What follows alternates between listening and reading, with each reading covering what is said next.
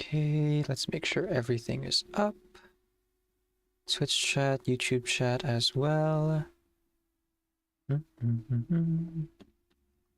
There we go. The YouTube.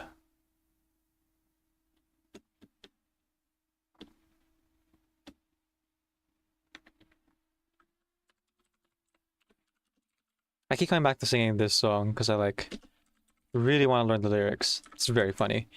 But also, it's a good way for me to practice my diction.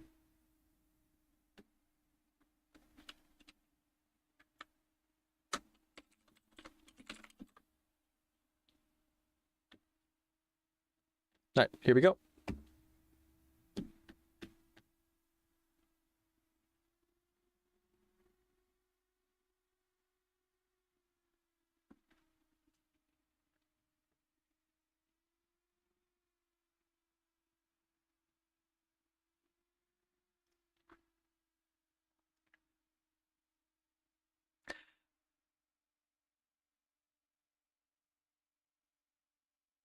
There's a little game and it's called Elden Ring. It's got a world and a story that is making me sing. They got the art of Game of Thrones right in the thing, so you know that thing is good as heck. Praise the king. I'm running around, checking the town, cleaning up dragons and giants and knights with all kinds of blights. Then I hear a little voice in the distance. Hello, can you hear me? Oh, I cannot miss this. Oh my stars, dude, are you a jar? I'm so happy to see you. Screw that, I want to be you. I'm Alexander and I'm stuck in this hole. I'm also called the Iron Fist. Listen, dude, you got me like, ooh. And I don't know why I am horny for this bucket getting mystified. Got attention divide, I should probably find the Elden Ring, but this jars got me like, ooh, wonder what's inside, like to bathe in the innards of this freaking guy. I cannot stand by when the least I can do is make this ceramic pot fly. Please, sir, give me a good smack from the rear with something nice and big. You just make my whole real year. Well played. Well, the pleasure is mine. Will you take some rotten flesh as a thanks for your time? Wait, hold up. Hold on. What's this flesh up inside you? Why, yes, fallen enemies I put up inside me. Oh, damn, now I'm jealous that I'm not up inside you. If I let you kick my butt, can I be all up inside you? Well, thinking, man, this pole got me fan in my face. The way this dude talks, putting me up in my place. Disgrace. Let my parents know I'm sipping a vase when he's like, fill in my heart with vigor. They just make my penis bigger. Ha ha ha, you and me, little brown jug, don't I love thee? Ha ha ha, you and me, little brown jug, don't I? Mustn't left the jar, cause I'm thinking I might be in love with the jar. I think it's quite bizarre, but I'm looking at other kitchen implements and they got me like, ooh, is there a whore your spoon? Oh, so this, I thought it was going about making me swoon. I guess I better admit that I'm sexually attracted to things that I cook stuff with. Yo, the more I look, I see ladies around staring at me. There's a witch named Ronnie, but in the right time, see, her forearms are on me, but none of them cook on me. In fear, I see you, but I can't guarantee as I gaze into your eyes on this bed from IKEA. But the blessing when you're pressing me into your chest isn't impressing me more than a stainless steel zester. Out of puff of vapor appears Melina. But you know that steamy babe in mate steamer got a picarata Rica who's spirit tuning. But a spoon is the soonest thing you find me spooning. Think I'm losing my mind. Should I see a therapist and make a blender my bride? No matter what I do, the thought of the sexy piece of hunky porcelain got me like, ooh, maybe I should confront all my feelings, talk to Alexander and be blunt. Gonna give it all I got. I'm gonna stop repressing my depressing thoughts, try to screw that part.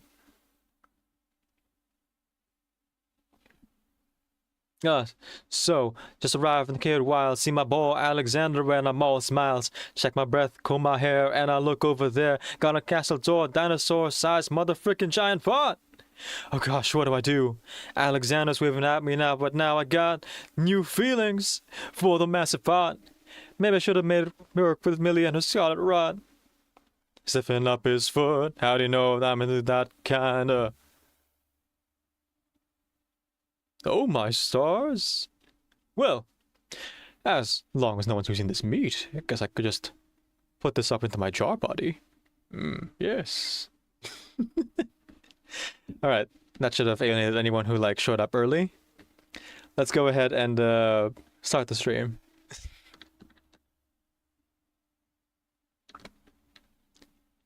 Hey, sincerely wonderful. Good morning from the void. My name is DCaffeinVidya. I'm a video game streamer who primarily plays RPG games. I am also a hobby voice actor and singer, so you hear me do one or both of those things during the stream. My pronouns are he, they, and today we are continuing our playthrough of AI The Somnium Files. Last time we played, we got our very first ending. Oh, hang on. There we go. That's the good stuff. Okay, last time we played, we got our very first ending, which seemed, not gonna lie, pretty bad. And so we are, in a manner of speaking, traveling back in time here to see if we can get a better ending. So the specific branching off point we did was go back and not believe Iris here about all the conspiracy stuff, and man, they're really showing me that picture of that bad ending, huh? Okay. And kind of like being dismissive about her somewhat erroneous beliefs. Now, because we did that, Iris is kind of mad at us, but also, maybe in this new timeline, you know, because we don't believe her, we can actually keep her from dying. Like what happened in the bad ending in the last timeline. So we were here, Kekai, day 6 Wednesday, and now we're here, day 5 Tuesday, Kenzai.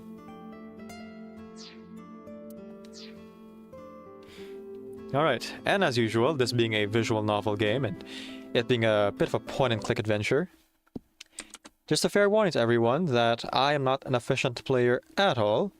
I am something of a completionist, and when it comes to point-and-click adventure games, I like to click on everything that I possibly can, as long as I don't miss it, that is. So if you're looking for like the story to be told in an efficient way, in like a timely manner, this is the wrong stream to watch. I'm clicking on every single thing in the room, and voice acting as much as I can as well. Just a fair warning. If you all understand, without further ado, let's click on the first miscellaneous item in the background. I can see the kitchen area past the counter. A swinging door. Menu turned on the wall and Danzaku paper. A small sitting cushion. A kid's chair. What, no jokes, Date? Dang. A table. Disposable chopsticks. Salt, pepper, a blend of red cayenne and spices, and an unidentified liquid. Still, huh? Bailey's cold-pressed juices. No idea what that is. None of us can figure out what that sauce is. It's a mystery.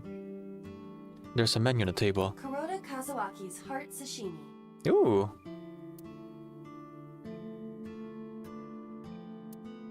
I wonder if it's a reference to something. A stool. A family photo.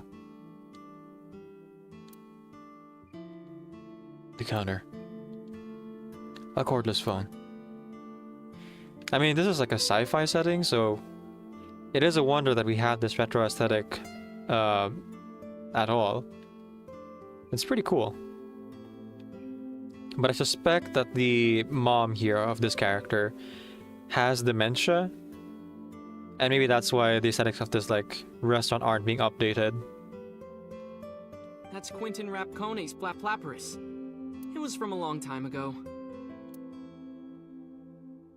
Some celebrity signature. A beer ad on the wall. Last thing to click on though in this particular shot, because we're so zoomed in and we're like already seated. It's a mop.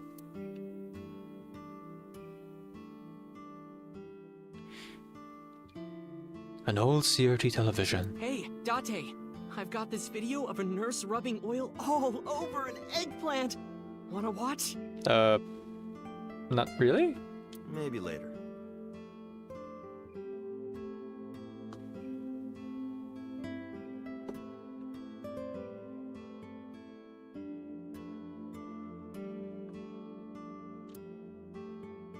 A CRT TV. Nothing's playing on it.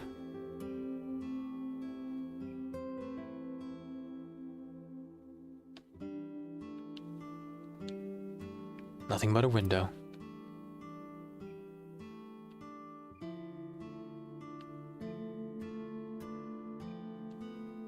A round chair.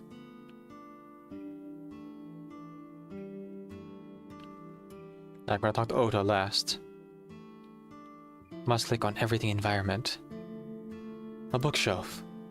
It's got stickers on the side of it. A lucky cat statue. Aw, no imitation this time? I guess that was kind of Iris' thing, so... Without her here in the scene with us... Doesn't really happen. Okay, yeah, that's everything.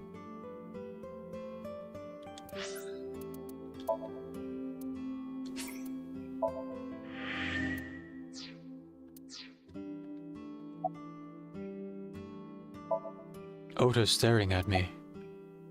Where's Iris? There's a room back there she kinda made her own. She's probably there. She's certainly made herself at home. Has Iris been back there before? Yeah, Tessa's been here a few times.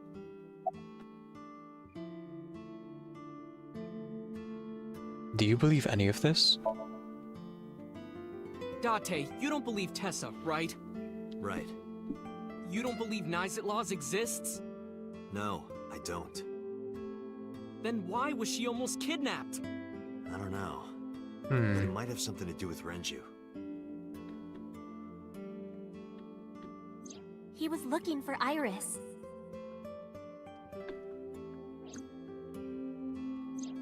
In any case, we don't know who's behind it. But we know she's in danger.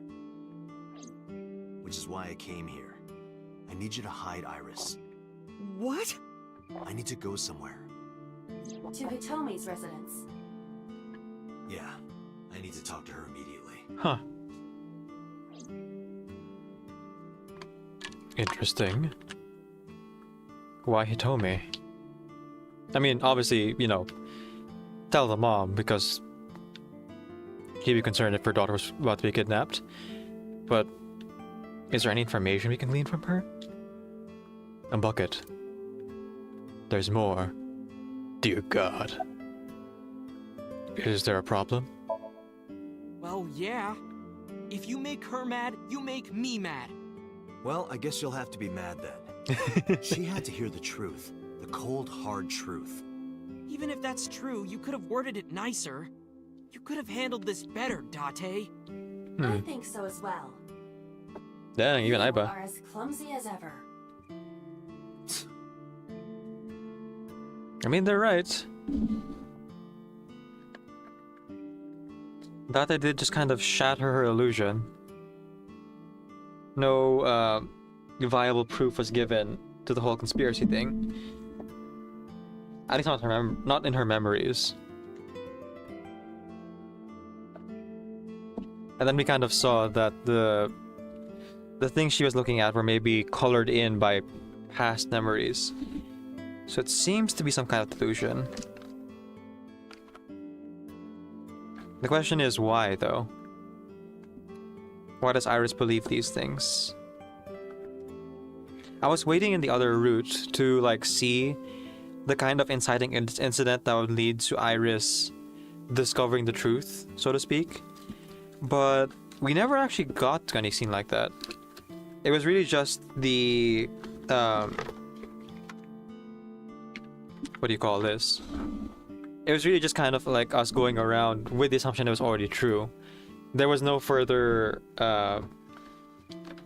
like confirmation of this supposed truth, which I found strange. So I'm just looking for something.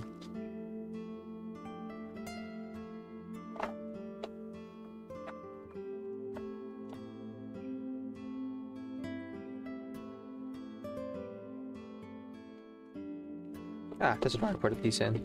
Okay.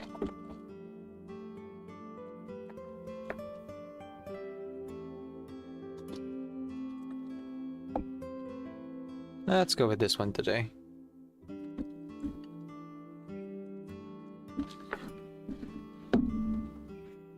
I have to remember to reorganize my drawers so I know immediately which one holds a thing. Summarize for me. Hide Iris? I mean, I don't mind, but... why here? The organization that I'm in may have a traitor, so I can't take her to HQ. That, of course, means that I can't take her to my house either. So I thought this diner would be a good place. Right. Oh, okay, that's why we're here. Oh, alright. Now I understand. See, I thought we were just here for like food or something. But no. In this timeline, I suppose you haven't really figured out who the traitor is yet, have we?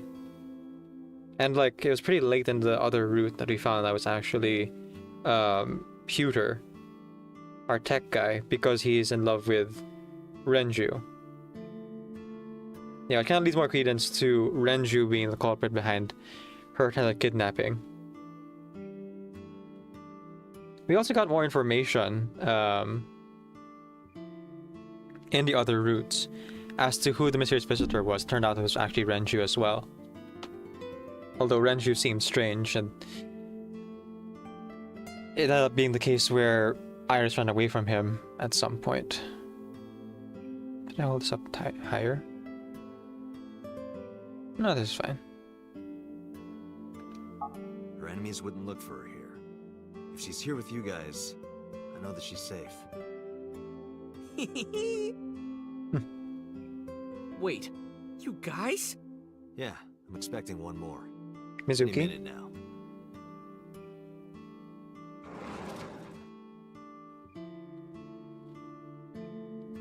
Yeah, it's Mizuki. Don't worry, I understand everything. Yep, that makes sense. I mean, if this were like my first route, I wouldn't understand why the child would be called in. But now knowing the sheer like strength that Mizuki holds in that tiny child body, I get it. There's no more reliable bodyguard than her. I'll protect Iris. Anyway, if they do manage to find her here, having Mizuki around should help, right? Right. I know how strong she is. Mm-hmm. Good luck, you two. Thanks, Date. Interesting too, like we only know this information because that's the other route. But Date, like who has his own history, would know it for sure. Really lends to the main character isn't just a self-insert like thing here, which I appreciate.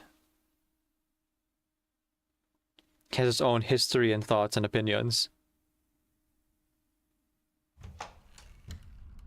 Date. I'm sorry for coming so late. I need to talk to you about Iris. What is it? I steeled myself and continued. Iris said something to me that was very concerning. She said she's being targeted by an organization called Nizatlaws and that she needs help. Does any of this sound familiar? I decided not to tell her about the shooting at Golden Yokucho. I didn't want her to worry. You maybe should tell that part, but hey, it's your decision. You're the main character. Welcome in, Lady Rights. After a while, Hitomi spoke. I didn't intend to hide it from you. I just never found the right time. She's sick. Iris has a malignant brain tumor. Oh! A brain tumor. Oh!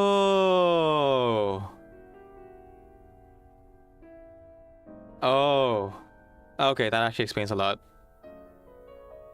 See, I thought it was just like some I don't know, bioweapon or something that like killed her at the end of the other route. And that's what like, well, sorry for those who are a bit squeamish, but like, content warning, this game has violence and it's a murder mystery. I thought it was like some kind of bioweapon that like explodes people's left eye, or something like that. Brain tumor makes more sense though I'm not entirely clear why her eye was bleeding then, and why I was like, oh well. I'll just like take note of that though. Iris's annular timeline was destroyed for some reason. And I guess we'll find out, maybe it is tied to the brain tumor. Like maybe the brain tumor is like poking at the eyeball or something. It makes her say strange things sometimes. I see. Her delirium could be a result of a brain tumor. Mm-hmm. It can also cause hallucinations and violent thoughts. It makes sense. Everything Iris said was likely a result of her condition. I must summarize it so bluntly, so calmly, but I couldn't stay calm. The words malignant brain tumor circled my mind.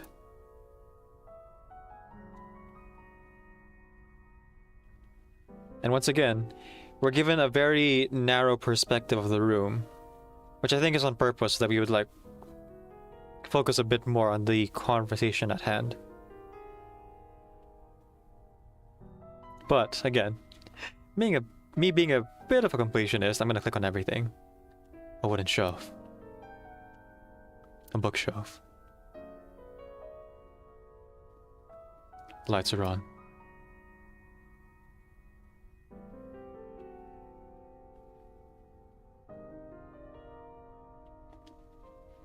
There are a lot of dishes.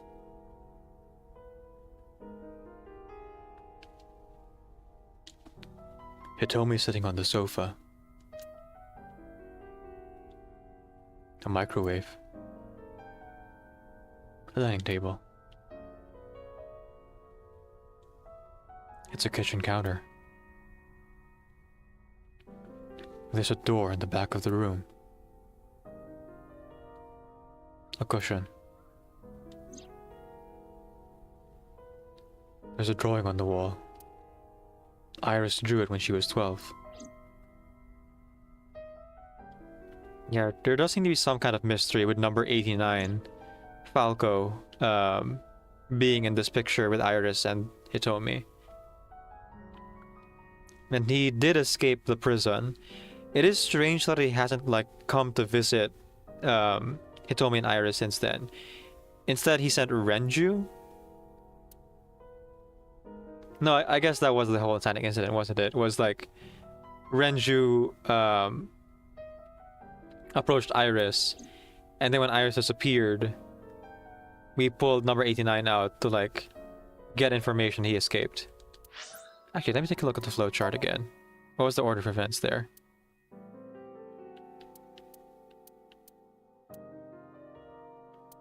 Yeah, sinking in the villain. Looking at Sojima's Somnium.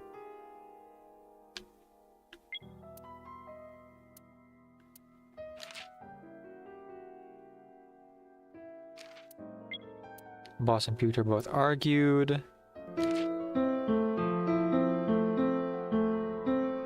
There, The yeah. Lady Wrights raided the simulacrum with 12 fractals.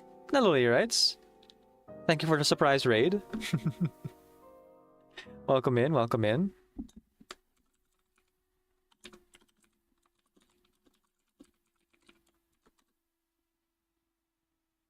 That's all she glittered.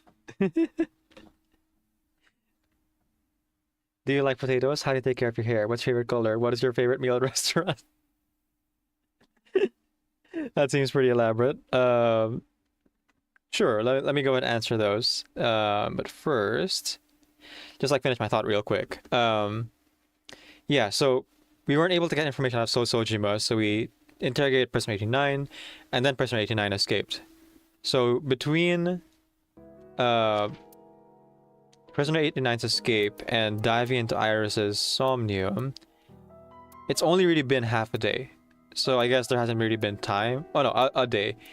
So there hasn't really been time for number 89 Falco to like make contact with Iris. Okay. Welcome in, Raiders. Welcome in. Thank you so much for coming in with Lady Wright's raid. Folks, please go ahead and follow the Lady Wrights over on her channel. You can click the heart off the chat and give her a follow. Check out her streams whenever she does 2 streams here on Twitch. She is an author, and you can also find many of her books, many of which are available for free on these links. You can go ahead and check those out and sample those free books. And if you would like to support further, you can go ahead and buy the books. I highly recommend the Zarok. I hope I'm pronouncing it correctly. The Zarok series. Do you consider yourself a Chaos minion? Indeed. Okay, let me answer the questions from Julian here. What is your opinion on glitter? I like looking at glitter. I like using glitter. I hate cleaning glitter because glitter is really hard to clean. Do I like potatoes? Yes. You're making me think now that I kind of want to eat some potato-based food, but I'll save my money for my birthday stream on the 9th. How do you take care of your hair? When it comes to my hair, I shampoo it every 3 days and then conditioner it every day. Especially like it being dyed all the time. It is very important to like condition the hair to like keep it and maintain it and all that. And also whenever I wake up, well, sometimes I forget, but like I try to make it a habit to brush my hair at least once or twice a day to like get rid of any split ends, tangles, to avoid split ends. What is my favorite color? Oh, that one's obvious. My favorite color is red. It's my username, color, and Twitch and everything. And what is your favorite meal at a restaurant? When you say restaurant, I mean you're just like eating out. I'm gonna go ahead and count fast food. So if we're talking like fast food restaurant, I would say burgers. Burgers are my favorite food. If we're talking fine dining, I would also say burgers because a lot of steakhouses and like fine dining restaurants also serve burgers. It just so happens that in those cases, instead of eating with my hands, I would eat with a knife and fork. There you go. That should answer all the questions. Little potato, woo! How do you pick a favorite game? I don't really have a favorite game. Like if I were to try to pick one, it would have to be based on like story, vibes, and like the characters in the game. The gameplay itself is kind of secondary to story for me. What is your favorite character from Reverse 999? Oh my goodness, there's so many questions. Alright. Let's answer all of them. My favorite character in Reverse 999 is Marcos, because she is a bookworm like me. Do you like fire? Yes, I am an Aries. Do you like plants? I like plants. Plants don't like me. They die under my care. But we do have a garden at home that I like help take care of. Do you like owls? Not particularly. They're kind of the slowest bird in nature. I mean, they look cool, but they're not my favorite like bird type by any means. Snakes, yes, snakes are cool. Thoughts on people putting ranch on pizza? I'm one of those people, so yeah, that's fine. How do you encourage chaos? Just by like saying random references whenever I get the opportunity, and if anyone gets it, then like building on that tangent. Thoughts on people putting ketchup and hot dogs in mac and cheese? I am also one of those people, so I'm okay with it. I am offended by the owl comment. Well, you asked. Why do you put ranch on pizza? The same reason I would dip garlic bread in sour cream. It's the it is a tartness of like mayonnaise on bread mixed with like that like goes on meat anyway that I enjoy. Why do you put ketchup on hot dogs and mac and cheese? Blame Filipino culture. We put ketchup and hot dogs in a lot of our pasta. Spaghetti especially, but like mac and cheese also. I guess in mac and cheese's case though, it would depend like what cheese you would use, because if the mac and cheese is like the really gooey kind, maybe like ketchup wouldn't really match with that. Because the whole point of ketchup is that it's a sweet blend, and it makes the pasta, it gives the pasta like a more gooey texture. Favorite consumed potatoes? Fries, or no, wedges. Favorite flavor of potato? Salted. How many colors has your hair been? It has been orange, brown, red. No, sorry, orange, brown, white, gray. Yeah, it actually has been red at one point. Yellow, dirty blonde, and I guess the original color, black. And white, so about 8 colors so far.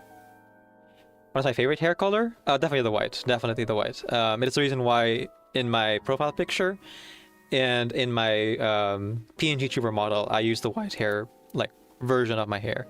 It is also the hardest hair color to achieve though, because it requires like 4 or 5 bleaches plus dye. So like when I go into a salon, it's like not the least expensive option, and that's like a heck of a long time. Like right now, I'm like ash gray. I was going for white, but they weren't able to like bleach my hair to the like level without like damaging it. So at some point, maybe in June or July, I'll go back to the salon and like have it colored again to achieve that white hair color. Though the roots will obviously be like gray as well. What is the most exciting thing that's happened on stream? The most exciting thing that's happened on stream would be being rated by the Lady Rights. Thank you so much for the raid. No, actually, legitimately, being rated on stream, one time I got rated by a professional voice actor. The voice actor of Alice, what's her name? I think it is Alice. Savarog, the one who's partnered with Savarog in Honkai Star Rail. I was rated by, I think her name is Claire something. There was like 100 people in that raid, which is pretty wild. So that was the most exciting thing I think that's happened to me so far. Yeah. Sorry, I'm not really familiar with the character, so I do apologize if I butchered the name. 100 people, that's scary, right? I was so nervous when it happened. And so, with those questions answered, and the ad break more or less over, let me go ahead and introduce myself to any raiders who are just coming in. A sincerely wonderful good morning into the void. My name is Decaf Nvidia. I'm a video game streamer who primarily plays RPG games. I am also a hobby voice actor and singer, so you'll hear me do one or both of those things during the stream. My pronouns are he, they, and today we are continuing our playthrough of AI the Somnium Files. Now, spoilers ahead, as I have already finished at least one ending. I think one of the bad endings, honestly. And I'm looking to explore the other routes and get to whatever good endings there are in this game. There's a lot of like mystery abound still, and it seems like playing multiple routes is part of seeing the full picture of this mystery. So yeah, here we are, like doing our best. You would love to create a path to partner for yourself to have your team officially recognized on Twitch. Any suggestions? Shared streams and raid trains are the easiest way to like do that. But setting up raid trains is difficult because it requires that everyone's schedules be like publicized and consistent. So for example, the Playing Tiger usually streams right before you do, Lady Rights. So you could set up a system where Playing Tiger would raid into you, and then you would raid into another streamer who has a lot of viewers, and then so on and so forth, and then it would eventually loop back to you, creating this like virtuous cycle of a raid train, and then theming that raid train as like a raid train and not just a raid like a normal raid is the easiest way to do that. The second way, of course, is like going viral, which is like luck based. But yeah, raid trains, like cultural exchange raid trains, are the easiest way to like get to partner. I've been trying to set up raid trains for a while now, but getting like a singular theme in place for a raid train is difficult. Like musician raid trains are, I think, maybe the easiest one to like get into, because you just have to like know other musicians. But since there's a writing reading category, it should be easier there as well, and you can do it from writing team. And then if you're willing to expand a little bit, you can also include like video game streams as well. Is this good advice? Writing raid trains would be good, but we're not that big. Right.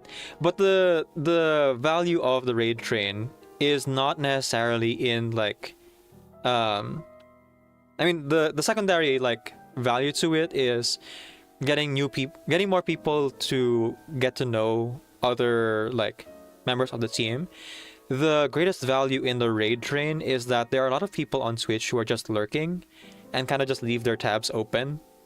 So when you do like a raid train and it's like actually scheduled out and eventually leads back to you, it makes it so it's less likely for lurkers to like close those tabs, and also to like keep the view count high and consistent, if that makes any sense. That's Emily's son, the voice of Clara. There you go, thank you. Not Alice. Clara. That's the one type Final Magic. Also, yes, hello. But yeah, it would maybe not be just writing. It would maybe have a little bit of crossover with like visual novel streamers, or what do you call this? Just chatting streamers. Yeah, co-working reading streams as well. Yeah, definitely those. So like co-working and studying streamers who would like set up like a consistent raid train with schedules and everything. I think it would have to be like scheduled in one of two ways. Either you have it, like I said, consistent, like it loops back to you, or it would be like a special event raid train where it's like 2 or 3 days in a month that it's like, here's the itinerary of all the people who are in the raid train, and people that would be raided to in this raid train, and like what they do essentially, or what they're going to be doing for that segment. Yes, like Ohao, but I don't think Ohao would let me try again. And no, just chatting. Yeah, maybe a bit too general for just chatting. Excuse me. You spaced your slot for last year. Okay, so let's go ahead and get back to the game here. Delirium. A consciousness which shows symptoms of illusions or hallucinations. Extreme inebriation can cause this. Ah, yeah. Our appendix is almost complete, which is pretty dang cool. And I feel like we've only explored like a tip of the iceberg when it comes to this game. Because looking at this flowchart, right? It seems like there's at least another like whole half to this game. And then this route could still branch off into multiple paths, like at least 2. If it doesn't go the same route as the first ending we got. Oh, thank you for the follow, Time Final Magic. Welcome to the stream. Always happy to see you whenever we do the reverse 999 live streams. And also just like seeing you in Chinese stream in general.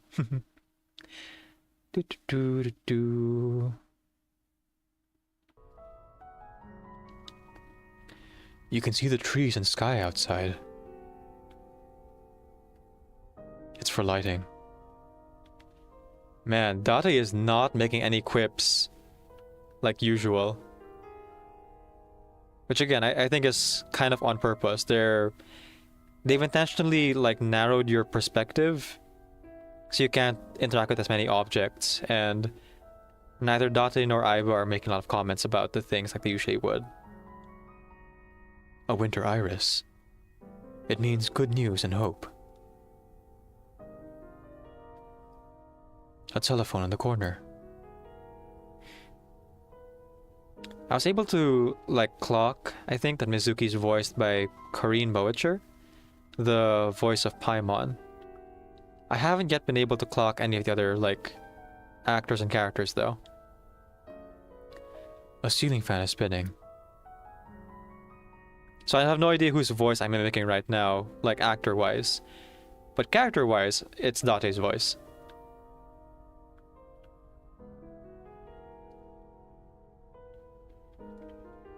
There's some tea on the table. Steam is rising from the tea. It's gonna get cold again. Alright, I think that's about everything. Yep. Just Hitomi left. So yeah, I'm playing this point-and-click game, and fully clicking on everything in the environment. As you do.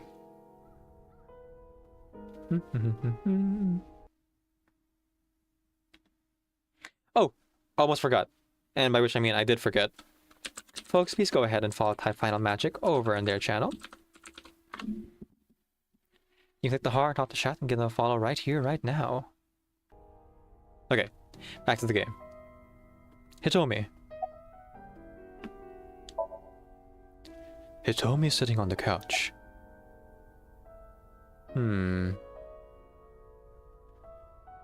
Does Iris know?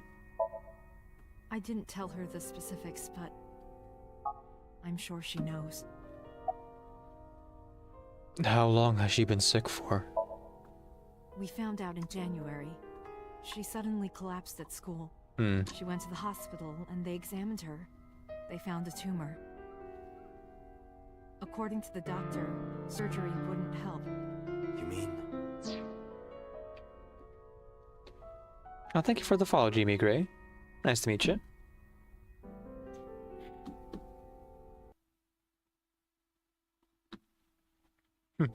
Later, I redeeming first for this new stream that just started. Thank you, Lady Rights. Grade 4. Terminal. Oh. She has a year to live. At most. That's what the doctor told me. And if they were right, then she only has a few months left. Because Damn. sometime real soon, I'm going to die. Oh. Okay, she definitely knows. Yep. That's what she meant. And that's why she actually collapsed in the Bloom Park when he brought her over to the crime scene. Or almost collapsed. She, like, said it was a dizzy spell, but in reality it was her... I mean, she joked it was morning sickness, but in reality it was her brain tumor. Huh. And yet, we didn't learn about the brain tumor in the other route. She just died in our arms and we had no idea why. So yeah, doing the other timelines here does seem important to, like, playing the full game.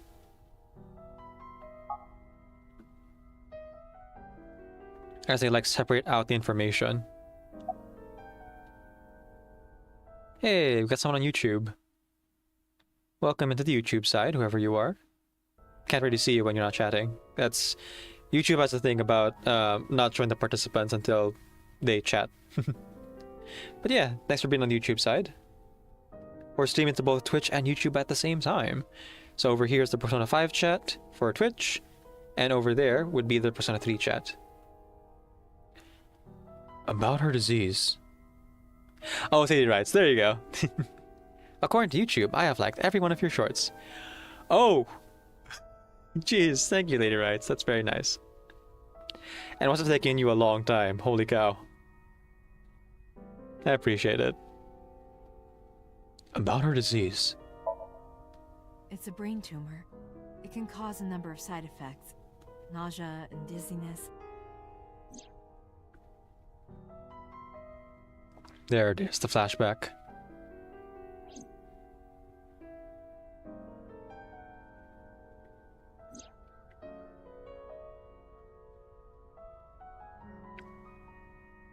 Oh, and the shrine too, right. Sometimes her hands and legs go numb. Mm-hmm. Oh, she dropped her spoon. Oh, okay. See, every time it happened, I was just thinking like, Sometimes she can't control her body temperature.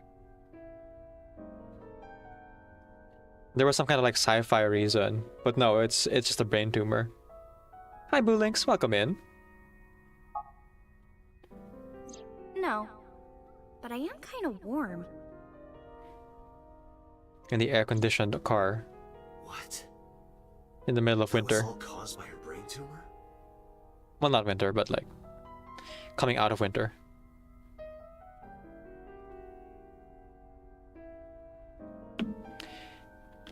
Thought it was a sci-fi thing, but just a brain tumor is crazy to walk into. Yep, yep. That's a murder mystery game for you. Welcome in, Boolix. Good to see you. Folks, please go ahead and follow Boolix over on her channel. Oh, sorry. Are your pronouns she, her? I actually, I'm not sure.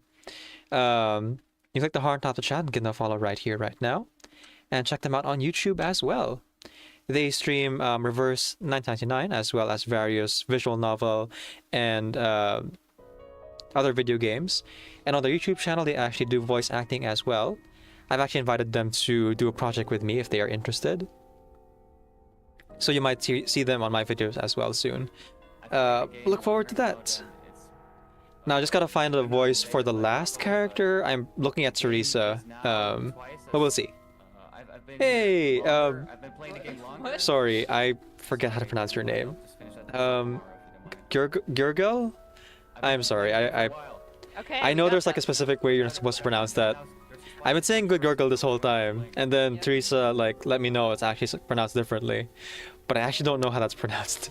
So I do apologize if I butchered that.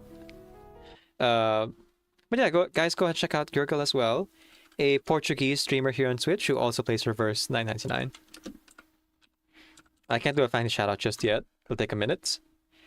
I pronounce it as good girl. Good night, handsome boy. Se confia, ué, por quê? Não, ué, não entendi. Ah, you're playing Genshin Impact Não last. entendi. Very Quem good, são very esses que good. não pegam a constelação do main no seletor? Okay, how much time do I have before I can shout out someone fancily again? 17 seconds. So yeah, that's enough time to do a quick recap. This is AI The Somnium Files. No relation to generative AI. It is purely a sci-fi concept in this game. It is a murder mystery game in which you play a futuristic sci-fi detective who solves mysteries by diving into people's dreams and affecting their mindscape to figure out clues. Also, when we dive into the dreamscape, we create branching timelines somehow. It is very strange, but also a lot of fun. We just got the bombshell here, so spoilers ahead if you want to play the game for yourself, that the girl who's like been tagging along with us on some of the investigation on this specific mystery actually has a brain tumor, which I assumed was also just like a sci-fi thing, but turns out no, it's just cancer. That's why she was like getting dizzy, collapsing, having numbness in her hands, and hallucinating, and also having weird body temperature. That's all it was. And folks, with that recap out of the way, click the heart, not the chat, and follow Gurgle over on their channel, and check out their streams whenever they do. For some fun RPG content. This game looks cool. It is very cool. It is a visual novel point-and-click adventure game by the same people who made the Zero Escape games and Danganronpa. I suspect I might have already heard some of the Danganronpa characters, or I mean actors, like voice of these characters. I just haven't been able to clock who exactly. Stage 4.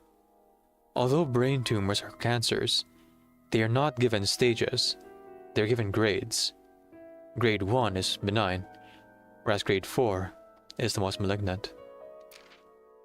You never played Danganronpa series? Oh, it's pretty good. But, you know, it does deal with some heavy subject matter, as does this game, and some dark themes, so it's not for everyone, and if you are triggered by, obviously, like, death, sexual themes, violence,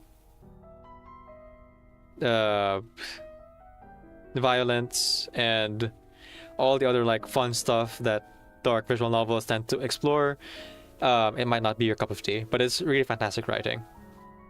Hello, Demerico. Welcome in.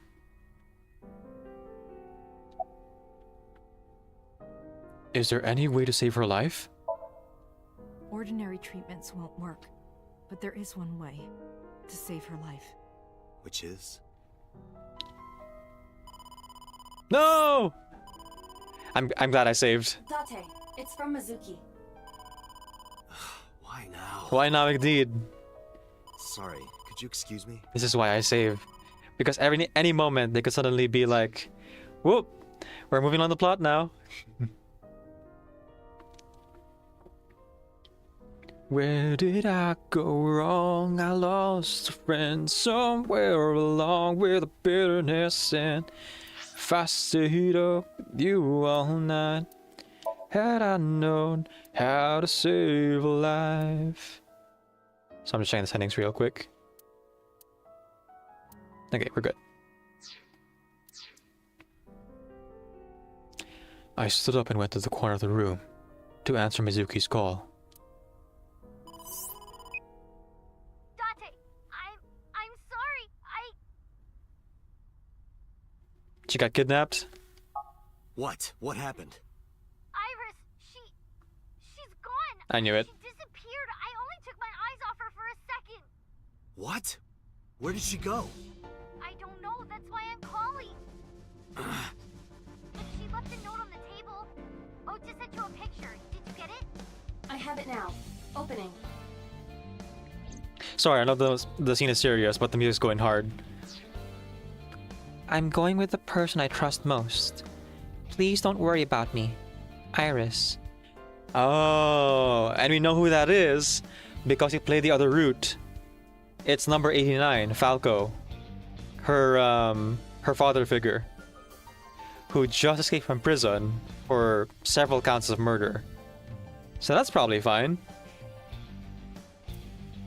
Please don't worry about me. Iris. Iris. I have tried calling Iris with a different line. I cannot connect. It is probable that she turned her phone off. Damn.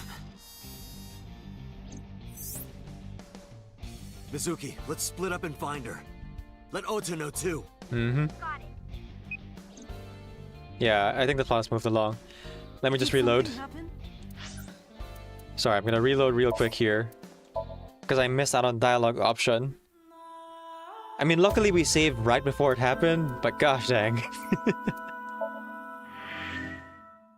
Always be saving. Man, they're really showing me that bad ending scene picture over and over every time I load in, huh? Just really rubbing it in that I got her killed. Well, to be fair, we didn't know about the brain tumor in that timeline. And in this timeline, it seems to still be pretty bad because she got kidnapped again. Well, I mean, for real this time. No, she got kidnapped in her timeline too. And this time we have no GPS to track her. Has Iris contacted you? Yes. She said she was staying with a friend. She's with Mizuki, but it still bothers me. I'm so worried that I couldn't sleep. Okay. Let's just repeat here. Ordinary treatments won't, but they're Ring a ding ding. Date, Your girl's been kidnapped. 18 years old, though, with a stage 4 cancer diagnosis. Dante, What? What happened? Iris. It's brutal. She's gone. What? Where did she go? I don't know. But she left. Oh, I have it now. Iris. I have tried calling Iris with a different line. I cannot connect. It is probable that she turned her phone off. Damn. Mizuki, let's split up and find her. Let Ota know too. Jinkies. Did something happen? Yep. Your daughter has been kidnapped. She was eavesdropping. No point hiding it. I told her that Iris was missing. What? Hitomi went quiet. She didn't ask why she disappeared. I'm sure she thinks it's a tumor. She thinks that it's Iris' illness that's making her go insane. Iris said that she was going with somebody. With the person she trusts most. Any idea who that might be? No. Okay. Clearly Go look lying. for her. I'll go too. No, please, stay here. She might come home. But It's all right. I'll find her. Trust me. okay.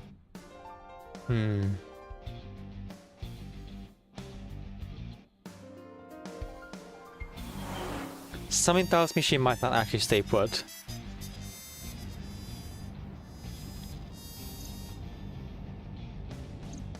Date, the person in Iris's letter. The one she trusts most. Mm-hmm. Who do you think that is? Who does Iris trust the most?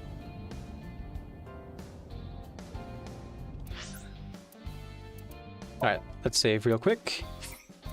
Always be saving. Now, when I learned about this game, I was told very specifically that there was some kind of time travel element to this. So far, I've yet to actually see that. They also told me that it's okay to keep just one save file. Now, while the time travel thing might have been a lie, the one save file thing makes sense because of this whole flowchart. Like, you don't want to do multiple saves if you're trying to track everything in one save file with one flowchart or one set of timelines. If everything carries over anyway. The dashboard. Steering wheel. The center console. The gear shift.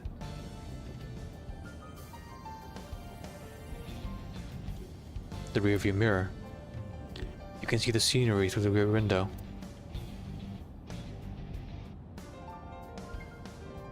The passenger seat. It's actually empty right now. Our left eyeball has been replaced with an AI. That hence the name AI, the Somnium Files. And there's our partner, Aiba. Because she's an eyeball. The glove box. No explanation yet as to why our left eye is missing, but I'm sure it'll come up at some point.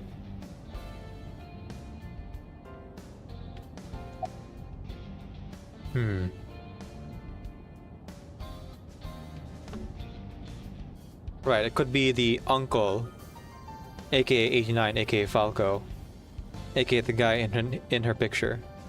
Uncle? I see. The man Hitomi was dating 6 years ago. Right. he was a thoughtful, reliable man. I thought of him as a father. But Iris said that she was looking for him. Mm-hmm. What are the odds she found him just now? I don't think that's possible. Well, we know better now, because we've come from a different timeline. Me? You can't be serious. Should I replay the conversation from earlier? I'm the kidnapper. I'm stupid to think I could trust you, Date. Bye. Wait, that's your reasoning? Not the fact that we're not actually carrying her in the trunk? Iris has completely lost faith in you. Sure. There's no way she trusts you now. Hitomi? Oh, yes, that must be it. Right now, Iris is heading home and we just missed her. Yeah. No, Date. If that were the case, she wouldn't have written it like that. Mm-hmm. Think harder. Okay, Renju it is. Renju? Oh, hang on. I can see Aiba sitting in the passenger seat. Renju? I think so too. Remember what Iris said?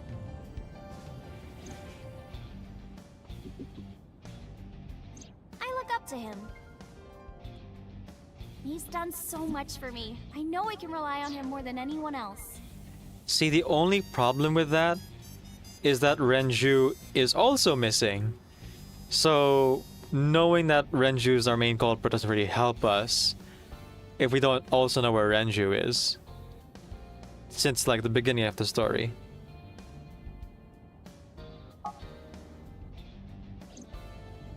According to the mermaid at Sunfish Pocket,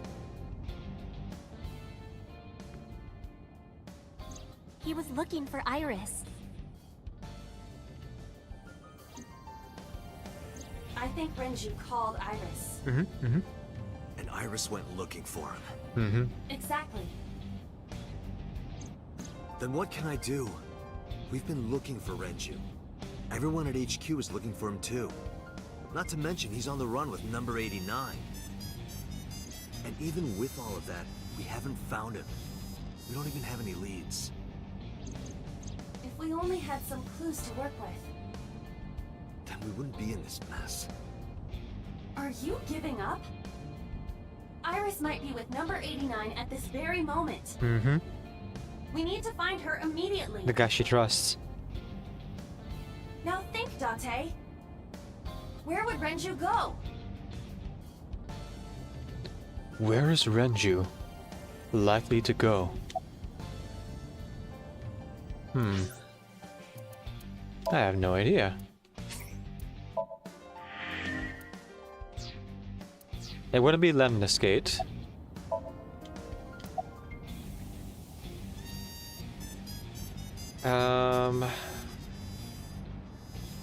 The Sagan household doesn't make sense either, because then we would, like, see him. So it's either Sunfish Pocket or his house. Let's try his house first. Renju's house is currently occupied by officers from HQ. Ah, okay, that's why it's not an option. If he went back there, we would have been contacted. Sunfish Pocket? Ota already searched Sunfish Pocket. Dang. It's open for business. However, Iris was not there.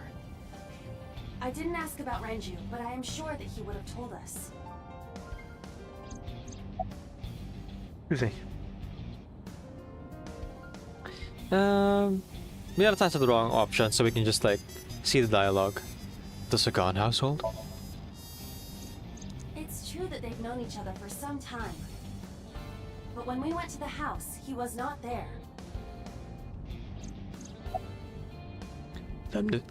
Lemnis Gate?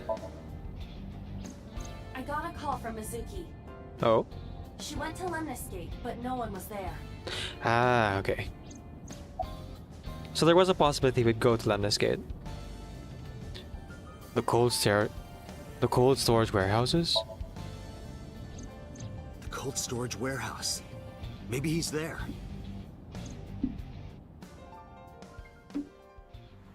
Alright. Back to Okiura Fishery.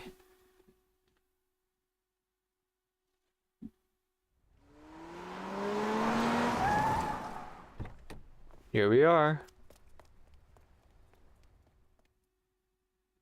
Please don't be dead, please don't be dead, please don't be dead.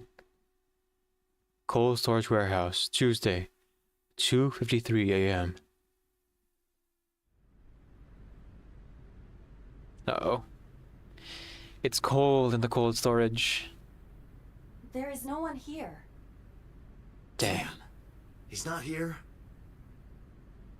Let's go, Iba. Wait. What's wrong? Is there someone here? No living organisms detected. Okay. So what's the problem then?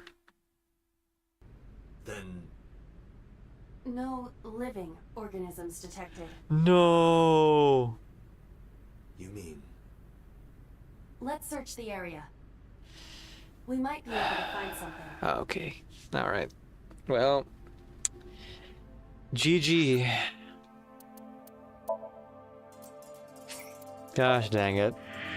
Are we going to see Iris dead again? Oh, it's like the third time in this game. There's a cardboard box on the floor. It's empty. Or the box on the shelf. Nothing unusual. Any cameras that have been set up? Nope.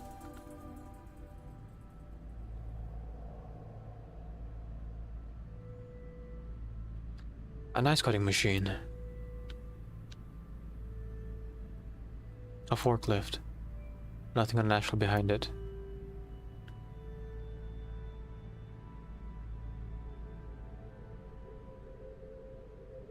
Oh, here we go. A cardboard box on the shelf. Nothing wrong there.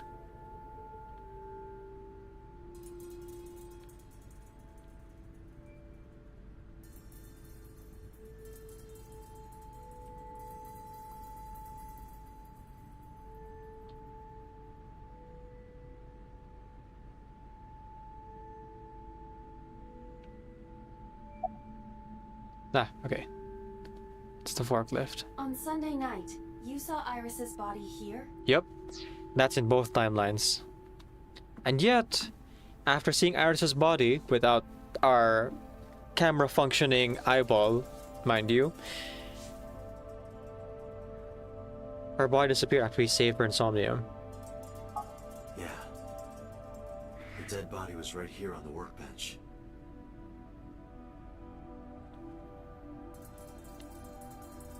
This is where I found her corpse. There's nothing there now. A nook is hanging from the ceiling crane.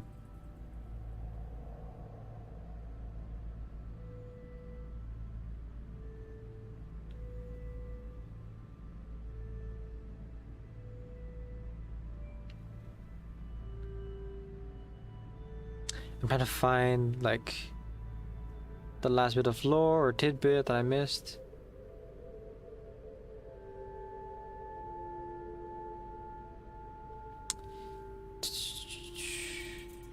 Oh, the forklift. There we go. Date, the forklift. Doesn't it seem off somehow? I don't know. How does it seem hasn't off? been in use for some time, but something is peculiar about it. Oh, jeez.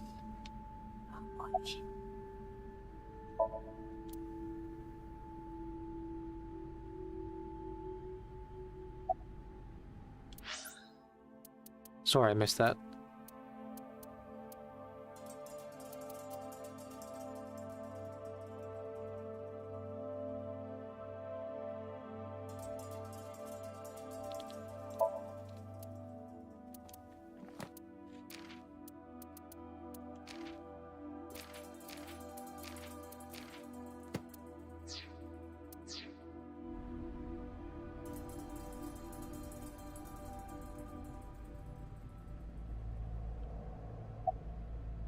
X-ray time. It's a forklift. I wish there was something strange about it.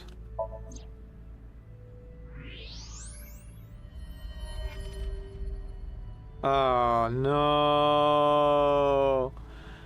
Oh man! Oh!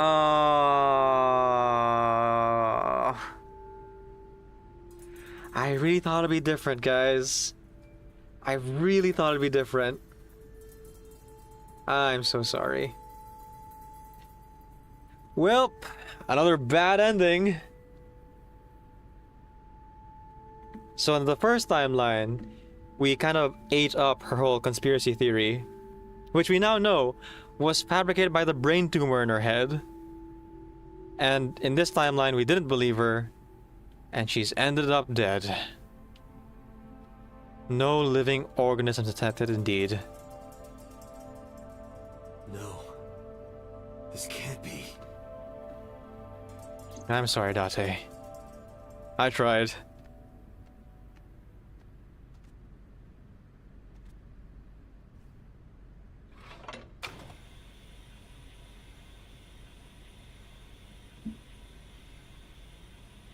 And there she is.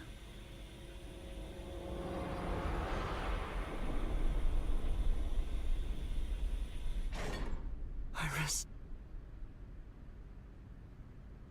Iris.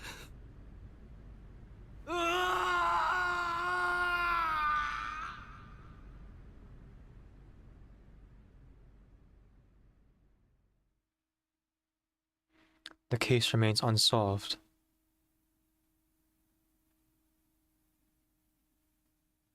Bad end again. Would you like to save? Yeah, sure, I guess. Sure, I'll just keep that in my save file. That's fine. That's fine. Yep. Yep. This is life now.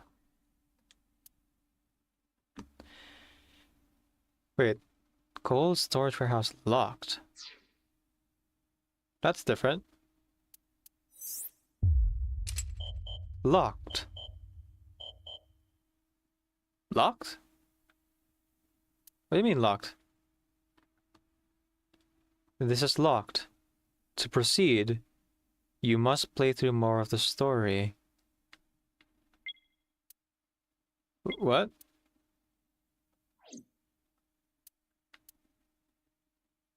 Huh. I don't fully understand what that means.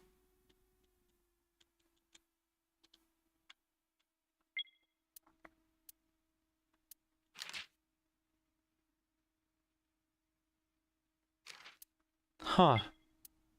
So there's supposed to be more to it, but I've been locked out of that timeline.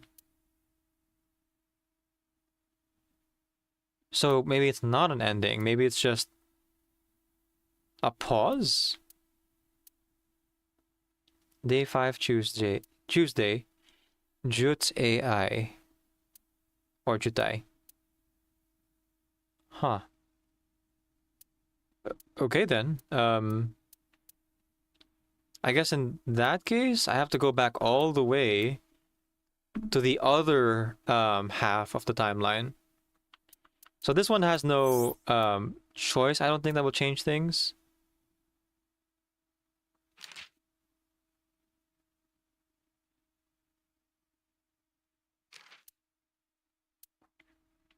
Yeah, I don't think there's like a different branch here. And yeah, it's like a black picture like this one. This chapter has not been reached. Find another route in the previous somnium. So let's go ahead and like recap how we get to this point. So day 1, we discover Shoko's corpse. The whole like linchpin of this whole murder mystery is a woman named Shoko, who's our acquaintance, was found dead in Bloom Park, the abandoned amusement park. Her daughter, who is also our adopted daughter, is the prime suspect at first, as we found her inside the merry-go-round to which Shoko's body was tied. Mizuki pulled the ice pick out of her eye, and that's why she's the prime suspect. Of course, we did find information later on that kind of proved that maybe she isn't the killer. Maybe she didn't kill her own mom. And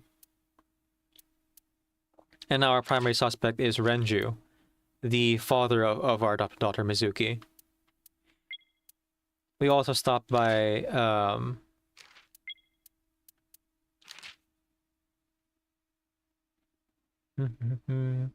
yeah, Lemniscate, Renju's like place of business to like try to question him, but he was nowhere to be seen.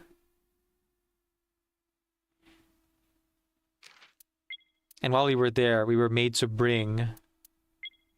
Actually, was that this timeline or was it a different one?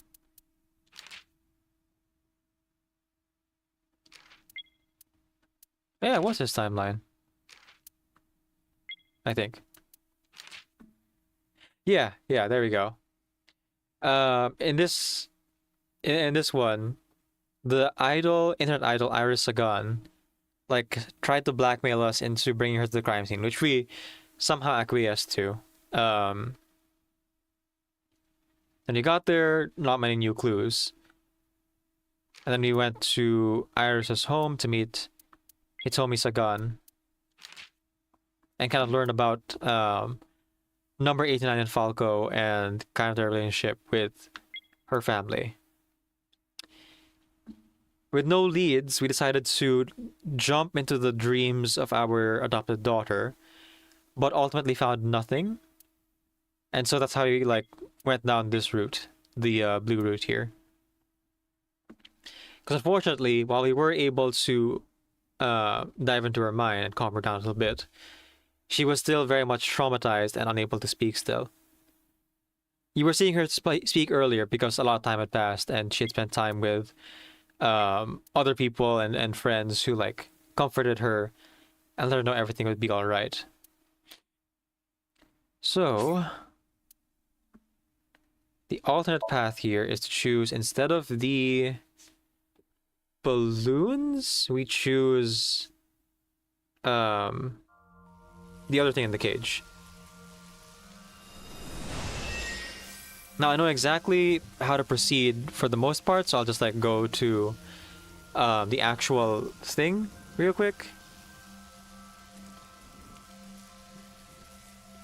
Save ourselves some time.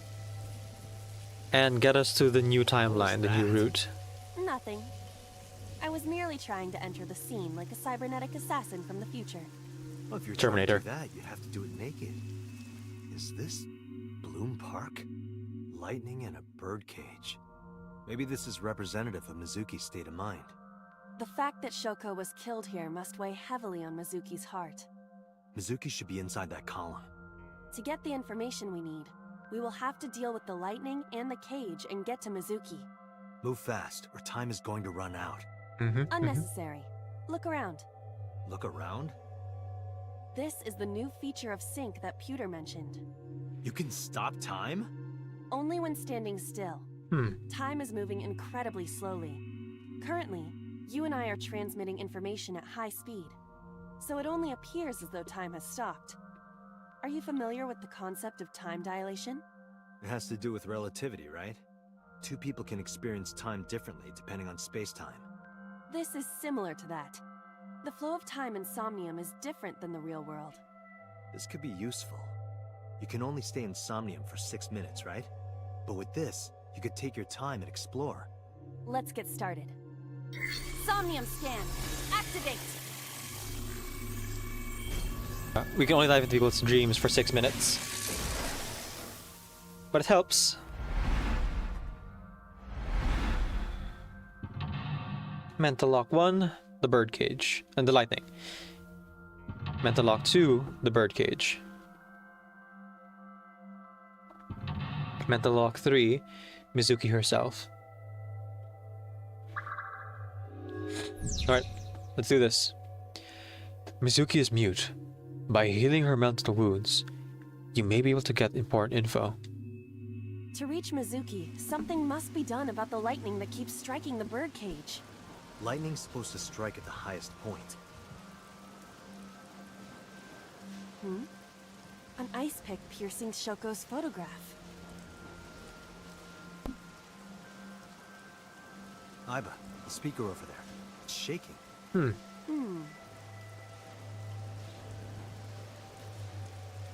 I see. They're connected. It must be connected to the ice pick. Yep. What do we do here? Healing Mizuki should be your top priority. I know. Would you like to view this Somnium tutorial? Nope, we've seen this.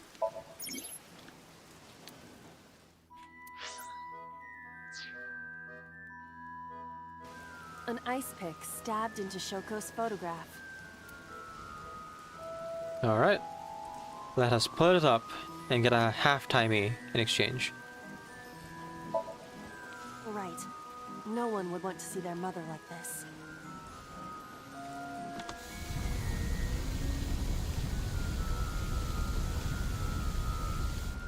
It keeps going. The ice pick and What the is speaker this? are connected, Something happened over there. which means we now have a lightning rod to ward off all the lightning. Mental lock 1 opened. Up next, mental lock 2.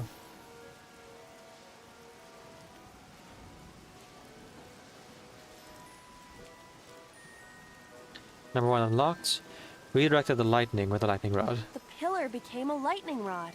It looks like we can get to the birdcage now. Our next step must be to remove it.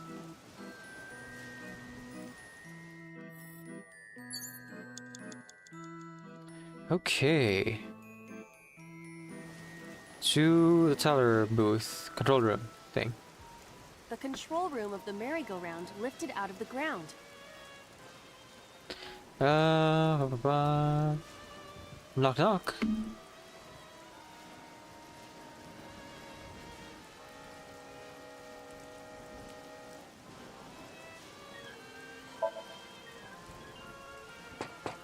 Hello? Are you open? One adult and one child, please. Haha. I am not a child. Any open seats will do. Anything in the back is fine. No response. There must not be anyone inside. So, is it safe to enter? Should be. Let's try it. The control room of the merry-go-round. Open sesame. What is your plan once I am inside? It is a control room. Maybe we can do something in there. I do not think it will be that easy. Just try it. Get this birdcage up. Ta-da!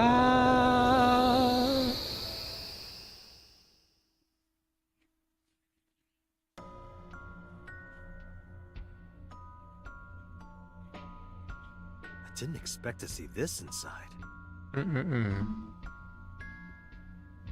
I do not see an exit either. But there's something suspicious here. I see 2 bird cages. Oh, already here. Looks like there's something inside them. Dang. Take a look. Okay. So, this path we took before. The right birdcage, and there's a check mark there, I think, to like show that we did it already. Now, let's try opening the left birdcage with the pictures. A bird cage. There are ripped pieces of paper inside.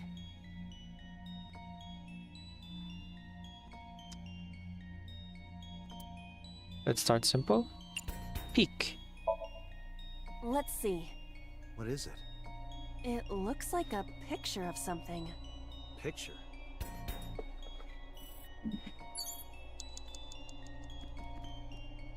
The mystery deepens. A bird cage. There are ripped pieces.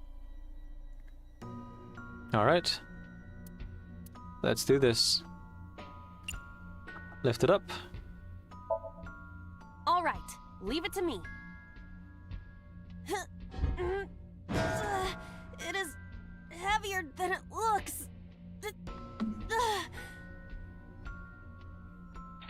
There we go. We have now entered the new timeline.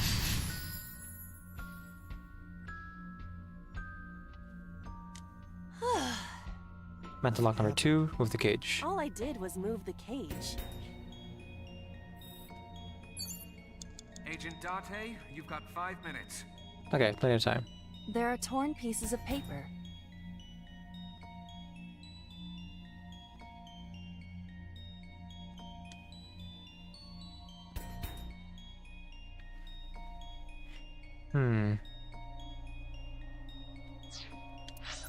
Okay, I'm gonna save here, so I wanna see all the options.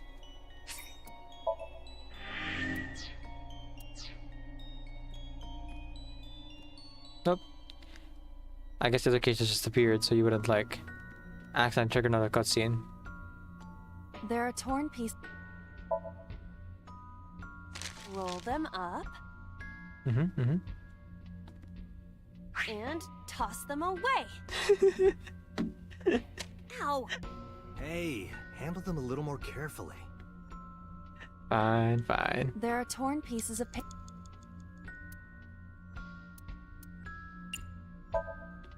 Yeah! Yeah. Whoosh. It came back. As it does. Do you really think we can heal Mizuki like this? I am following your instructions. I thought it would relieve some stress. You should consider what these pieces could mean. Mean, huh? What do they mean? There are torn pieces of...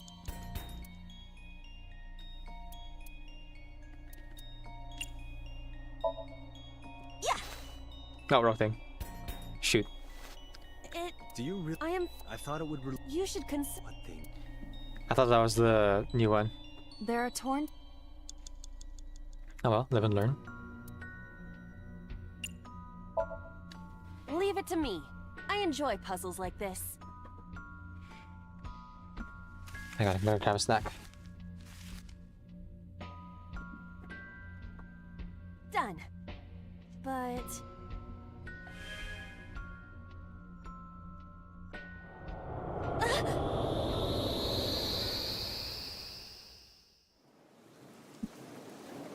Oh, it's her parents. You were able Ah. to get out? So the photo was the key. I remember it clearly. One day, I came home to find that photo torn up in the trash can.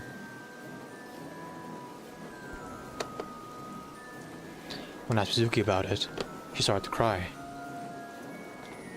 I don't know why she tore up that photo. But whatever the reason, it seems like she regrets it. Since we repaired the photo's insomnium, the birdcage, Mizuki must be having a hard time. But the cage is gone. We can get to Mizuki now. Do you not see the horses spinning at hurricane speeds? right, I gotta slow it You down can somehow. do it if you try a little. No, you can't. All right, fine. We have to stop the spinning.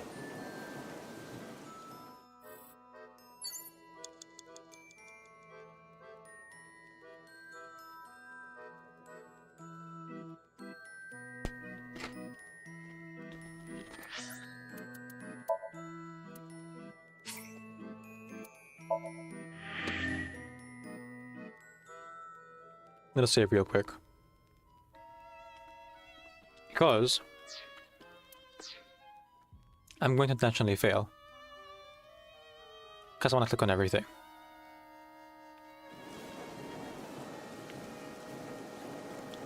The entrance. Leave it to me.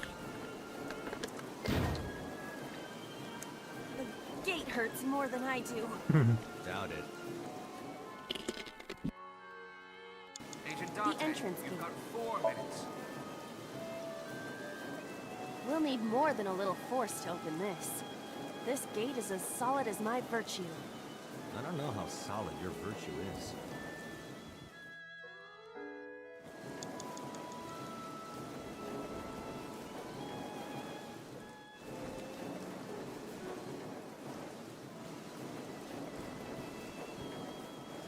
This appears to be the microphone for the speaker.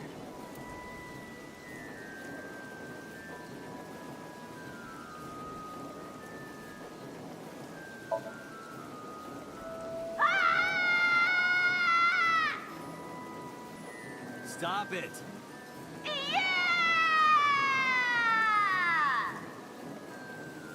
Stop it already!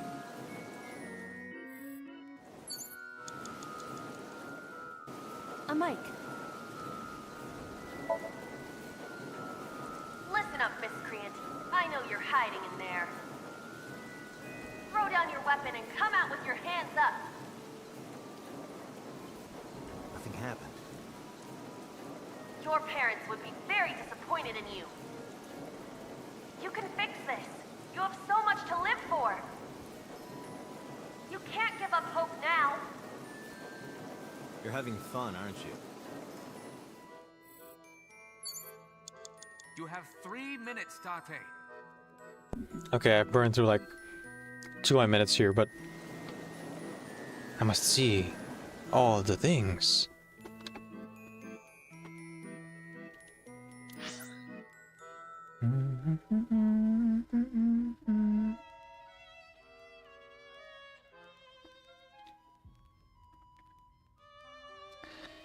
Okay. I shouldn't save over this right now. If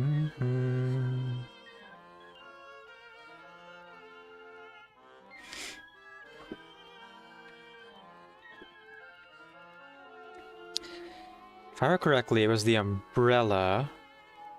So as long as I don't like touch the umbrella and keep looking at all the things that are like side content.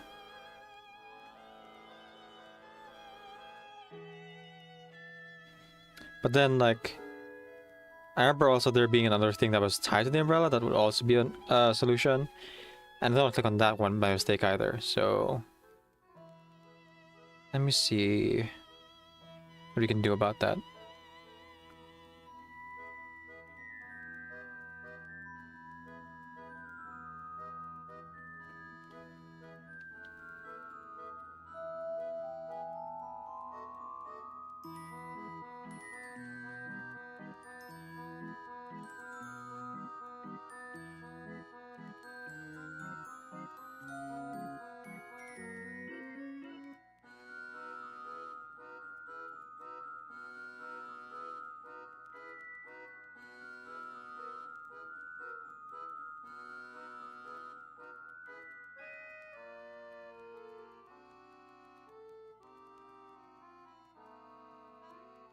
Okay, got it.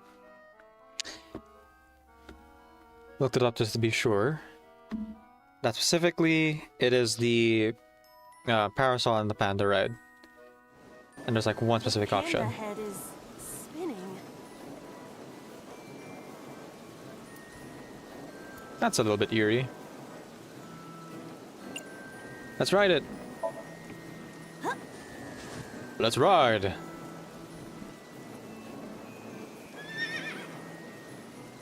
A horse? Well, pandas and horses are pretty similar. Of course. They are completely different. Are you blind? Yeah, well, they both have 5 letters. How is that relevant? The panda head is...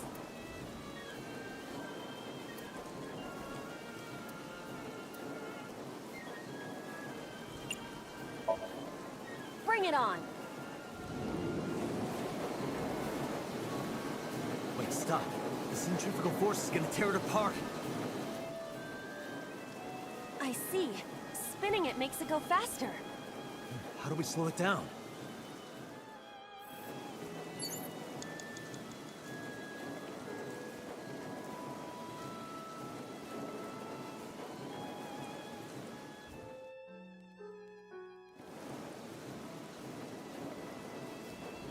You have less than 2 minutes. Hurry. The entrance.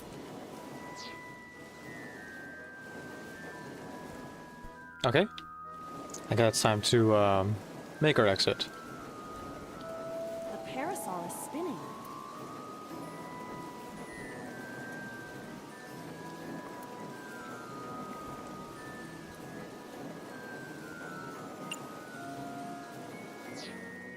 Oh, wrong button. Parasol is... This thing, and then right on top. Yes, excellent. Seeing something spinning like this makes me want to go for a run. You have the instincts of a hamster.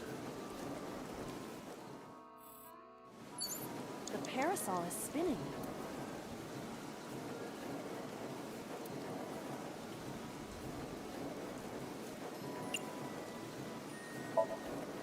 Like this? You spin me right round, maybe right around like a record player, round, round, round, round. That looked bad. Yeah, that wasn't good. All right, let's slow it down. The parasol is... And stop.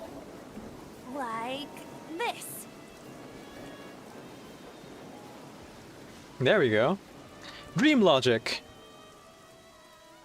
I didn't think it would be that easy.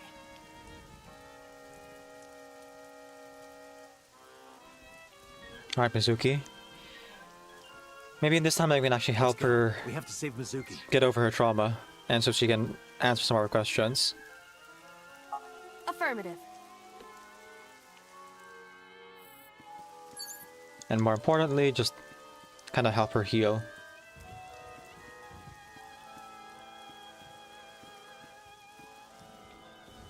Oh, but the horse. A merry-go-round horse.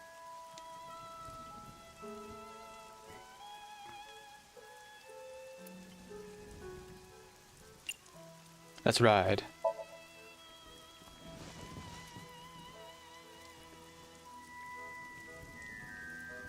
Is it fun? Does it look fun? You look cute like that. Oh, I see.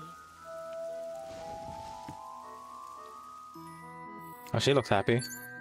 A merry-go-round. Let's see. Let's talk. Excuse me, but do you happen to know the culprit? Weird, there's a question mark there. I see. Did you learn something? Oh, that's what the panda did. whinnied. Beyond a shadow of a Because doubt. it's supposed to be like one of the horses here. I see. It's because they connected the merry-go-rounds. Well, This horse cannot speak English. I mean, yeah. Less than 1 minute. A Hurry. merry-go-round horse. Spank it. Hiya! you punched it? Nothing is happening. Poor horse. Poor horse indeed. Alright. It's Mizuki! Hi, Mizuki. Huh.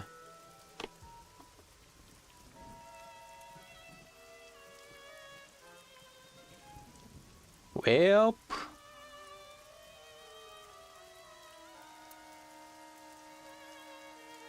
I used 1/5 here and try to make her laugh. I will imitate you, Date. Oh, little mini light bulb needs a change. Oh, good boy. Mini, mini, mini. Okay, cutie little mini light bulb. I'll turn you on. Yes, I will. That does sound like Date, yeah. You turned on. Good job, mini light bulb. Mini, mini, mini. I never said that before.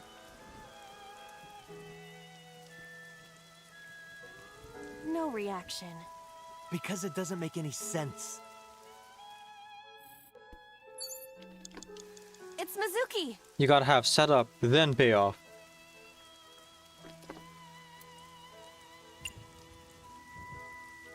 Smile at her.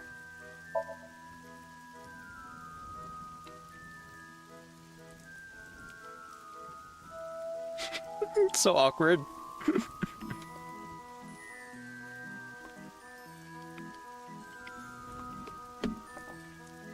Oh, she's just like holding the pose. Just smiling at her the whole time. What am I supposed to do with my arms? I'll give you a hug later. I would prefer that you didn't. With my eyelid. Oh, that is what you meant. Yep. I mean, yeah, she is our eyeball, so that's the only way, really. It's Mizuki.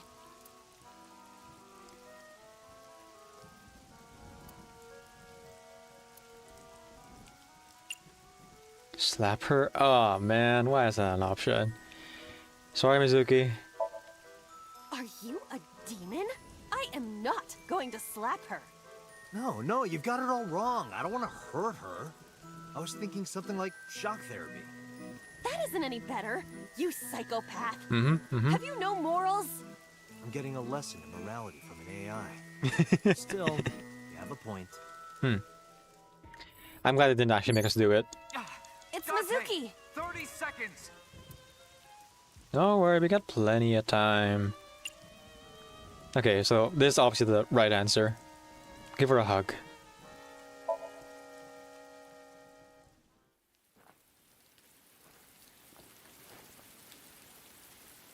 Mizuki.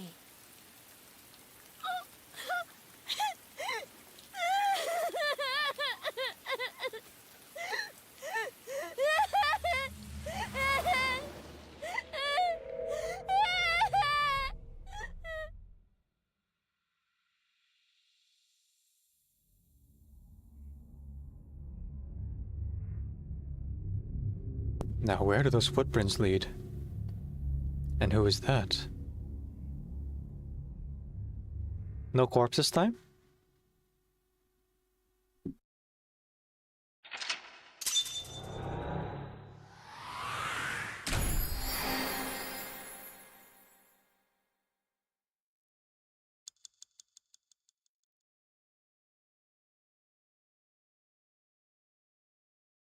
Awaken.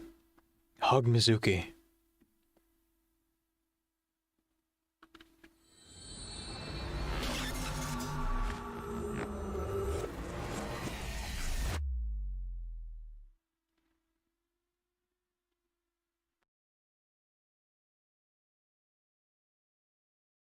Day 2, Saturday. Meikai.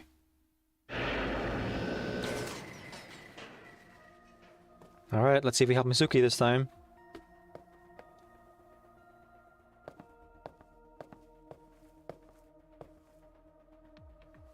Are you okay?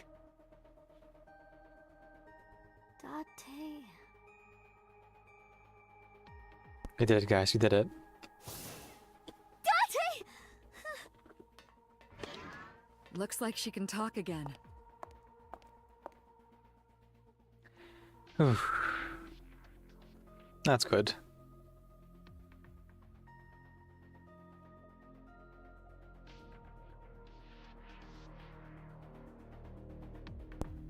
After she had calmed down, I asked her a few questions. I asked about last night, about the Nile message, about Ota, and about Shoko. I know that after Ota ran off, something must have happened to make Mizuki want to hide. Alright. Well, here we are in a new timeline. A timeline where Mizuki was, like, able to get over her trauma using the help of the sync machine. You can see the sync machine through the window. The monitor's turned off.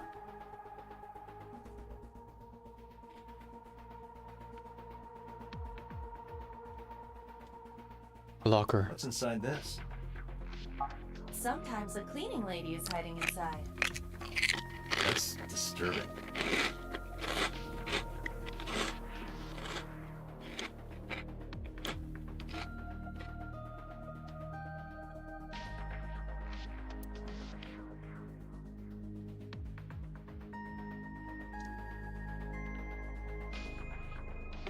Different strings of characters and numbers. Continue to scroll on the monitor.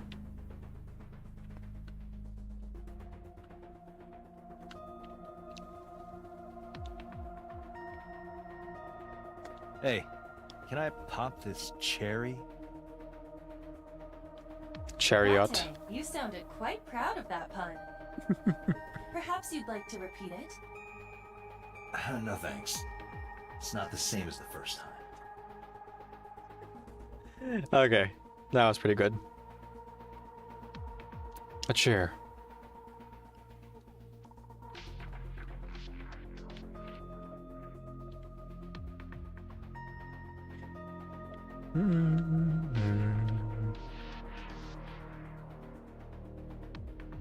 Okay, that's pewter. All the monitors, the side door. This door leads to the sync room. I open it up. There is some indigenous jewelry from New Guinea. I think this is called a koteka. There's a metal shelf by the wall. A CRT monitor. Latte, look! It's a brawn tube. Brown tube. That's actually right. It is a brawn tube. Good job. Really embracing your Steins-Gate knowledge. Braun. Ferdinand Braun. Mm-hmm. Inventor of the cathode ray tube. Yep. That's the one. I can't get my head around that one. This too must be the will of Steins Gate. A CRT monitor. Some people are obsessed with these. Because they're cool. That's why. A binder. It's the sync manual. A long table. I want to hit Date over the head with that. What? Where did that come from? Many objects are scattered on the table. Okay, that should be everything. Let's talk to everyone from Future to Boss and then last Mizuki. Future is standing with his hands in his pockets. About Somnium. In a normal dream, the person experiencing the dream cannot remove themselves from it. Dreams are first-person experiences. However, the circumstances are slightly different during a sync. The syncer dives into the subject's mind and experiences their subconscious thoughts. But this dream is experienced as an observer, as though you were watching a play. The subject is the author, director, and actor. The syncer is merely the audience.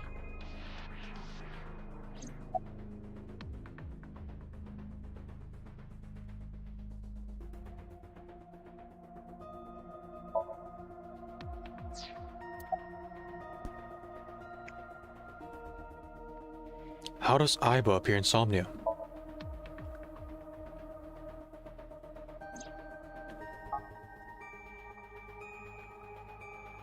Aiba is linked to your brain with an artificial nerve.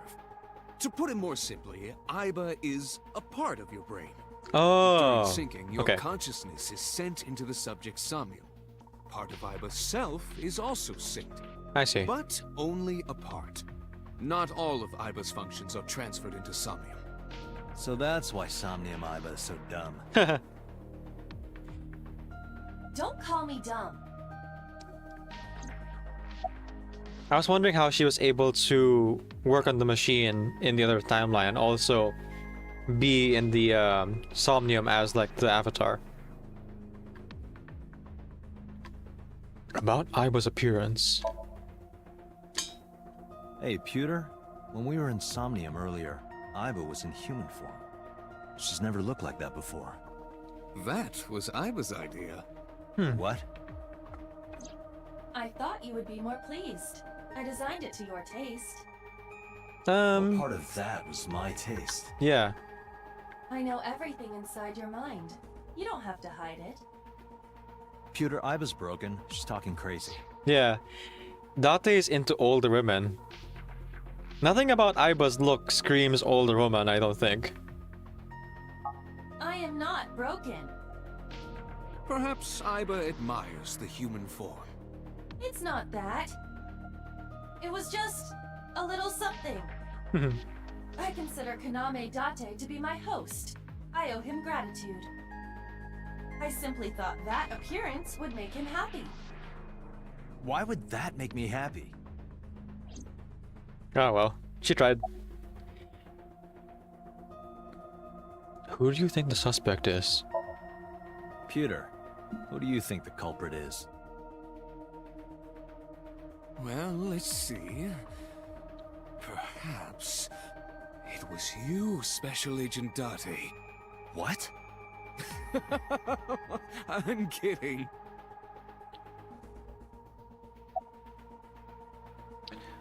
About that figure I saw. Oh, that. I saw it too. Who or what do you think it was? Most likely someone Mizuki saw in person projected into her subconscious. Maybe the suspect? Dreams can only be constructed from images and experiences the subject was present for. Mizuki's somnium couldn't have contained that figure if she didn't see it in person. Of course, not everything we see in our dreams looks exactly the same as it did in the real world. You saw some strange things in Somnium earlier, didn't you, Date? That event you experienced is obviously not as it happened in reality. Dreams are a collage of many memories, intertwining and blending with each other.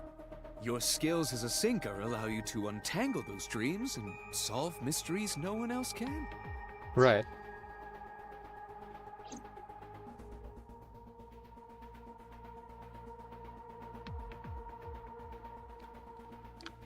But that means that she somehow saw...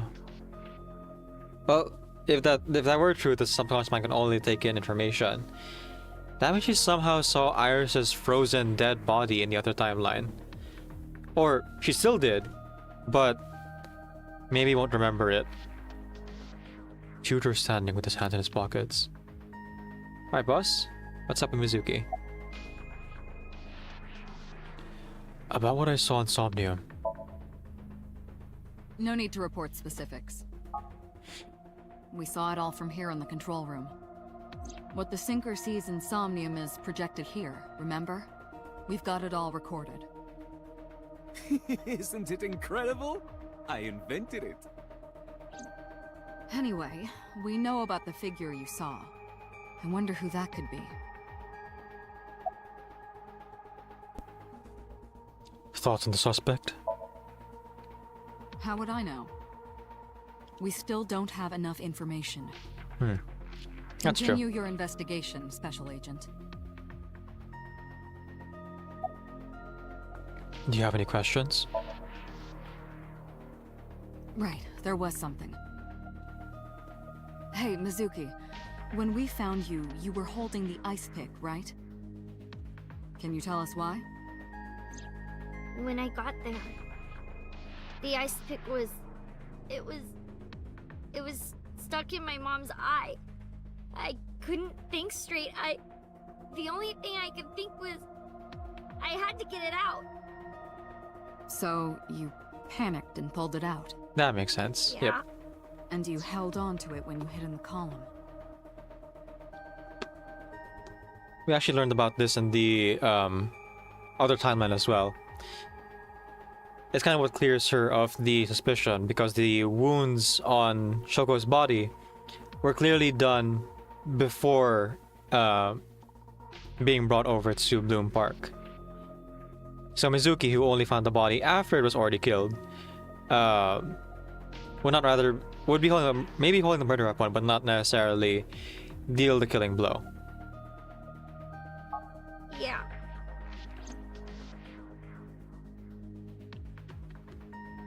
Also looking at the message history as well as the call, and as to when she actually appeared on the scene, the murder would have definitely happened before she even arrived. Do you have any questions? Okay, just one more question. This is very important. When you pulled out the ice pick, was Shoko's eye still there? I'm pretty sure it wasn't. The eye socket was empty. Yeah. Thank you, Mizuki. That was very helpful. Why that specific question, though? Huh. Is there something about empty eye sockets? Boss shines in moments like this. She doesn't hesitate to ask anything. Now we know that Mizuki did not remove the victim's eye. When we got to the scene, it was definitely missing. And it has not yet been recovered. We can therefore conclude it has been removed from the scene. I don't remember there being a mention about there like being any like relevance with the missing eye outside of like the initial investigation, but maybe there's more to that then. Gotta take note. About Mizuki's muteness. Was there Mizuki? Yeah, I'm glad she's talking again. You healed the wounds in her heart by syncing with her. Well, you meaning you and Iba. Right. The boss has extraordinary perception. I deserve much of the credit for helping Mizuki recover her voice. Yes, it's true. Thank you. All you did was follow my instructions. Date, Mizuki needs you. Protect her.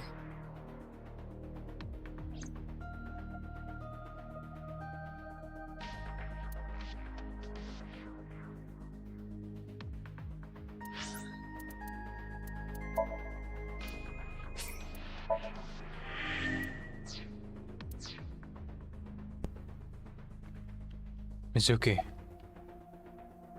How are you doing?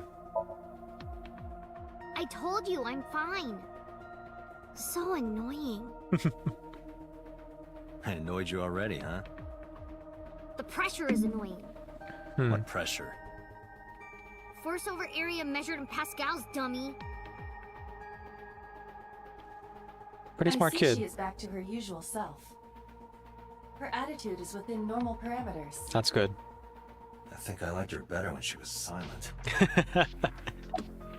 I felt it was important that we ask about her well-being first before we ask about all the murder mystery stuff. Are you hungry? I'm fine now. But I didn't forget your promise. I promise? Stu, Oh, right. you said you'd take me. So you heard that, huh? Aphonia only affects speech. Right. Her hearing should still be intact. Okay. Date, you owe her some stew. Sure, Mizuki. When we're all done here.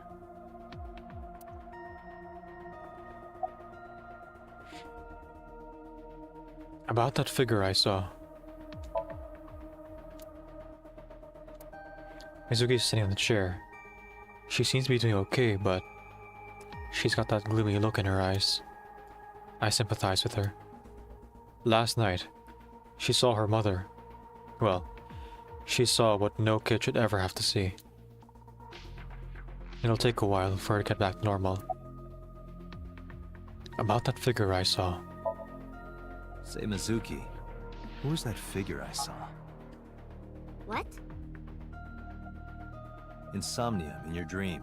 I saw a silhouette. Date, Mizuki would not understand the question.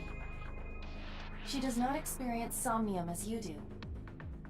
You are witnessing a dream inside her brain. Whoosh!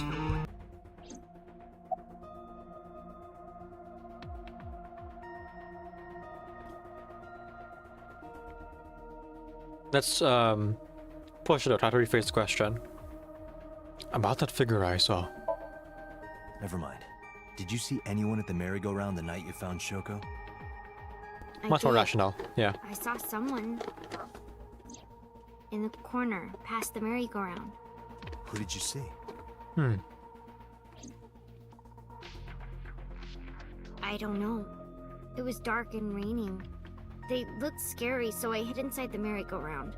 The Oh. door was open a little bit, so I snuck in. Oh.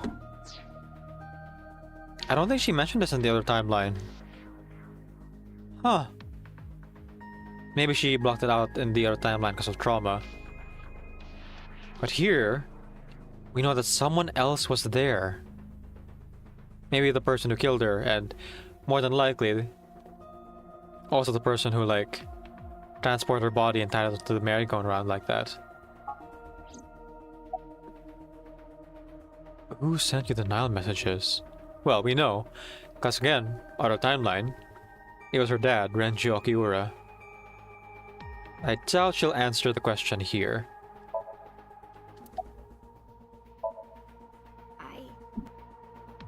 I can't tell you, Why not? because I don't want to. That's not a reason. You were at the scene of the crime because of that Nile message. Whoever sent it to you is a prime suspect. Well, I guess that is what we She's found. going to answer. That's one thing we found in the revisit. We did find the phone, Shoko's phone inside of the merry-go-round horse with Iris. And that's how we know that it sent a bunch of messages to Mizuki here to kind of lure her there and find her mom's dead body. When she is in a mood, it's impossible to get her to talk. That's the kind of girl she is. Sometimes I think you know her better than I do. How long do you think I've been observing her? It's been 4 years now. Correct. I know things that even you do not know. Like? Actually, never mind. Some things I'm better off not knowing. Okay, so By the way, we already looked into Mizuki's cell phone. it's been 6 years since Date lost his memories. and first joined the organization. And then 2 years later, having been going around with one eye closed, thanks to his like damaged eye or whatever, or missing eye,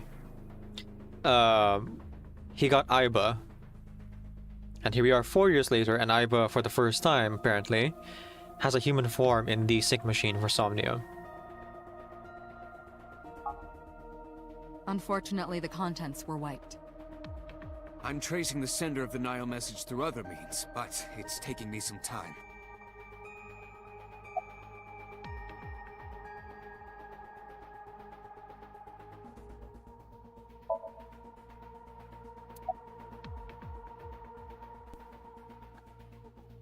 Mizuki's lying in the chair.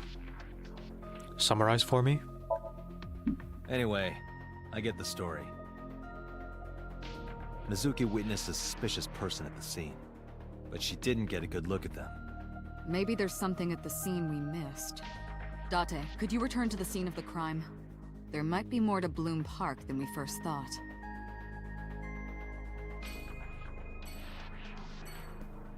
Alright, let's go. New information. Our third visit now in this timeline.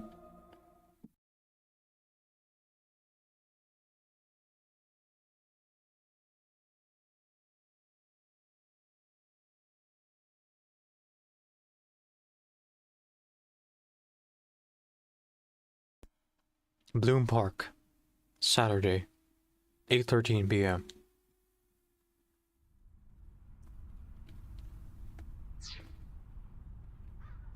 When I returned to the scene, I brought Mizuki with me. I saw a suspicious figure in Somnia, but I couldn't be sure of its exact location. I brought Mizuki along to pin it down. Somewhere around here, right? Yep. Ooh. Different perspective of Bloom Park here. A bench. In Tokyo, even the nighttime is bright. Even in the patches of sky, I can't see the stars. Oh, UFO. No, wait. That's a plane. Oh, UFO. No, wait. That's a drone. Oh, a UFO. No, wait. Just a grandma.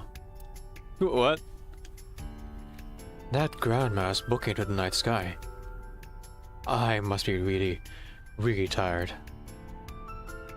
There are no stars tonight. Here's the horse turned upside down. It's like a sad, overturned insect.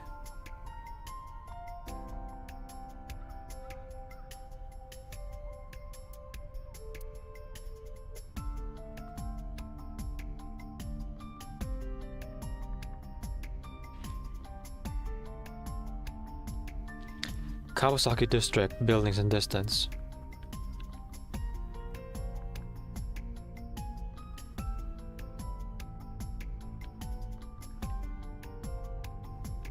In the past, there could have been a nice paved path here. It is covered in brush and weeds now, but I could still make it out from the trail heading back.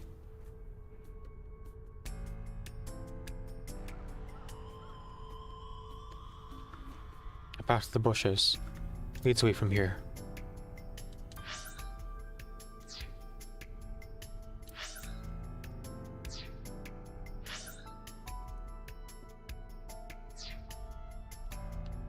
Okay, so now our suspect went. In order to progress, you need to talk to Mizuki, which I will do as soon as I get my Okay.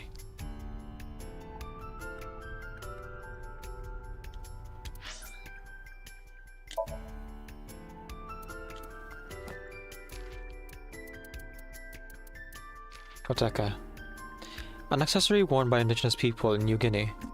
A cylindrical sheath made from a hollowed out gourd and worn over the feet. Oh. I see.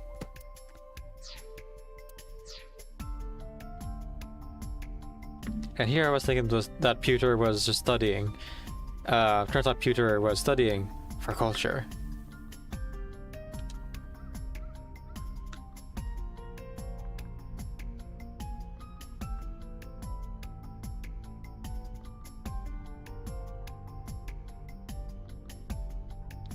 Okay. Let's see.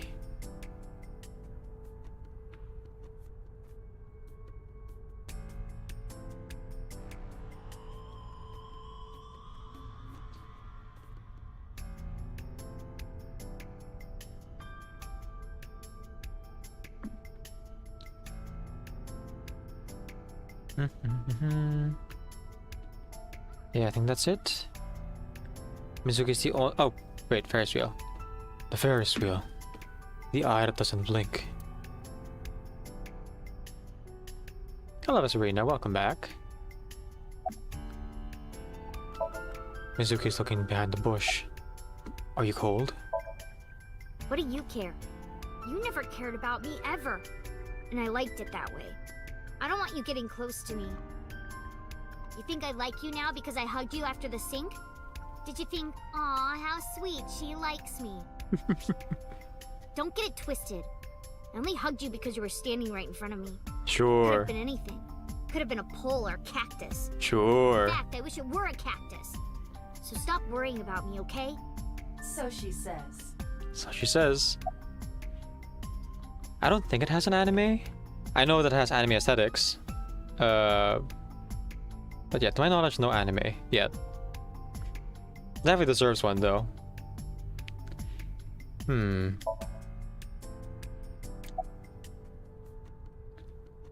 Do you remember anything? Yeah, I do. What do you remember? I went to this amusement park when I was little. I was 4. I remember it so clearly. This is where I saw my mom and dad smile. I had so many happy memories here. The only happy memories I really have are from here. Memories of my family are so bright and colorful. But now, this is where Mom...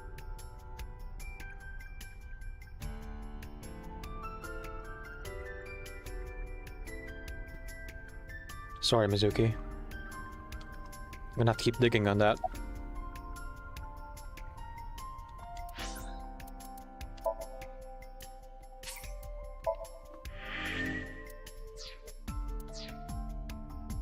What's wrong? Nothing.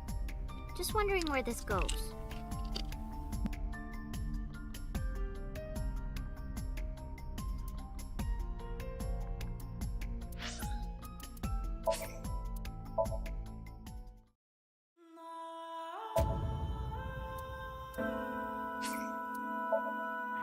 I was right. That was the right decision. And therefore, gonna miss another dialogue choice. We'll be right back. Oh, thank goodness it finally replaced the bad ending image.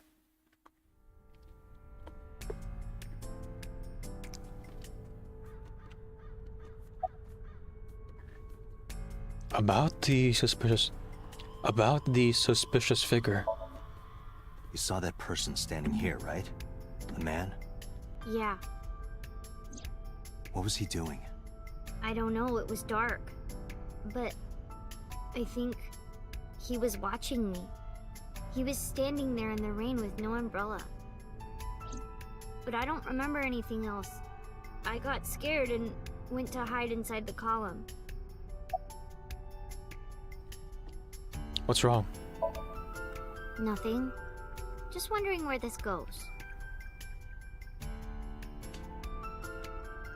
Mizuki's looking behind the bush. I guess I should go check it out. You got it.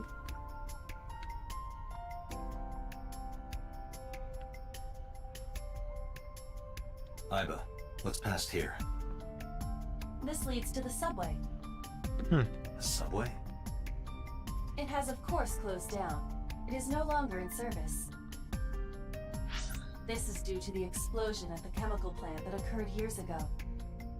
The surrounding district of Kawasaki was contaminated and declared off limits. Bloom Park closed for the same reason, as did all commerce and industry in Kawasaki. This means the railroads and public transportation to and from this area were shut down as well.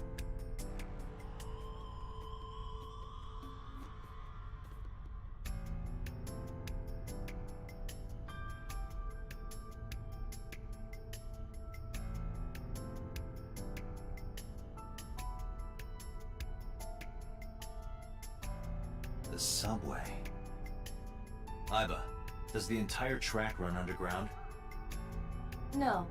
The track leading northward from Bloom Park eventually rises to ground level.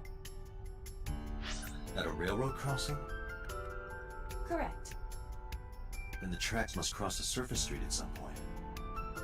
Correct.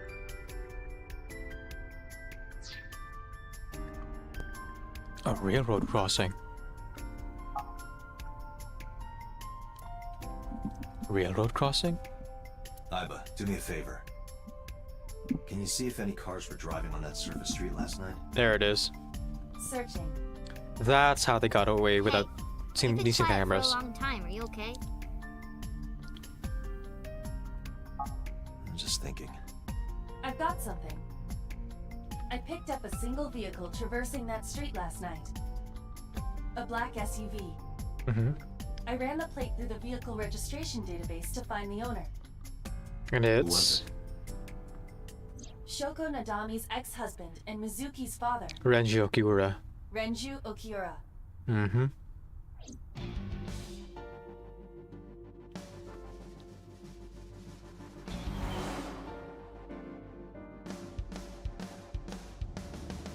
So let me get this straight. You think that Daddy drove his car on the tracks through the tunnel, stopped at the closed down station, and carried Mom's body to the park? I can't prove it was Renju. There's a chance someone else was driving the car. Yeah. Yeah. But, in any case, I know that the suspect must have used the subway tracks. That explains why there were no cars parked near the scene. Using that subway station, he could take the body right to the merry-go-round without being caught on camera. Daddy didn't do it. I am not so certain. Either way, I have to talk to Renju. And you can help me find him.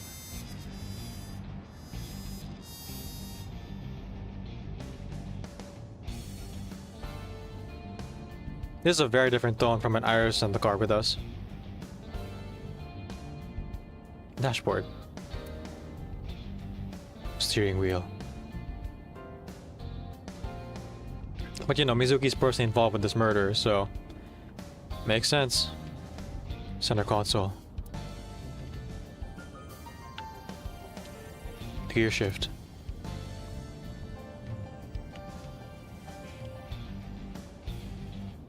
The rear view mirror. You can see the scenery through the rear window.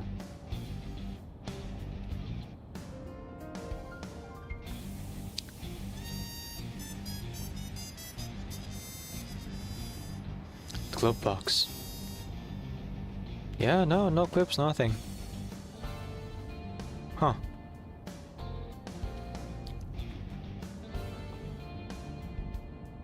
Okay.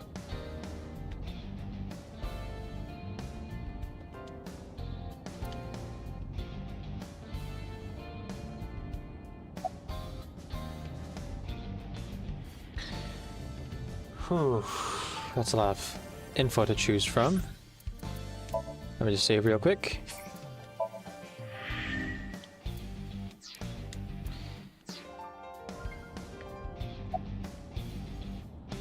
About the suspicious figure. Hey Mizuki, tell me again. The person you saw at the merry-go-round. No, it wasn't Daddy. I know it wasn't. You're sure? Well, I don't know.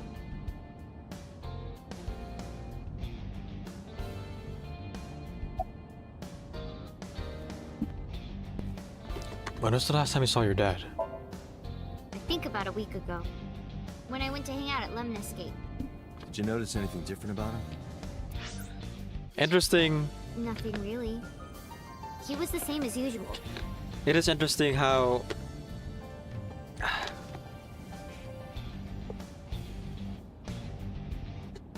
these things kind of line up.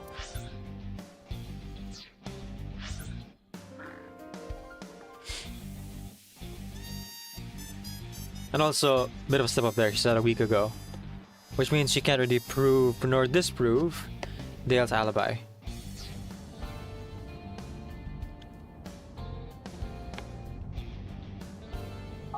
And he didn't come to see you in the hospital, did he? No. Not even for his own daughter. That is very unusual.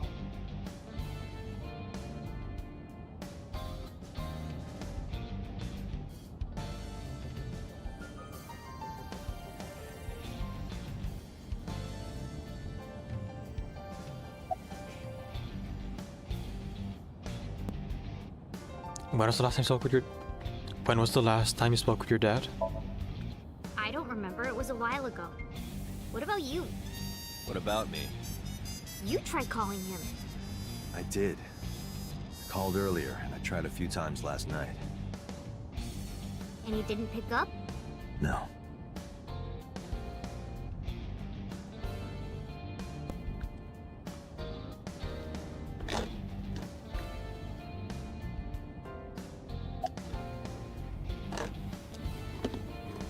Mizuki in the passenger seat. She's trying hard to act soft, but I can tell she's nervous.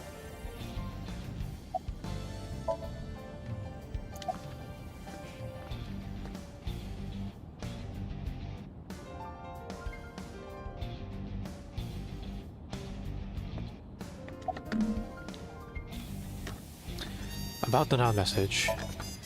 Mizuki. Renju sent you that now message, didn't he? What?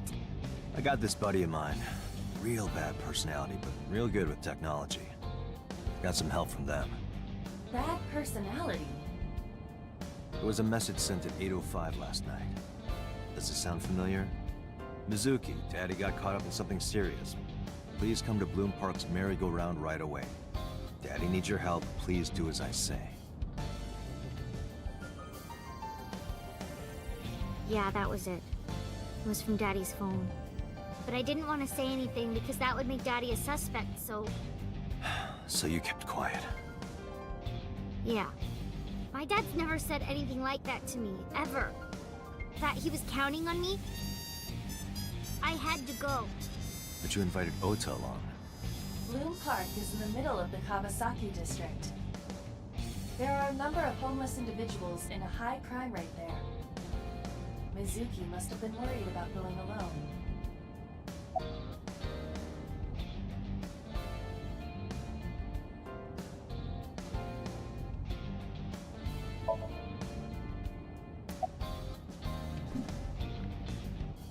About the now message.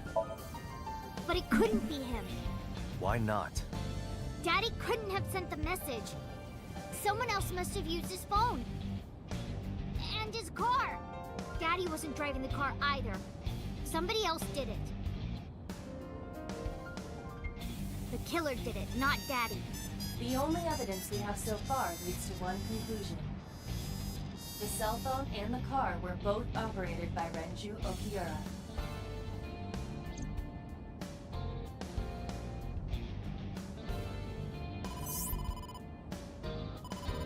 Date, incoming call from the boss. Connected. Hey, I just got the report from Iva. Renju is a suspect? He's definitely suspicious. I agree.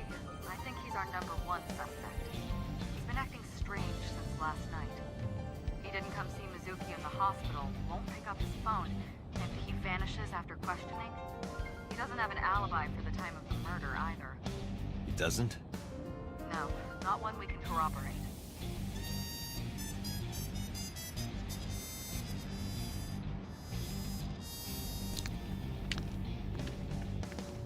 Okay, can't talk to Amber right now.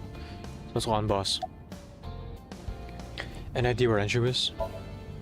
No, I told you he vanished. Where are you headed? Renju's house. Don't bother. I had local cops search the place. They didn't find anything. Where could he be?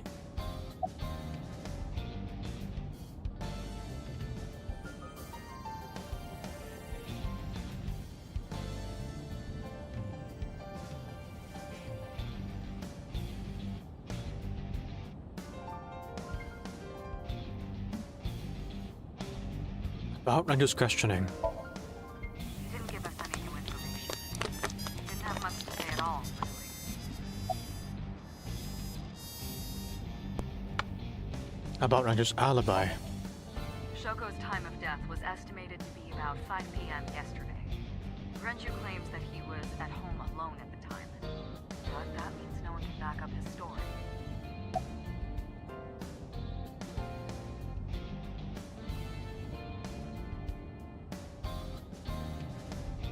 Why did you release him? So Renju was questioned at a local station? That's right. Then why didn't you keep him there? Protocol. Nothing we could do. He wasn't a suspect then, and we had nothing to charge him with. We couldn't hold him.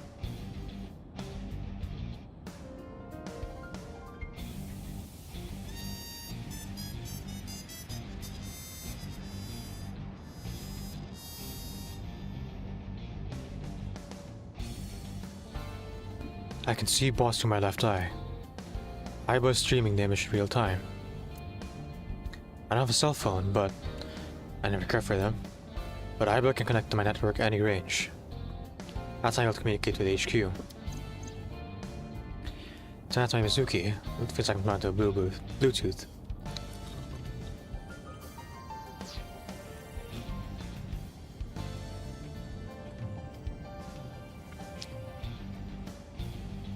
She doesn't see what I see.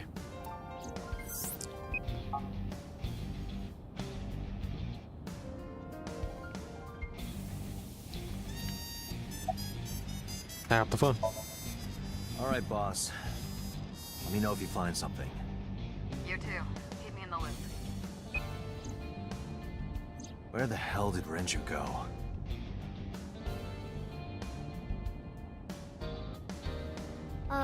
Sun poke? What? Sun poke. Or something. Oh, Sunfish Pocket. Renju was telling me about that place. It's a maid cafe that he runs. I found it. Approximately 6.2 miles north-northeast.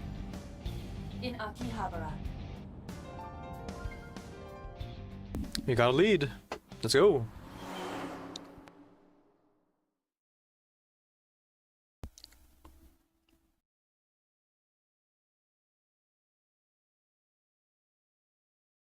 Now before I continue, I have to quick pause. Because I need to take a break. It has been 2.5 hours since we started the Somnium Files. So let's take a quick break. Let's take a quick break here, and you come back.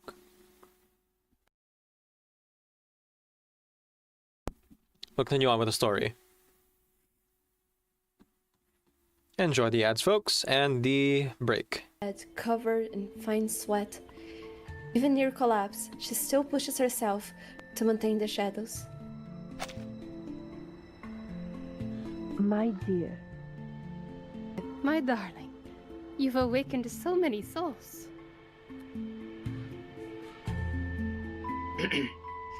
Newborn vampires. I doubt they ever truly knew a vampire before, or imagined they become one themselves. Wow! Togi!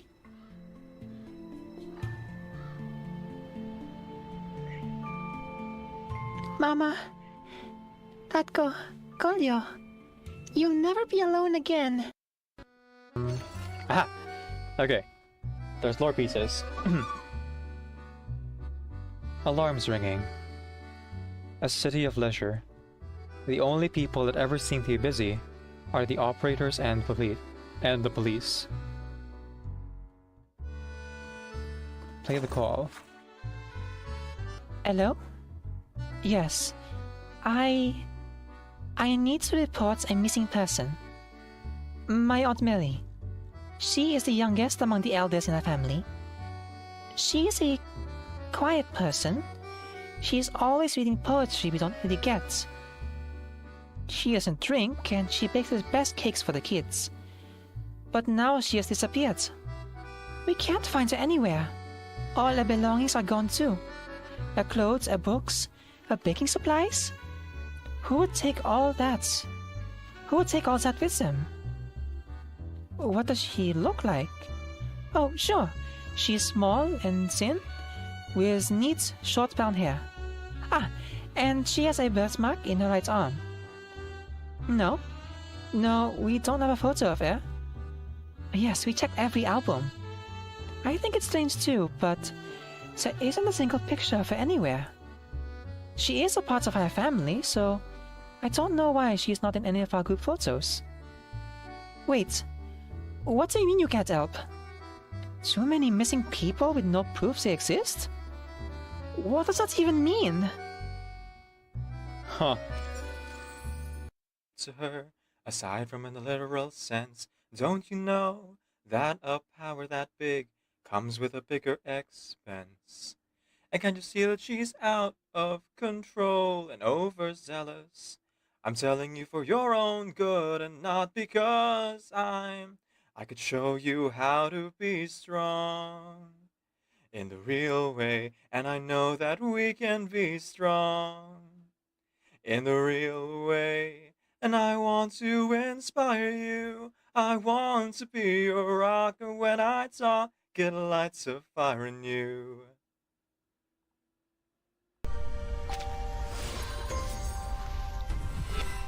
I didn't think that would work right away, but hey, here we are. I am the Mystios Cassandra of Sparta. Name your request, and I will do all that I can. Provided you have the drachma. Okay, we got her. Okay. A journey. Oh, okay, yeah, they didn't voice her. Okay, there was a little bit. Shiny. Interesting. Maybe she'll be a little bit more or something.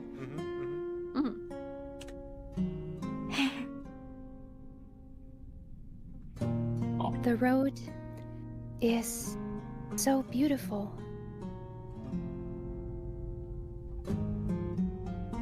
Following Voyager's meaningful glance toward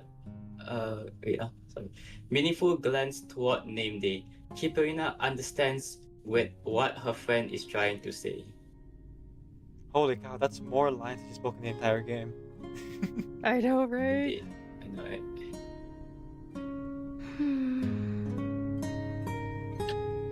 You mean the road that has beautiful sights along the way? So you were happy to go? I remember. You mentioned that even the nearest Foundation branch is still very far away from here, right, Mr. Nemde? I don't really know where Voyager is from, but sometimes she seems a little unfamiliar with such basic things. I am not sure. Don't worry. She can take care of herself. And besides... He turns his head, glancing over at the delicate and seemingly harmless girl beside him. Voyager can wield that arcane skill of hers quite proficiently. I think she'd be able to get out of any trouble we might find ourselves in. But...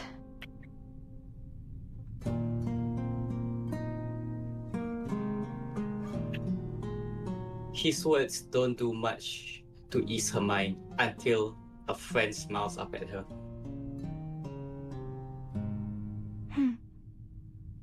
I want to go. Want to see this planet. The Western Front has fallen silent for now. The Gagori and Gravekeeper are out of the Foundation's sight. But we have other contact methods. All is under control. Besides, on the Eastern Front, a S-1 Ledenveye was seen near a village, attacked and forced to land. The pilot's identity is unclear, so the aircraft could have been controlled by the enemy. If the S-1 Ledenveye is in enemy's hands and is repaired by them, it could be redeployed to the Eastern Front.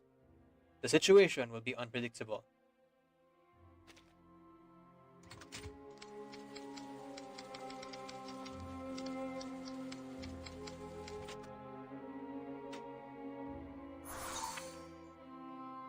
The burning is gone, but the strange symbols appear to be some kind of arcane encryption message.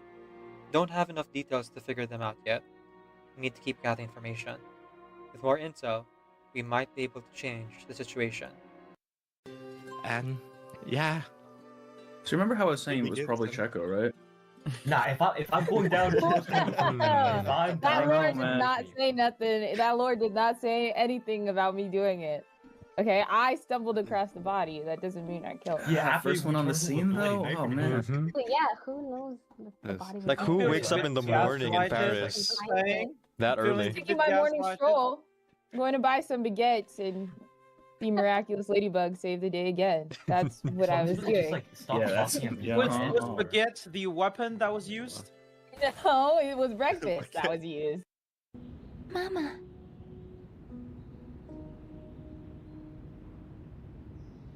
Do you not wish to go back on stage?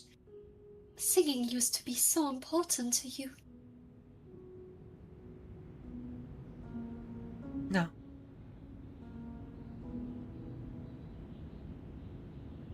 She maintains a smile on her face. No, that's not true. You are mistaken, my child. I never really loved performing. It was just an ordinary part of my life. Besides, they were making me emotional, which worsened my condition. I shouldn't be performing anymore. It is no good for me. But I'll be fine. As the doctor said, caring for animals brings me peace. Keeping a calm atmosphere is the foremost goal of this treatment. Isolde, my child, we must carry on. Beneath her mother's hopeful gaze, Isolde lowers her head and meekly snuggles up to her. Certainly. I will try harder. yes, Mama. We must carry on. Of course. Things will be different for you, Isolde. You're luckier than I. You have received treatment much earlier in life, and times are better now. There is more than one way to improve the situation. You will be cured, and you have the talent to sing. Her mother's voice seems to come from above her head. For no clear reason, Isolde feels as though she is speaking from somewhere even higher. Keep in mind. You will become the star of Vienna. You must keep on. They link arms as they walk together. The distance between them is close to zero. They are two new best friends. Right, best friends. Roommates, even. Colleagues. Oh my god. Oh my god, rich.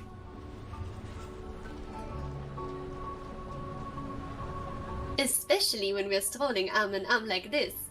A synchronized leap would look rather odd. Yes. But it makes a lot of sense when you're running. Of course, if you're running down the street, a jump will make you no more eye-catching than you already are. But if you're in a hurry, you'll be leaving the sight of others before you even notice that they are staring at you. Ah, like when you ran out of Miss Hornberg's window. Yes, just like... What? She covers her mouth with one hand, her eyes wide with surprise. Isolde! How did you know that? I thought no one living on that street knew of me.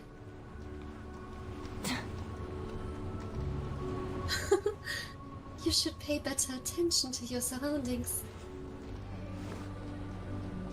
Isolde chuckles and looks to their side of the street. Anyway, you're right that you'd quickly leave people behind, but they'd still have their eyes fixed on you till you were out of their sight. And it wouldn't end there. Their curiosity would only continue to grow. Who is she? Where's she going? Before you know it, the seeds of mystery will have blossomed in every corner of Vienna. She looks back at Kanya and reaches out a hand to tuck her stray hair away from her face. You know, normal best friend things that you do. And that brings us to the end of our tour. It's on me. You look like you need the money more than I do. I knew you lot weren't so bad. The burn. Rock and roll attitude, by You the look way. poor. Stick it to the money-grabbing men. This is your stop, Mr. Pioneer. Now, while I would normally charge more based on your garb, if one were to look closer, they would actually notice that your outfit is entirely discounted. And so, I will offer you a discount as well. 2 francs. Well now, it seems you've seen right through me. While I do my best to keep up my gentleman's facade, I admit that my clothes are not exactly top of the line. I will gladly take your discount. I must say, it was quite exciting to be a getaway driver for psychiatrists helping their patients. In all honesty, I believe that I should actually not charge you for this particular ride. After all, it feels rather strange to charge someone who's helping others like you are. While I appreciate the thoughts, I must insist that I pay. The foundation pays me quite well. So here, 3 francs. Also, take my card. If ever you need, I have a new office here in Paris that is open at all times, should the need arise. Doctor?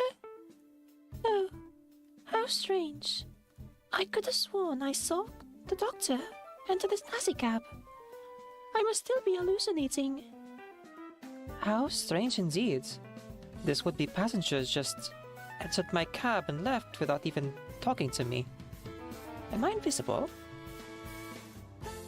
Well, this is your stop. Oh, I'm afraid I haven't got any money. Could I tempt you with this raw chicken? That's not something that I can really accept as payment. But it looks like you need this more, so let's just call this on the house, okay? Thank you for bringing us to the Paris Observatory. Here's your payment. Mademoiselle, this is far too much. Although we did drive all the way here to the Paris Observatory, it would really only cost you 5 francs. Not this much. Oh, from hearing from Kakanya, it sounds like you've been offering a lot of discounts to my friends. Consider this as payment for all the ones who couldn't pay for themselves. And I do apologize for them. Well then, farewell. It seems I'm breaking even today. Although it would have been fine if it were not the case. Huh? C'est la vie. So you do have a mother? So you do have a mother? So the main reason, by the way, why I'm like, okay, Decaf, you're voicing Britain and Regulus is because my British accent is atrocious and I'll not be putting myself in that position. You what? Your British accent? No, I'm kidding. I can't do it. I can't hold it. Oh Can you my say god. bottle of water for me? No. It's the wrong British accent too. Wasser flasche! Oh, my British friends would be so mad at me if they're here. You have British friends? Yeah, koala. No. Wait, sorry. I also have British friends. No. Miku Hatsune does not speak to British people. Oh my goodness, you can make Miku say anything. Come a little closer. Don't worry, I won't eat ya. I'm the ghost of Christmas present. It's super nice to meet ya. Something's in the air. Maybe you've been feeling it. It's sprinkled everywhere. I know 'cause I've been dealing it. Wanna know what I'm talking about? What I'm talking about? Follow me around the town, I'll show you how I get down. Wanna know what I'm talking about? What I'm talking about? And what I spread around. Christmas electricity, Christmas electricity. Christmas electricity, it's here. Christmas electricity, Christmas electricity. And my friend, it's up to me this year to spread around Christmas electricity. That's what I said. What is this electricity? It's like butter for the bread. It brings people together, working kind of like a magnet, spreading love and generosity with a little bit of magic. I spread it to the wealthy, and especially to the poor. Why the poor especially? Because they need it more. Huh. You know that Christmas feeling, you feel all good inside. You know that Christmas seasoning that makes you feel alive. Maybe you've never felt it, maybe you're a greedy tick. Well, let me show you what it is. Oh, Christmas electricity, Christmas electricity. It's all around us, can't you see it's here? Christmas electricity, Christmas electricity. And my friend, it's up to me this year to spread around. 揺れてこぼれ落ちてほころびは連なってまるで心地じゃないか僕らは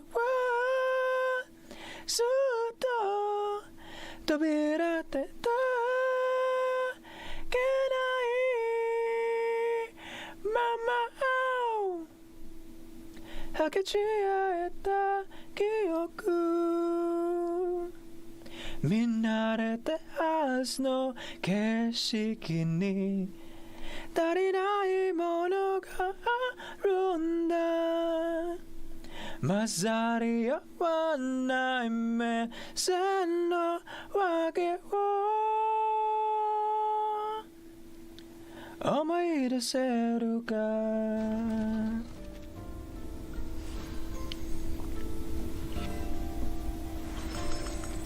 If anyone here needs to live, you know who to call. I may not have driven much outside of Paris, but if I can survive those roundabouts, I can handle just about anything. Just tell me where to go and consider it done. And there we go. She came home.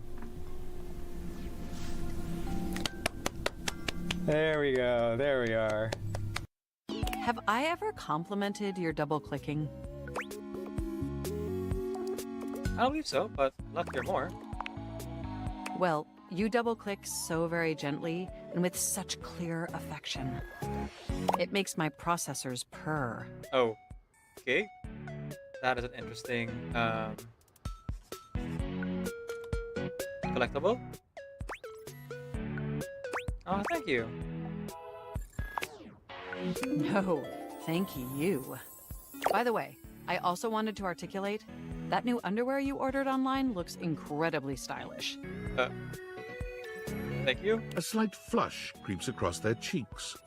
Imagining you in it really makes my CPU overheat. Saw that?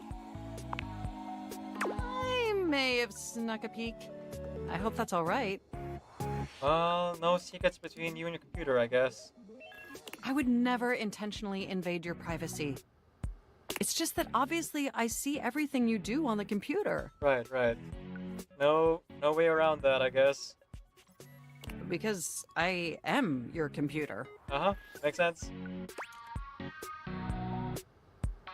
Okay. Regardless, I'm so glad you came back today. Awkward. Now we can finally update my operating system. You follow Mac's direction to the letter, typing and clicking just as they instruct you. Yes, that's it. That feels nice. Anyway, now just double-click the download icon and... Mac pauses, a slight shudder running through them. Ooh. Oh! I would say it makes sense because it's in a series. Oh, what happened? They look away from you, blushing profusely.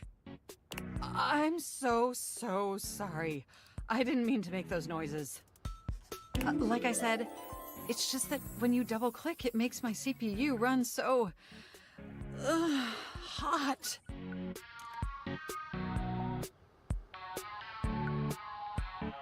It's incredibly embarrassing.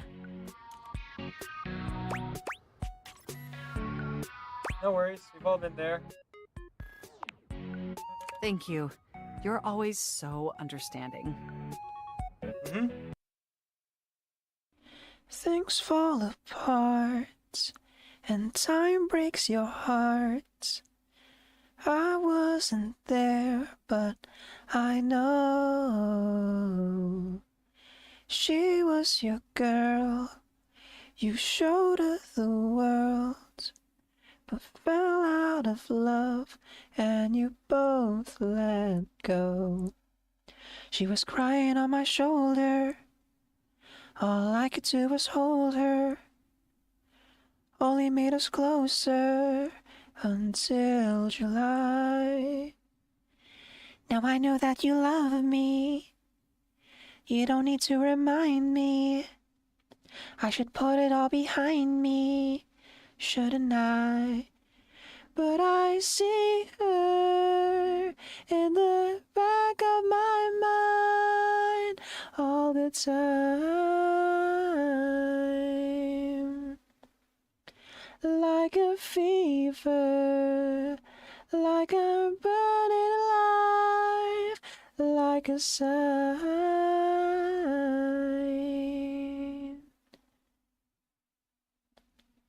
Did I cross the line?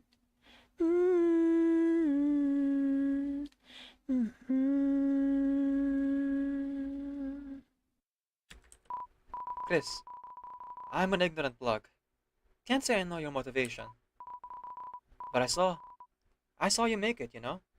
The fountain. Could it be you just want to have fun again? Some real fun. Just like the old days. That's been my purpose, you know? Letting you play your games. That's why Chris stole a power switch, an extension cord from the library. For the consoles. But hey, now the games are almost over. Makes you think. Was it really all such a good idea? Their mother, poor mother. What will happen if she wakes up? Ah, what's am I doing? A power strip giving you a lecture. Just play your games, love. Chris, if not for fun, why'd you do it? Mum's the word, innit? Fair play. Fair play. Every single day, every word you say, every game you play, every night you stay, I'll be watching you. Oh, can't you see? You belong to me. How my poor heart aches. Every step you take, They went for the high notes. every move you make, every vow you break, every smile you fake, every flame you stake, I'll be watching you. Come on, Ella. Come on, come on. Since you've gone, I've been lost without a trace. Dreaming that I can only see your face. Look around, but it's you I can't replace. Feel so cold and I long for your embrace. Keep crying, baby, baby, please. Come on, Ella. Come on. There's the gold. Or the orange. Is it gonna be him? Do you have a guarantee? Come on, come on. There it is. Yes, yes, yes! Disintegration of reality. The police The brought him home. The brilliance of transcendentality. Yeah. Ethereal images. I'm looking out for that room we saw earlier with all the statues of philosophers. Yes. Oh my god, my eyes. Oh no. Gotta be honest, Chris, I've never really gotten picked for anything before.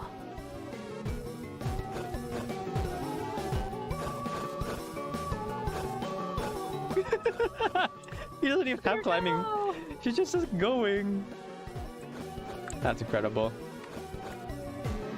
Susie is Zilla after all.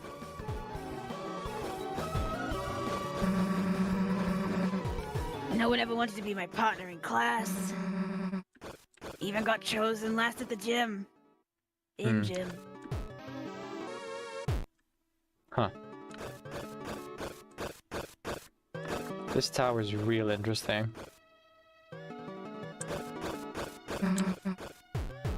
But this is like something else, you know?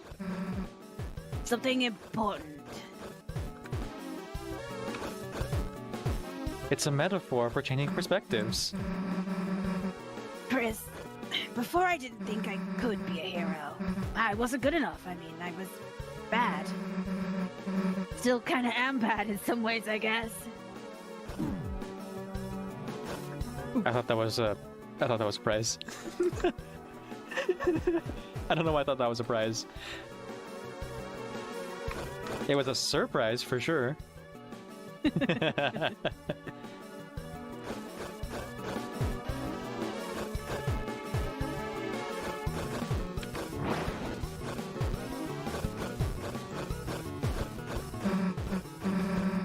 But now, I got hope crossed on my heart. Hope written in truth. Written somewhere no one can erase. Yep. That's about you, alright.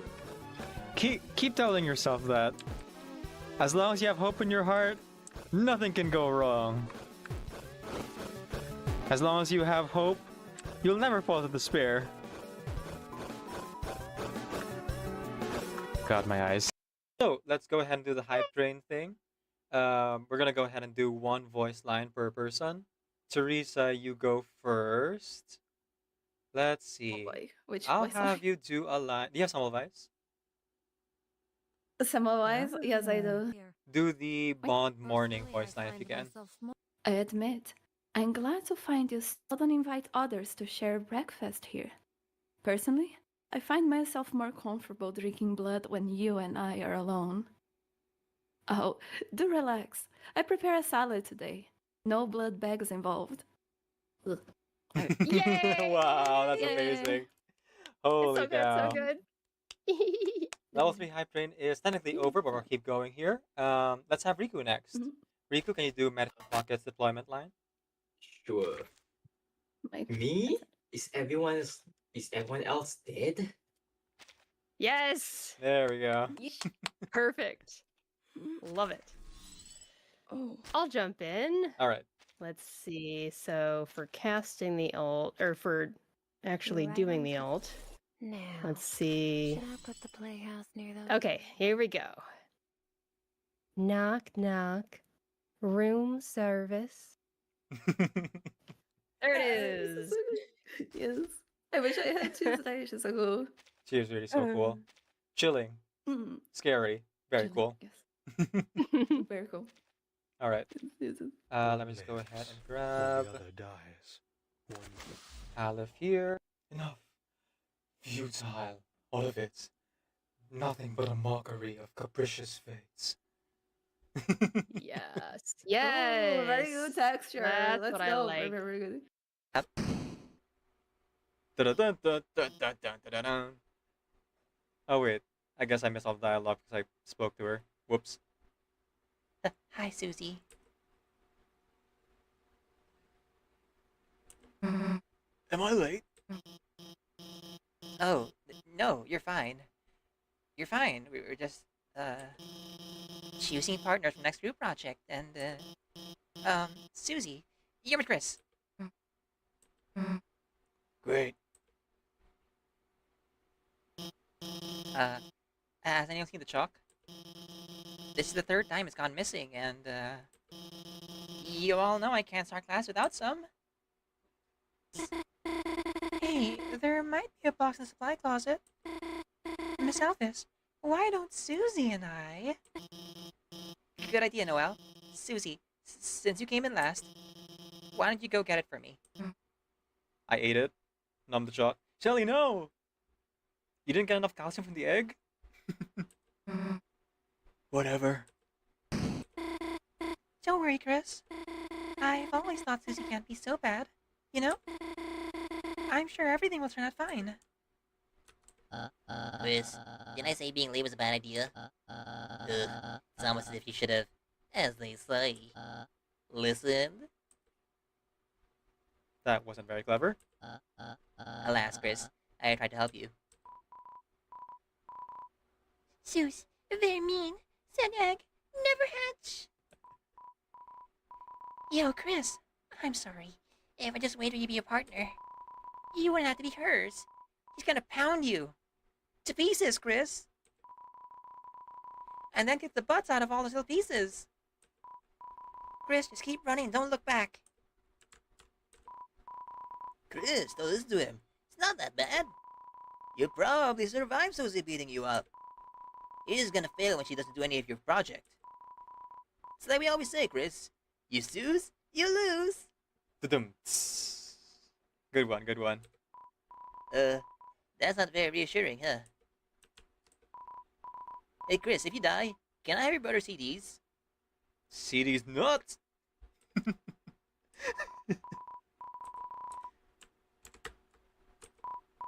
Chris, if I had arms, I would take off this cool hat in remembrance of you. Chris, if I had arms, oh. Same thing. Rest in peace, Mama Jamma. Yeah, Maidna. Got us, yeah. Click, click, tap, tap. Don't die. I won't watch them die. Iglika raises abruptly. Blame if you like. But you want to sue, Iglika. You told me, Zen, that you wanted to do your part. You chose to remember them, to avenge them. Iglika finds herself at a loss for words. She slides down against the table leg until she's seated on the floor. Her pocket bulges with that red belt, drooping with her against the ground. You will keep remembering them, and you will soon remember more. You will leave your mark on new bodies to keep them fighting. Tell me, do you really want to leave? Or did you come looking for the excuse you need to stay?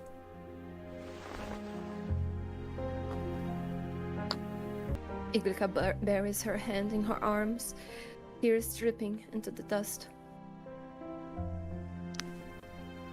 I'm just afraid.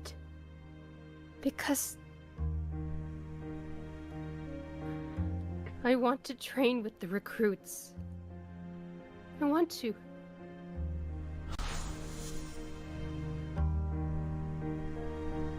I won't bleed for them. I protected that tavern keeper, and what did I get?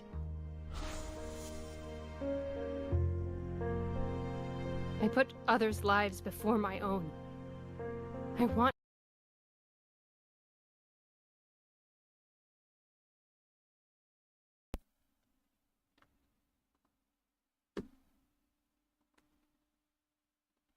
Alright, let's continue on. Sunfish Pocket, Saturday, 10:20 p.m.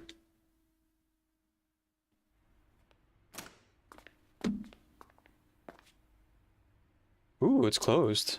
Can't be. Oh.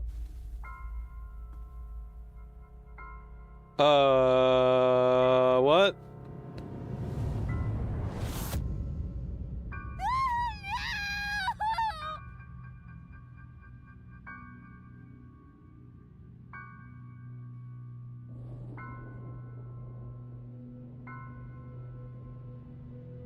Sorry, Mizuki. Man, this girl has been put through the ringer. Renju. Missing an eye again. Left eye.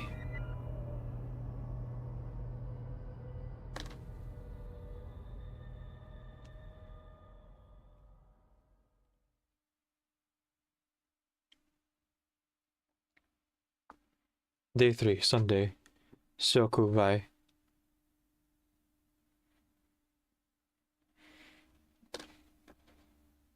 Police headquarters, Saturday, 9:17 a.m. Man, you gotta feel bad for Mizuki. She's gone from like one traumatizing discovery of her parents' murder to the other one in the span of like, what was it, 3 days? Jeez.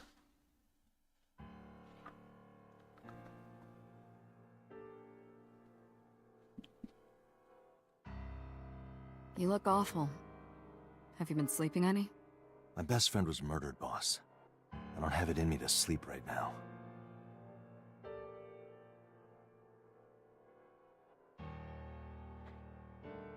I imagine I probably won't get much in the way of like fun jokey dialogue from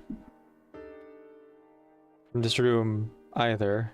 And once again, we have that narrowed perspective, so I can't see everything, I don't think. Bags hanging a rack. Shelves. This room is still weirdly festive. Cold air's blowing from the AC.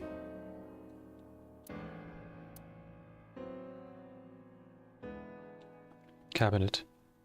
Tombstone. Rip. Their wine bottle signed up.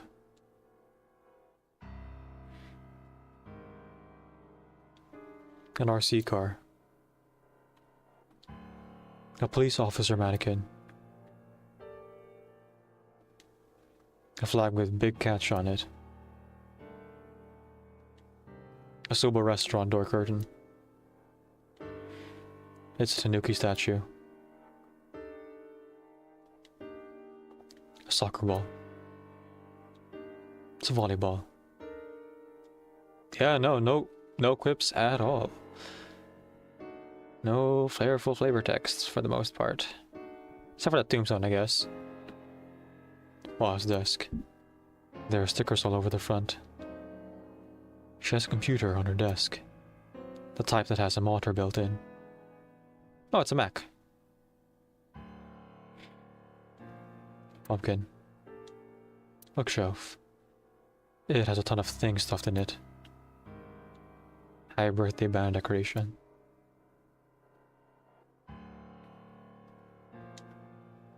The Persian rug is laid out. There's a clock off the side of her desk. The battery died a long time ago, so they had to have stopped. An electronic darts game. Boss's chair.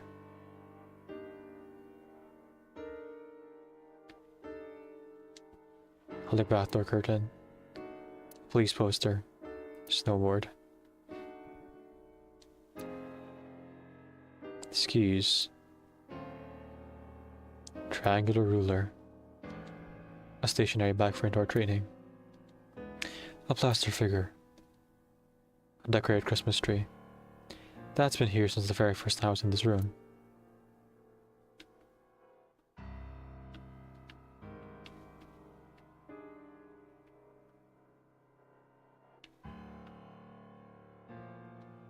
There's a pendant adorning the wall.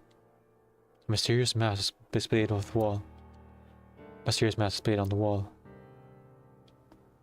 A map on the wall. A boy band poster. It's a floaty. There's a lot of stuff hanging on the coat hanger. A symbol. Okay, yeah. Neither Dati nor Aiba cracking any jokes in this scene. The N system. A network of cameras and recording devices in Japanese highways that monitor vehicles and collect data. Useful for Useful for criminal investigations. The bane of people driving around in mistresses. Alright. Talk to Pewter first and then boss.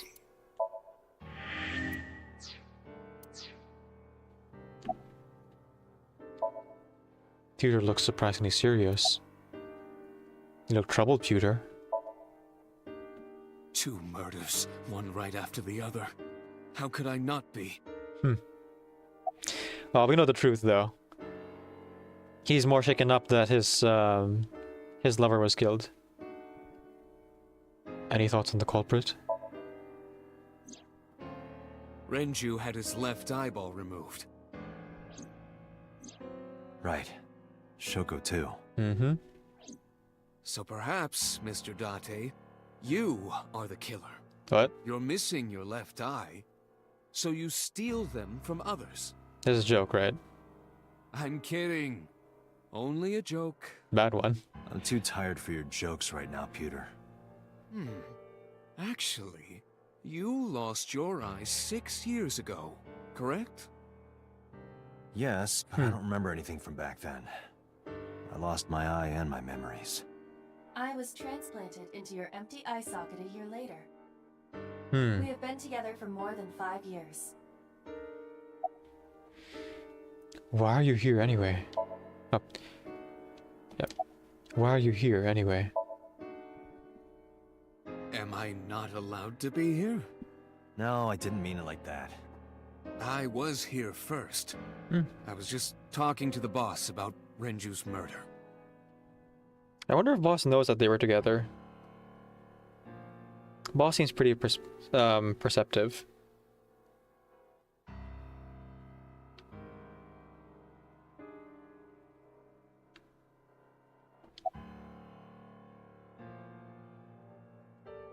How about you? Getting any sleep? Of course not. I've still got a mountain of work piled up, answering to the higher-ups, the press. I'm just taking a little breather. About Renju. You were the first on the scene, so you know this better than anyone, but Renju was murdered. No way this was a suicide. And the fact that his left eye was removed tells me that this was the same killer as Shoko. A serial killer. The new Cyclops killer. What? That's the nickname that's been spreading around headquarters. New? Yes. Several years ago. Oh. Pewter. She's There is suppressing no it. point in hiding it from him. He would find out on his own eventually. It's all Okay. over the news. These murders have gone viral, so to speak.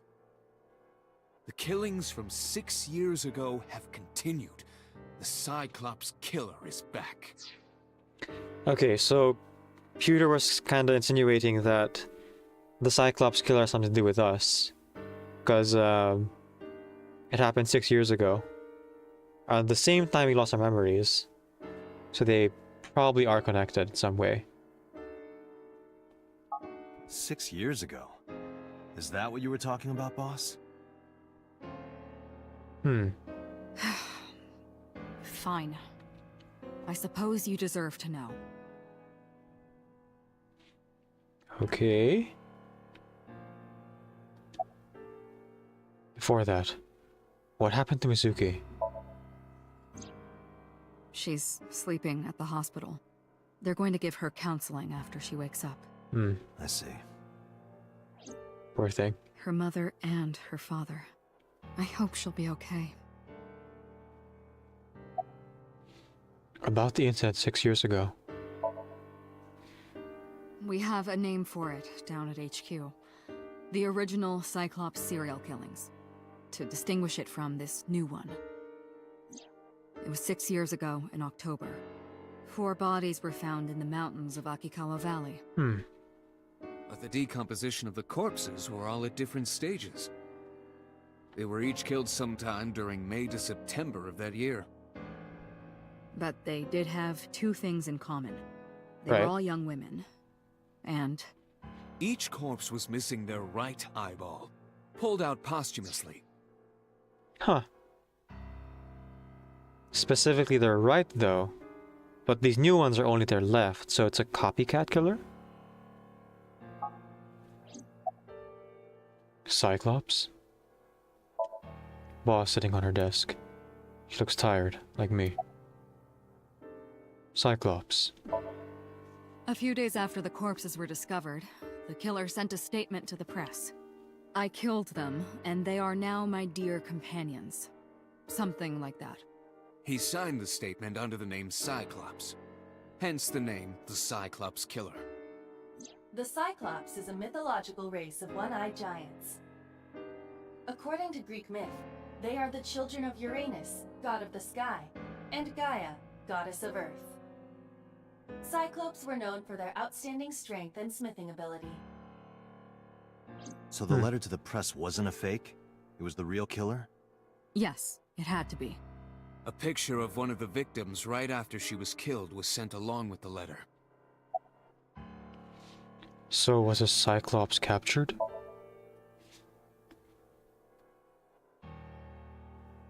No, in 6 years we never got a single trace. So maybe Cyclops is responsible for these murders as well. No, that's impossible. Why?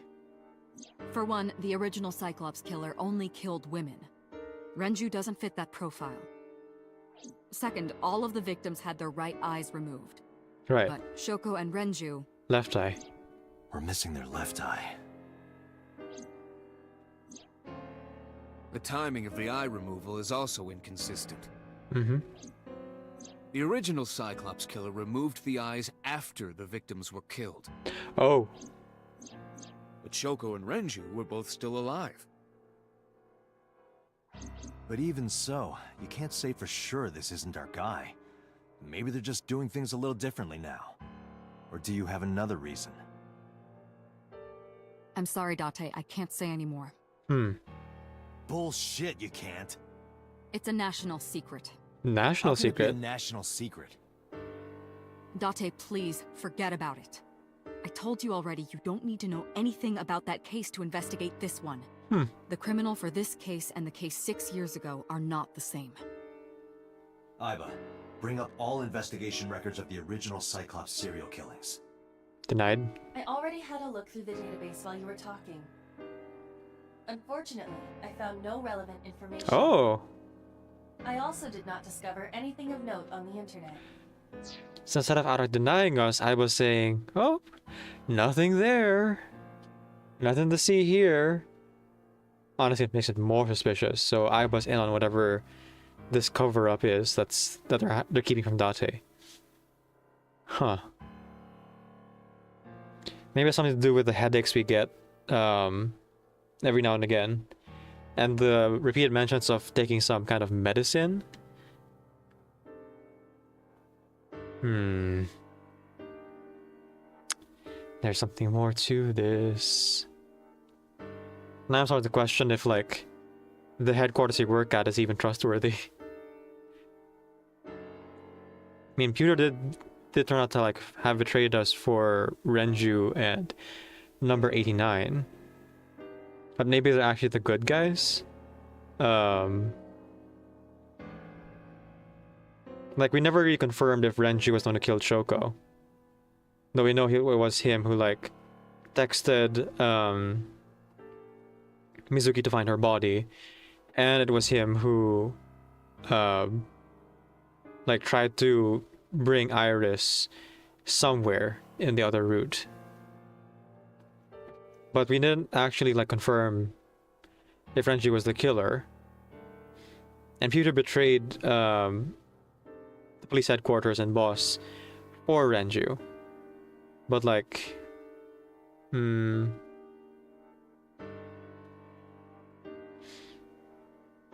it's possible that Renju and number 89 are the good guys here, and we're the bad guys, or we're working for the bad guys, hence why they're covering this all up from us. Or I'm just being paranoid. Only amateur theories. All lacking credibility and evidence. Damn it.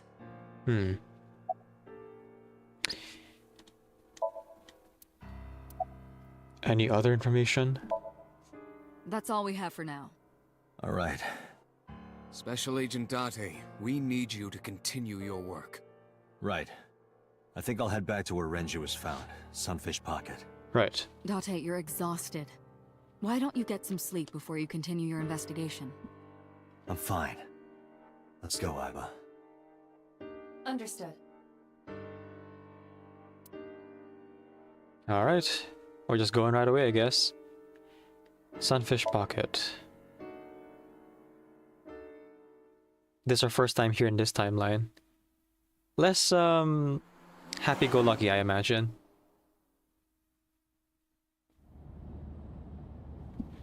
Mizuki's with us. Date, the vehicle is accelerating 2% slower than usual. Did you put anything in the trunk? No? What about the back seat? Back seat? I can see Mizuki right there. Okay, so Date didn't, like, bring her on purpose. The dashboard. Steering wheel.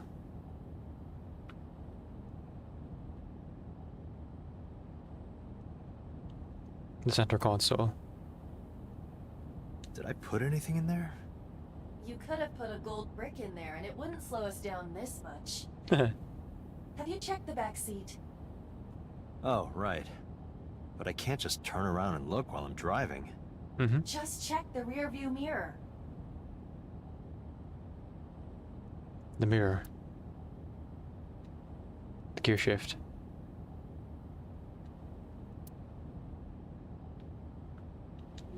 The passenger seat. No one sitting in it. Then that must be a ghost. One more sweep just to be sure. Okay. Hey, Mizuki. Mizuki! Hey, watch out! Eyes forward, stupid. Mizuki climbed up to the front and sat in the passenger seat.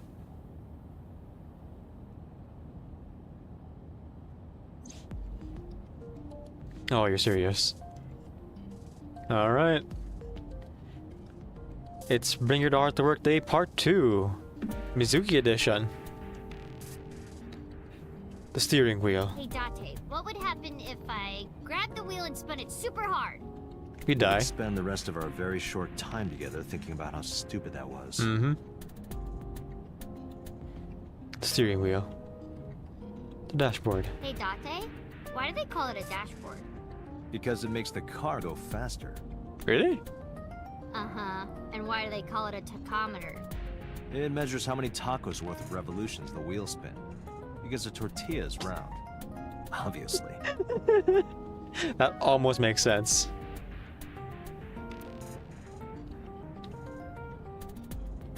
The center console. The gear shift. The glove box. Is this where you keep your weird stuff?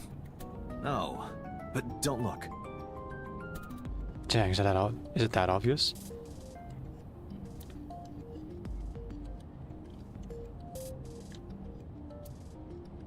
Okay, that should be everything this time. The passenger seat. Yeah, Mizuki's on it. Let's save. Oh, that one command, telling people about my socials. H1 is a bit out of date. I should update that. What are you looking at me for? Watch the road. I always have my head like this when I drive. You were looking forward before. No, I was just projecting an illusion. This is the real me. You project an illusion when you're by yourself? Your neck doesn't hurt doing that? No pain, no gain. What? Adults have to make sacrifices. You'll understand when you're older. I don't think I'll ever understand you. Mizuki's sitting in the passenger seat.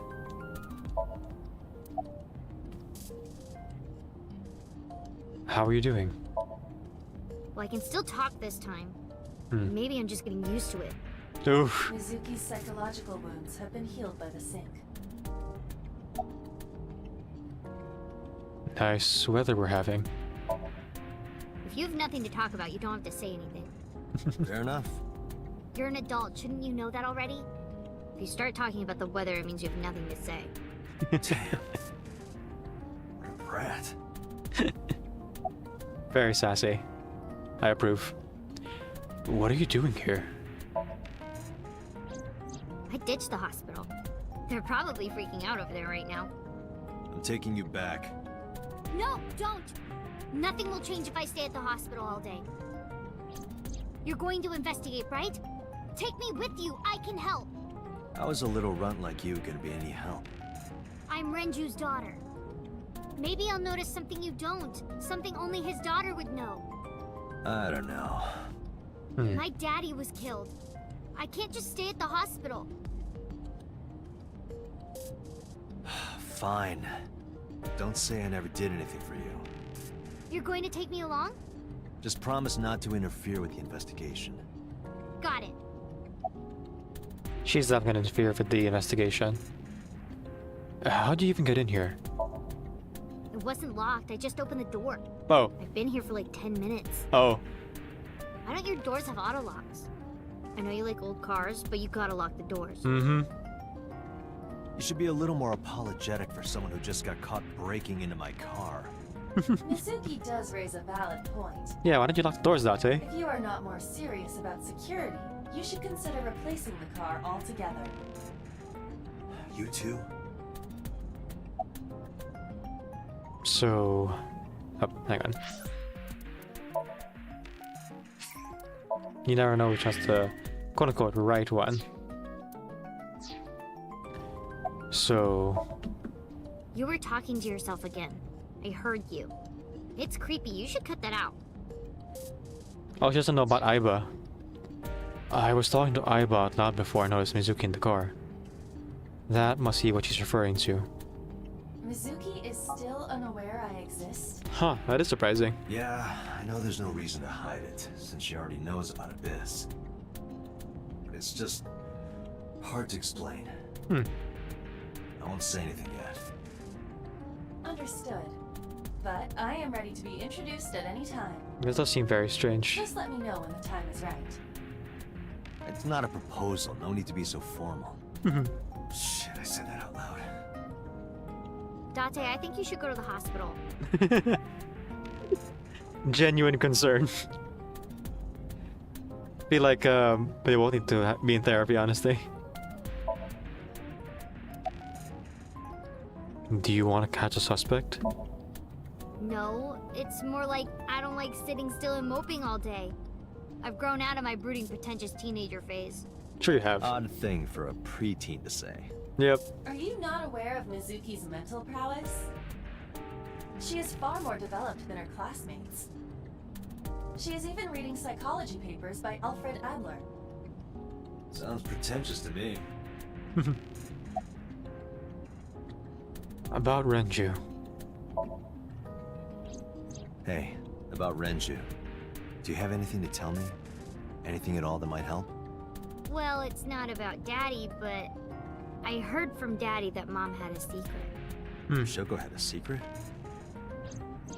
Interesting. And what is Shoko's secret? Did you know that Mom was the representative of an investment company? Yes, I did know that. I did. That whole company was a big scam. A scam? Well, I don't know the details. They start up a company to get people to invest in it, then shut it down on purpose and keep the money. Oh, a rug pull. I see. She got really rich like that. Shoko did this? Yep. By herself? No, dummy. Of course it was with other people. I saw gangsters there sometimes. If she ever got into trouble, she had them take care of it. I'm scanning all known crime databases, but I cannot find any reports referencing this. Kumakura's? They must have been extraordinarily careful.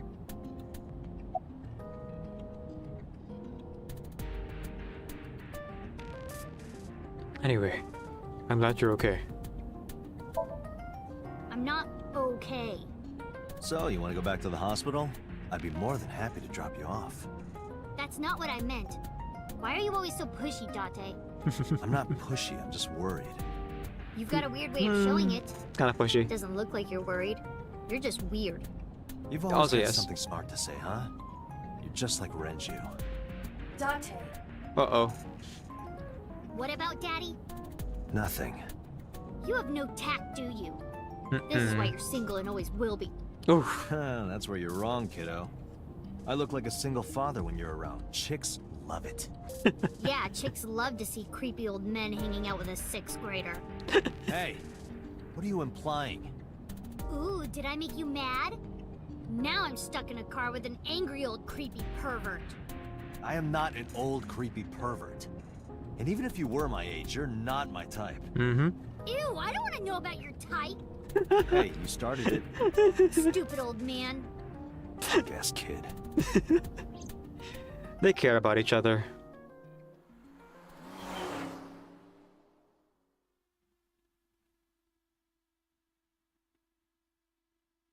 Sunfish Pocket, Sunday, 10:33 a.m.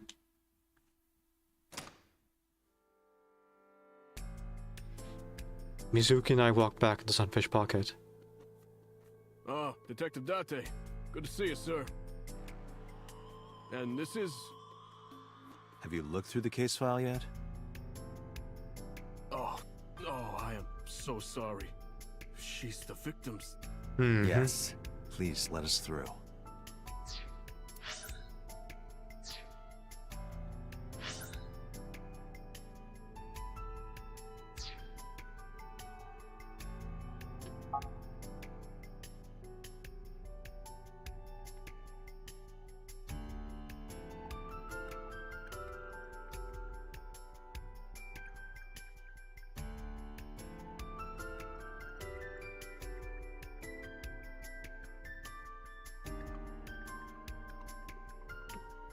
And it's so different without all the customers here. Or the mermaids. A table. I can't find any clues on it. Chair. Is that a spear? Tried it. it more closely resembles a harpoon of sorts. I believe this is a trident. Any chance this was used in the murder? No. There are no traces of blood on the trident, and no indication that Renju was stabbed. I tried it. Doesn't look like it has anything to do with the case.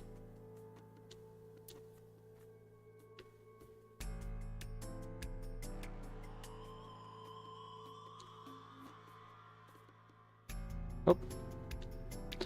I looked inside the wooden box. There's nothing in there. Wooden barrels. Empty wooden barrels. This oil drum must be some kind of interior decorator. The capacity of this oil drum is 200 liters. It weighs approximately 44 pounds when empty. Let me check inside.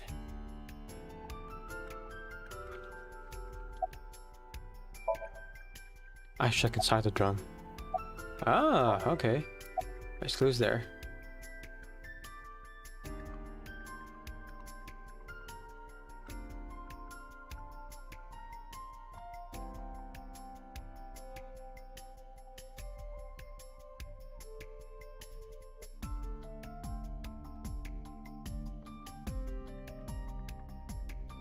Probably made of wood.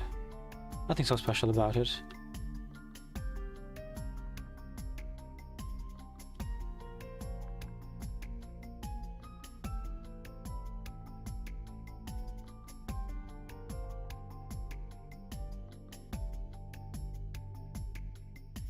The walls are decorated with life preservers. This serves beer. Could use a drink. It's not called donuts in this playthrough because things immediately got weird and sad as soon as we exited Mizuki's Somnia. Perhaps after this is all over, Date.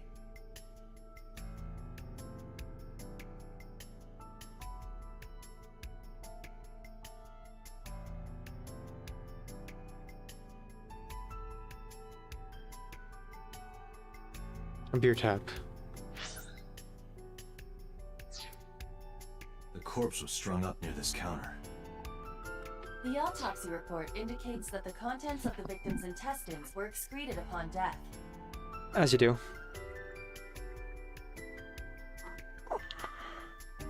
But no traces of that have been found in the area, nor on the corpse itself. This evidence makes it highly likely that Renju was killed somewhere else. Again. It must have been considerably difficult to carry more than 150 pounds. What do you mean?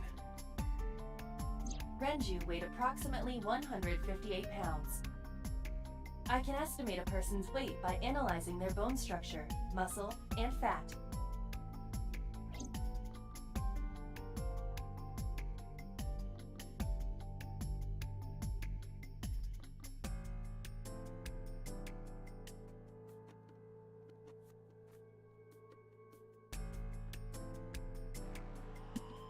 Iba, can you recall the time we discovered the corpse? Of course.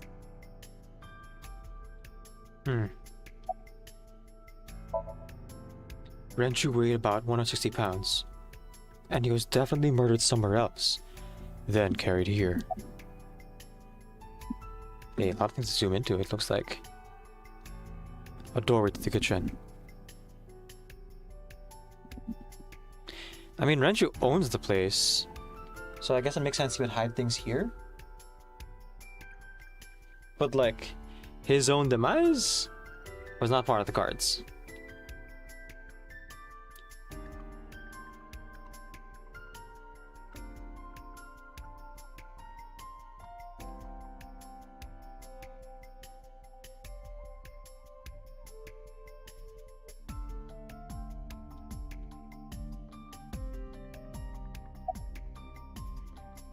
Oh, it's the zoom in thing, which I will leave for last.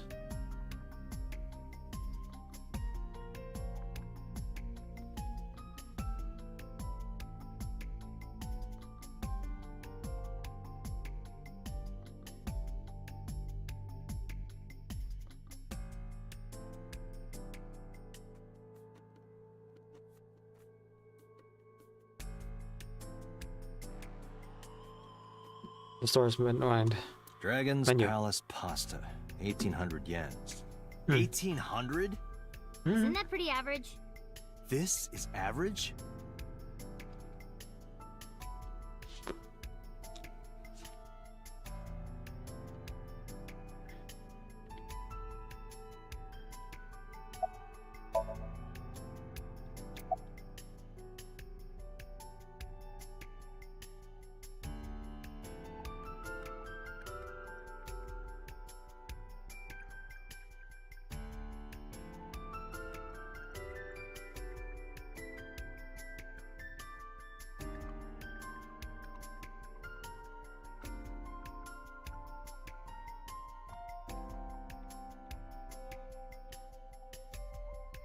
Anything else I'm missing? The officers guarding doorway. What's the status? Nothing special.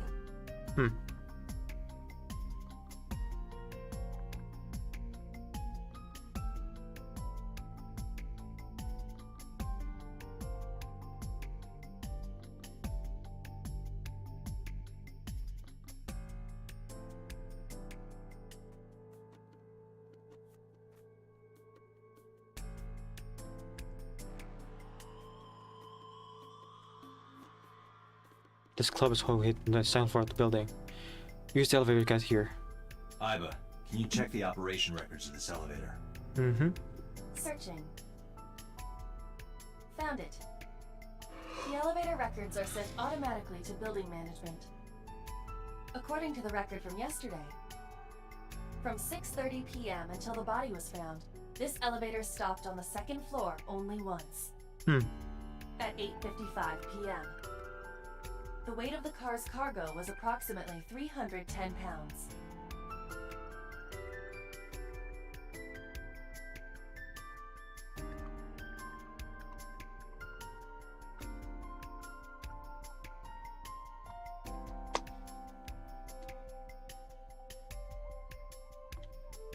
So the elevator only stopped on the second floor once last night. 8:55 p.m. and with about 310 pounds inside.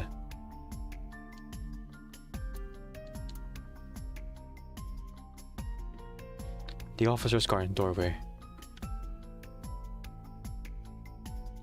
Iba, did you get anything from the surveillance camera? Probably not. Unfortunately, no. All of the recordings from local surveillance equipment have been erased. What about backups? There are none. Nothing was uploaded to the cloud either. Then why do it? So there's no footage of the incident.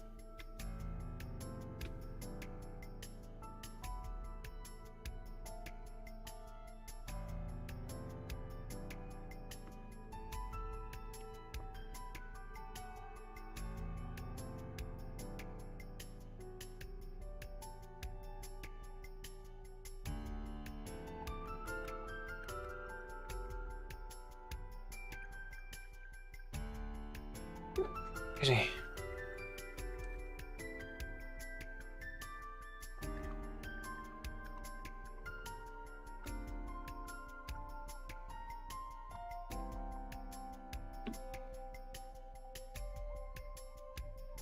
A big anchor.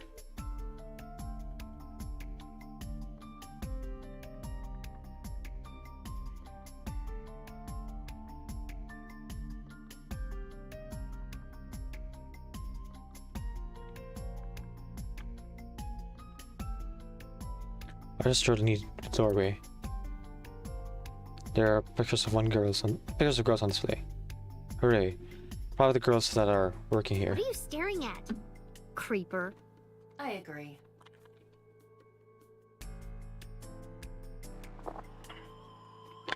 Hush now, Mizuki. That's how detective work works. Pictures of maids on display.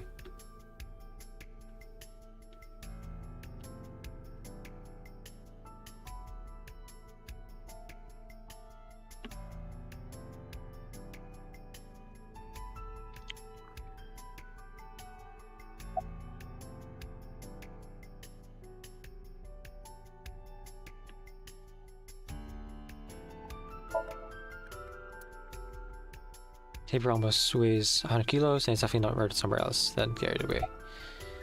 I see.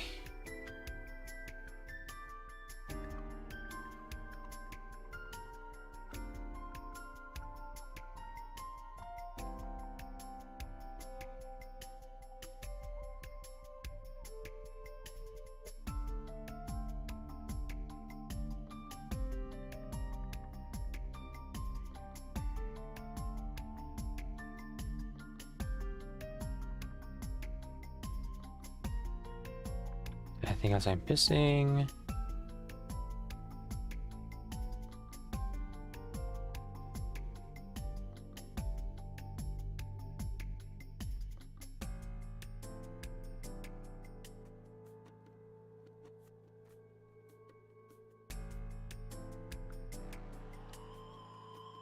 Okay, I think that's about everything. And it's time to talk to the old man here.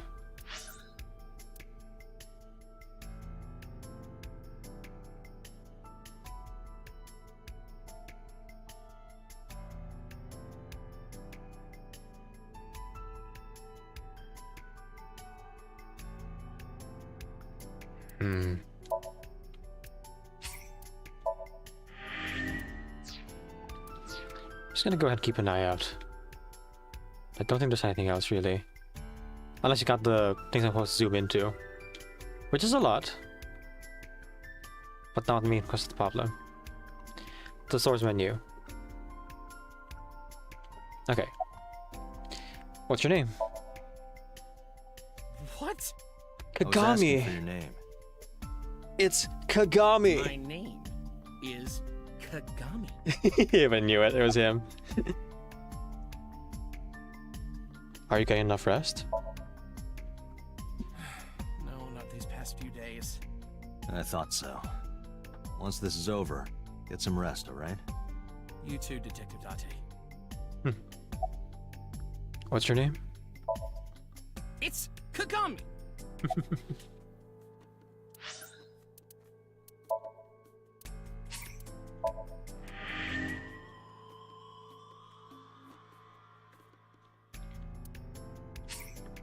And saving.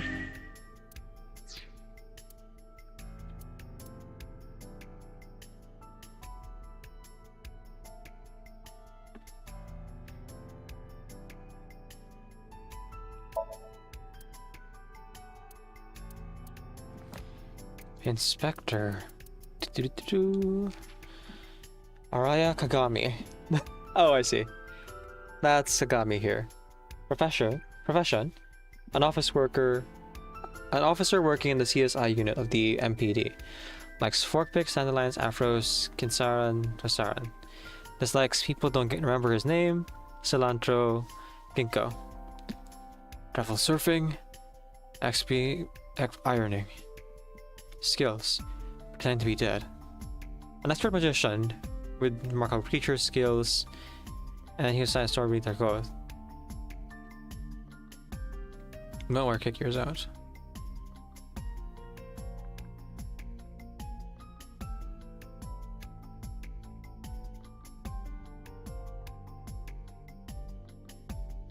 An expert inspector with remarkable skills.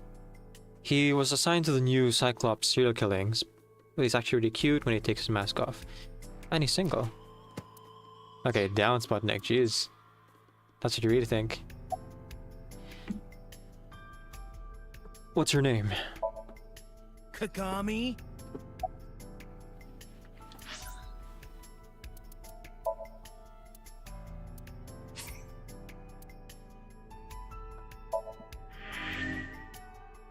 Nope.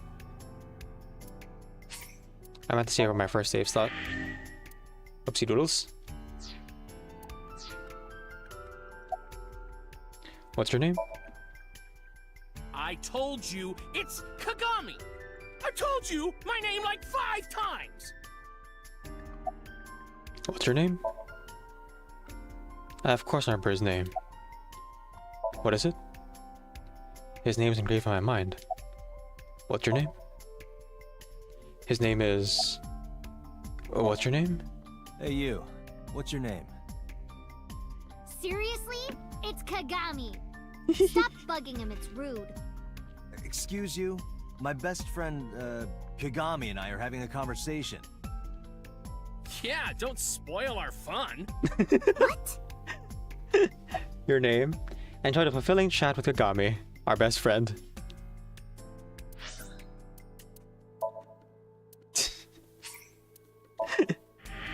Can't believe that's actually what happened.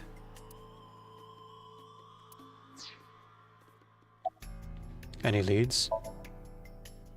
No, we didn't find anything today.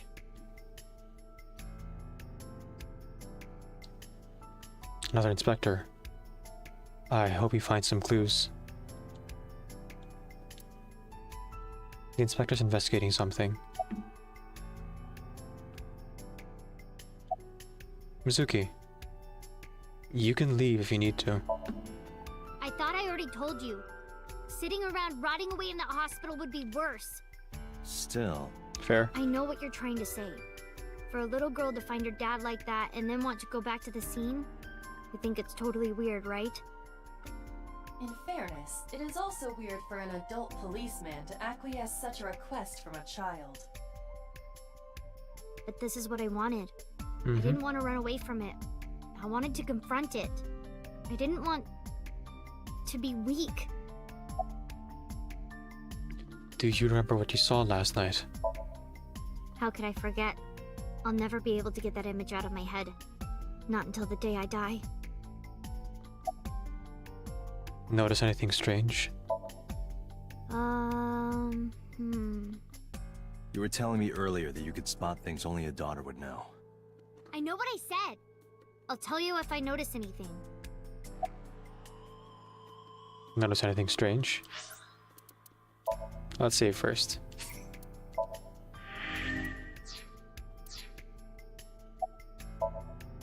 Did you hear me? I said I'll tell you if I see anything. Notice anything strange? Jeez, you're pushy. Pushy men are seen as desperate. This is why no one likes you. Besides, Date? Hmm? Never mind. Just do your investigation or whatever. What was she gonna say? Now is not the time to worry about such things. Alright. Taking note of that, though. Mizuki's looking at that spot where we found Renju. Hey, are you doing okay? Oh, sorry. Just staring. If you're having a hard time, you can tell me. I'm fine. It's not like the body is lying here. Are you really okay? Yeah, I am. Don't you have an investigation to do? Or are you stalling? I'm stalling. I'm actually trying to exhaust all the dialogue here in this room before I actually move on with the plot. Mizuki acts tough, but deep inside,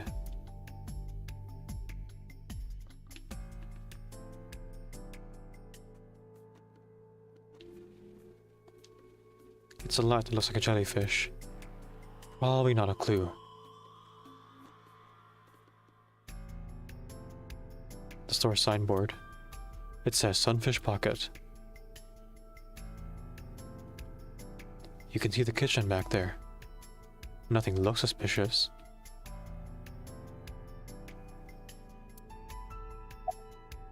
Alright, let's start. I hear check inside the drum. Oh, immediately find a clue. Oh, it's the watch that Pewter gave Renju here. What? There's something inside.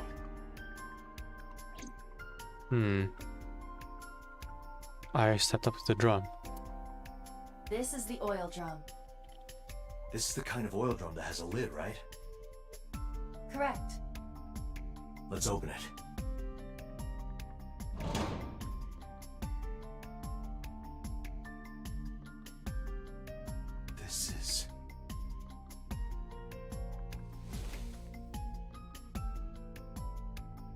This is the wristwatch Renju always wore. Mm-hmm. No doubt about it. But how did this get here?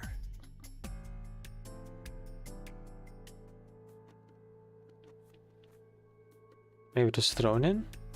When you guys struggling or something? It has 200-liter capacity and weighs 44 pounds empty. This is kind of oil drum that has a lid. Renju's wristwatch was all inside the oil drum.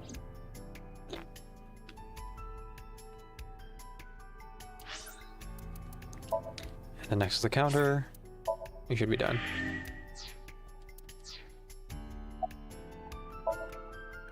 Renju weighed about 160 pounds, and he was definitely murdered somewhere else than carried here.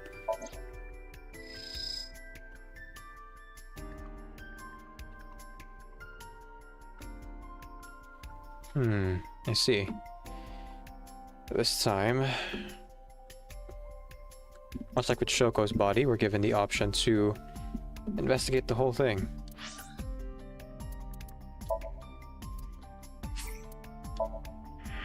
However, though, with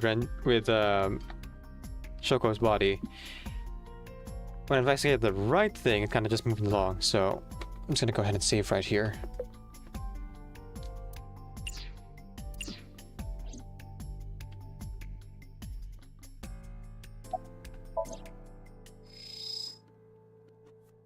The time of discovery was 10:20 p.m.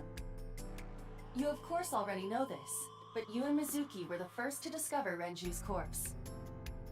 The body was hanged from the ceiling, similar to how a fish would be. A thick hook was embedded in the upper jaw, and the wires connecting to the hook were strung up on one of the ceiling beams. There What was about also the a hook neck on wound? the other end of each wire. The 3 beer kegs were attached to these hooks. We have found no fingerprints.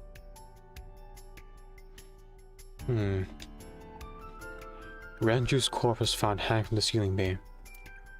Over the counter.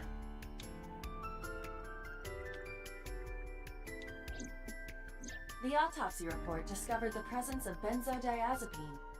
Sleep medicine? It is a common sedative. The dosage found in the victim's bloodstream was extremely high. It is sleep medicine. It can be assumed that Renju's cognitive functions were heavily impaired before his death.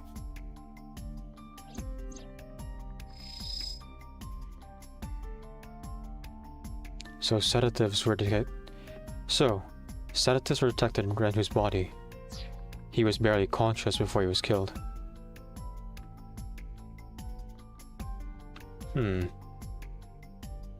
Very, very interesting.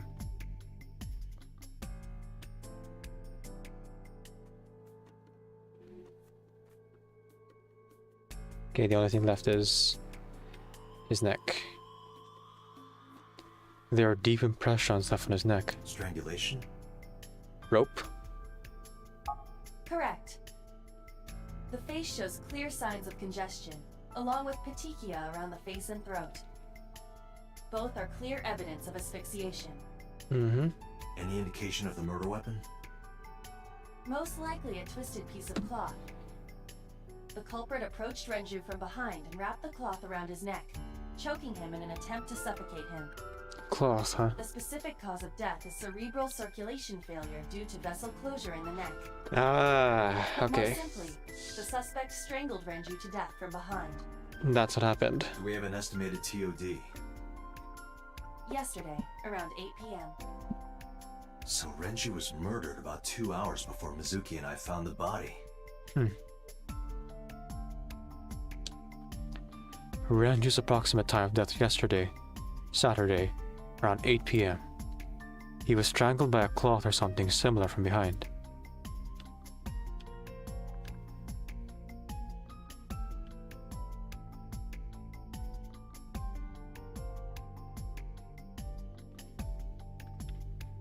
Nope.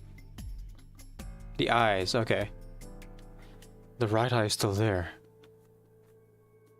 The left eye has been pulled out. This case bears similarity to Shoko's. The left eyeball was removed while the victim was still alive.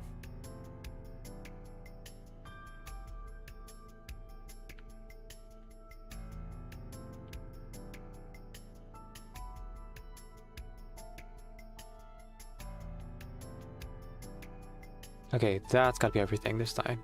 Oh, left eye. Duh. Renju and Shoko both had their left eye taken before they were killed.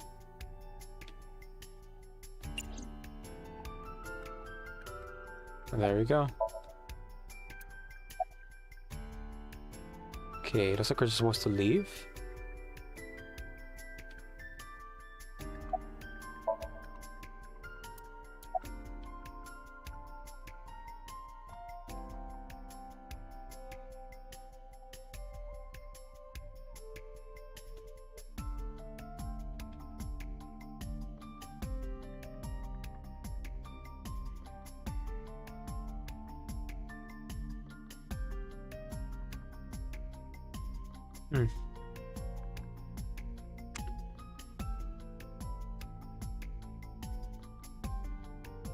Oh, these buckets. Beer keg.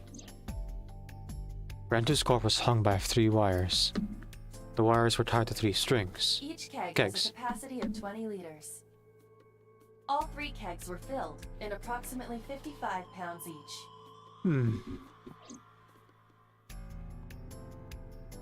Enough for a small I think child. we've checked everything we need to. I agree. We should compile our evidence and inferences. Mizuki, you ready to leave? What? But we aren't done investigating. No, we're done. What do you mean? There are still people I want to talk to. Like 3 beer kegs on the floor. Each can hold 20 liters and weigh 55 pounds in filled water.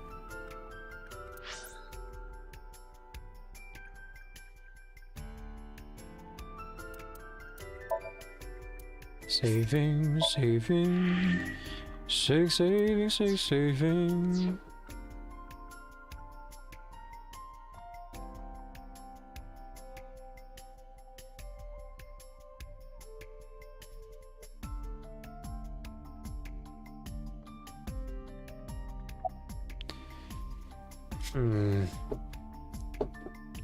You gonna talk to Oda? Yeah. Oda is in here all the time. He might know something. I'll call him.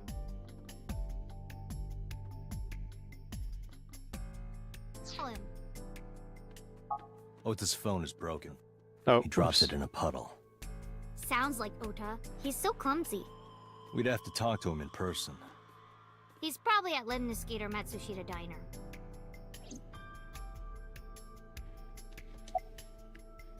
You want to talk to Iris? Yeah. Daddy owned Lemniscate and Iris works for them. She used to work here too. So she might know something. Mm-hmm. I'll call her. Mizuki tried calling Iris, but there was no answer. But there was no answer. Have any idea where she might be? I don't know. Iris is into a lot of things.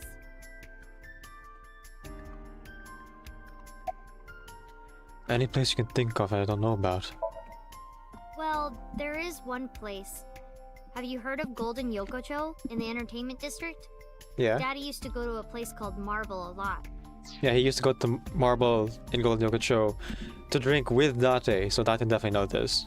Maybe they know something about him. Mizuki's looking this way. Let's head out. Lemniscate, Matsushita Diner, and Marble. Let's head out. Okay.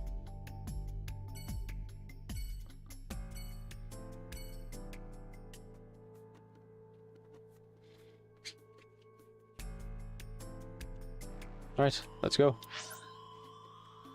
Let's start with Matsushita Diner with Ota.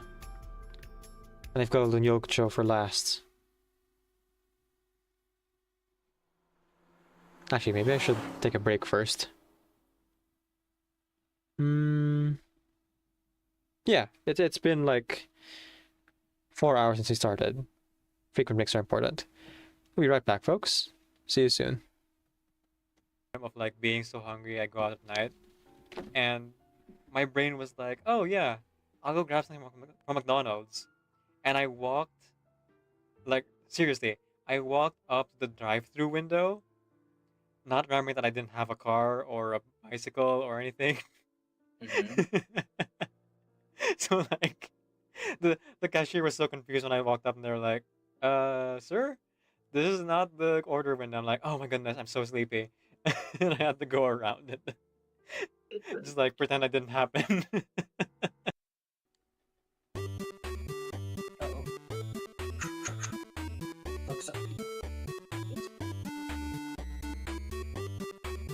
We could always just go into one big stack if the person with the key escapes. That's what I thought we were doing.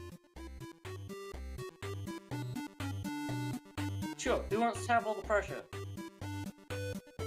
Yes, decaf. Oh, you gotta move slightly so we can Okay, here it is. My big moment. Everyone's counting on me. Focus, focus. This is for you, Dad. I love you. Here we go. Whoops. Sorry. Missed us a little bit. Yeah, it's a fake world. But that means I can create my own world too. A world without unemployment, without poverty, without hunger, without cold, where everyone has enough food in their bellies and a warm, soft bed at night.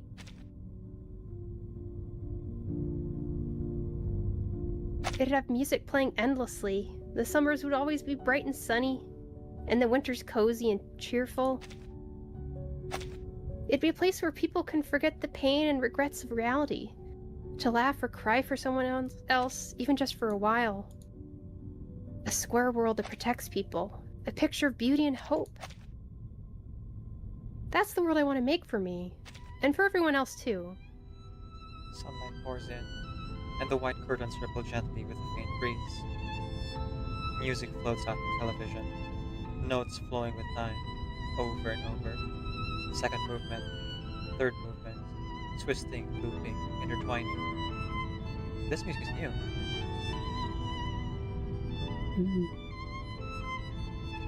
She lies still on her back, trying to hold on to her dream. But it fades from her mind like sand slipping through her fingers. Why did I remember something from so long ago? Tom died on a winter's day, years ago. His father, laid off and unemployed, had clung on to him as he perished beside a cold stove. Bet he'd forgotten his face until last night.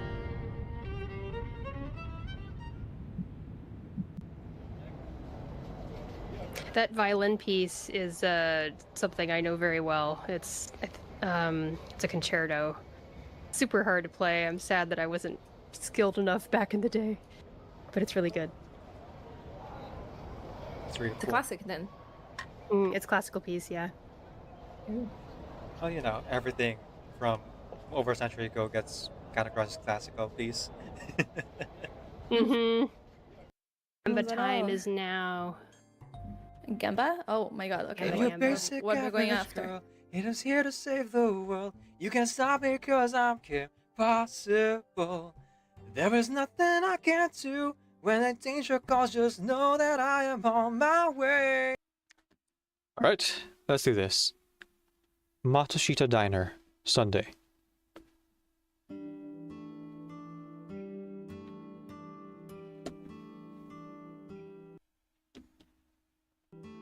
Hello, welcome. You're Mizuki, right? Otis' friend? Yep. And you... Oh, I suppose I should introduce myself more formally. At least something a little more than flashing your badge. My name is Kaname Date. Mr. Date. What can I help you with? Okay. So now we're getting to talk to Mayumi.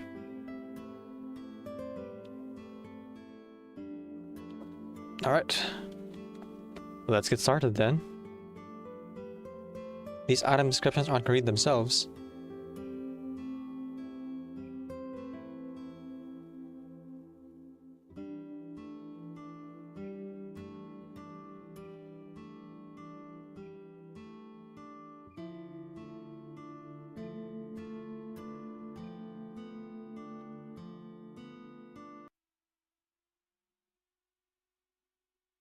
One moment.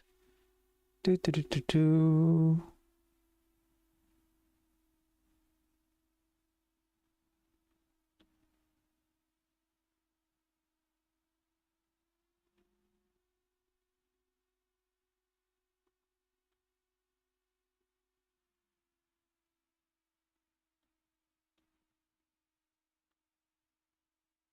All right. Here we go.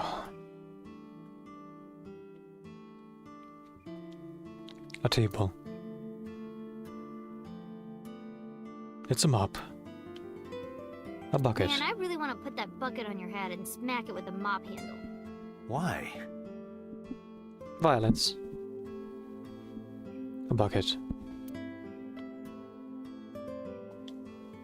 A round chair. It looks like a chocolate button with legs. It looks like a chair. Has some imagination, Date. It seems like Mizuki is more or less taking things well.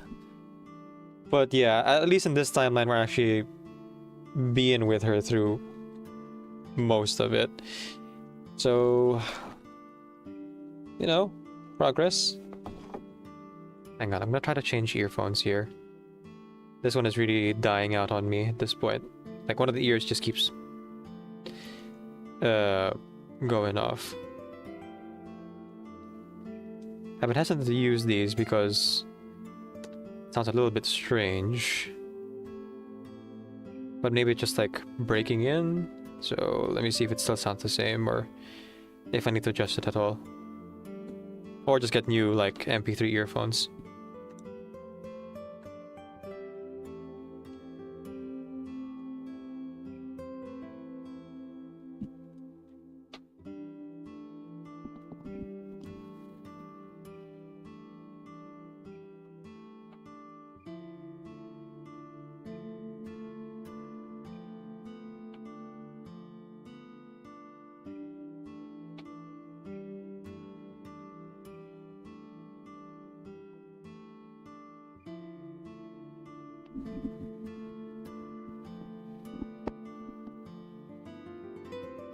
Oh yeah, that does sound very strange. It's kind of echoey in a weird way.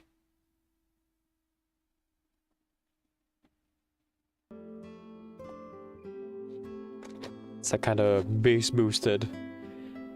I mean, it kind of works, but also...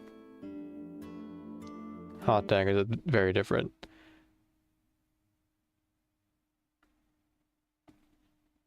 Oh well, maybe I'll get used to it. It's really more of a me problem anyway. Okay. It's a round chair. A stool. Beer cases. I started a joke. Yeah, it's kind of echoey in my ears.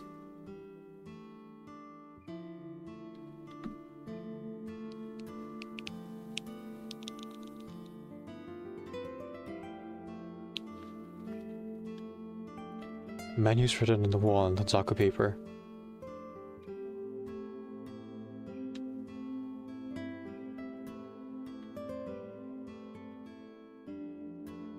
There's a menu on the Kuroda table. Kazuaki's shin meat pickled in miso. What is wrong with this restaurant? Another mention of Kuroda Kazuaki again. Disposable chopsticks. Kid seat. Oh look, there's chairs for you, Mizuki. Oh look, I'm gonna break your ribs. She probably could too, with knowing her strength. A kid's chair.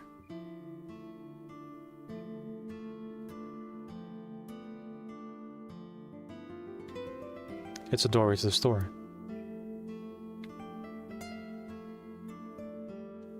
It's a clock. Hands off those hands. Just kidding.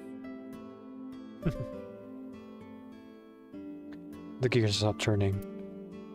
Not unlike Mayumi.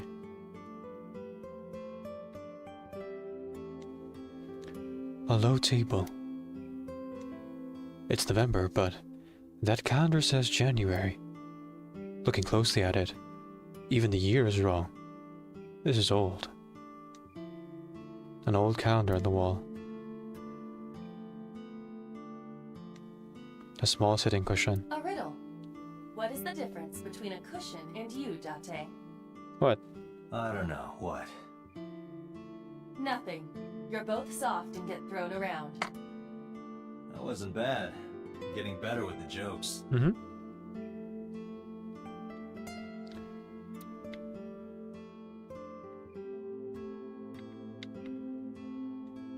A window. Lucky cat. Yesterday, Aiba was saying that if you meow in front of a lucky cat, you'll have good fortune. I wonder if that's true.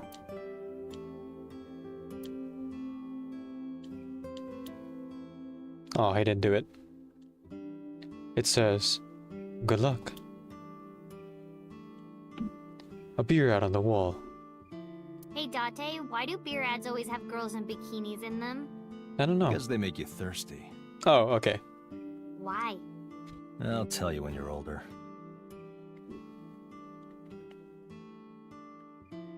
A beer out on the wall.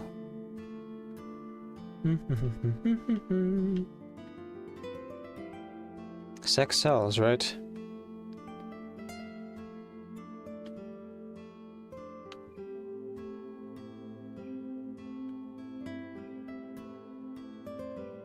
The counter. A swinging door. A singing door. A swinging door.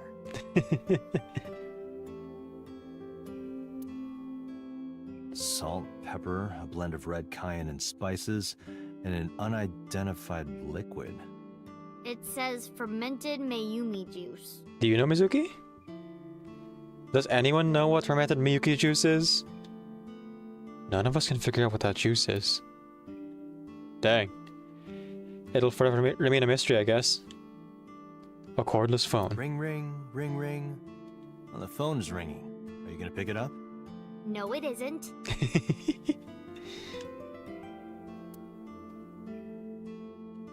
The dad jokes work really well when his daughter is here, you know?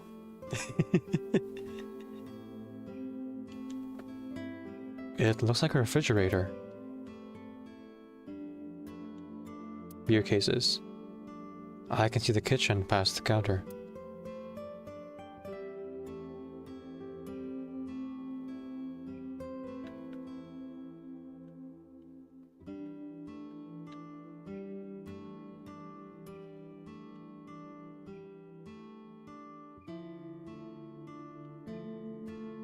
Oh, it's Nasabo from that band Magnaspiel. Dang. I have no idea who that is. I say dang not because it's a recognizable name, but because dang, Mizuki actually recognized one of these names. Some celebrity's autograph. Alright, that's everything, I think. Let's start with Mizuki, then talk to Mayumi here. Have you been here before? Yeah, I am friends with Oda. I've been here a few times. Mizuki's standing next to me.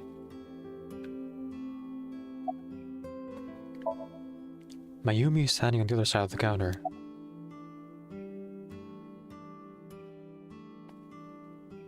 Any recommendations? Oh, everything here is delicious. But my personal favorite is our omelet rice. Yeah, pretty good. Did you want to eat here? No, I don't have much of an appetite. How's your stomach? Same. I don't think I can eat right now. Understandable. Is Oda here? He went out early this morning. I don't know where. I see. Dang, just missed him. I took my business card out of my pocket and handed it to Mayumi. Sorry to be a bother, but when Ota comes back, can you tell him to contact me? Oh, well, sure. Thanks, ma'am. Okay, got it. Date, let's go somewhere else. Oh. Yeah, let's go.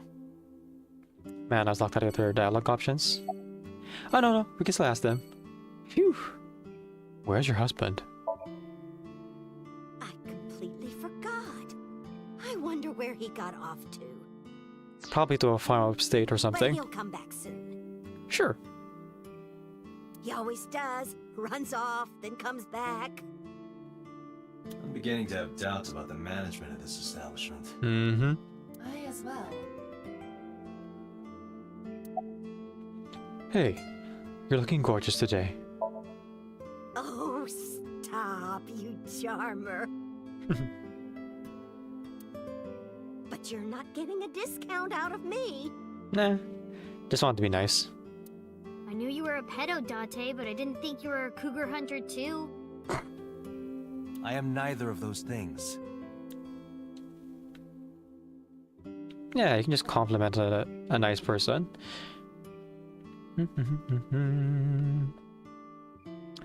Okay, let's get out of here. Lemniscate. Maybe Oto's over here and we can talk to him.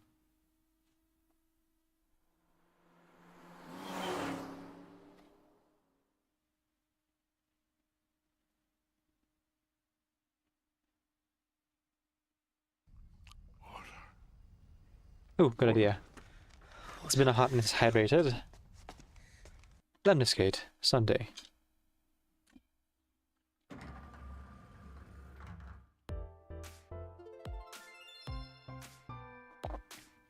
Oh, what? Hey there, handsome. Oh boy. Excuse me? I am the price, Date. I'm not even right now. Hold on, give me just one sec. Mizuki, do you know this guy? Yeah. Can you introduce me, please? She is surprisingly unprofessional for a receptionist. Come on, it's just not so bad. Date. Could you contain yourself for 5 minutes, Date?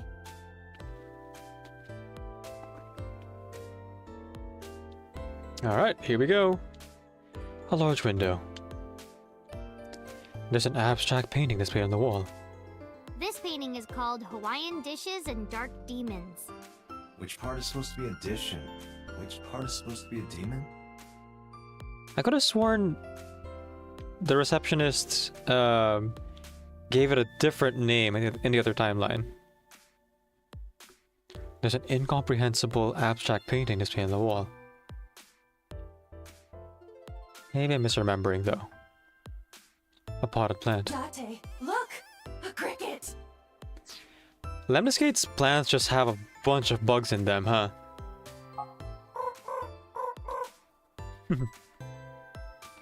I have a strange fascination with insects.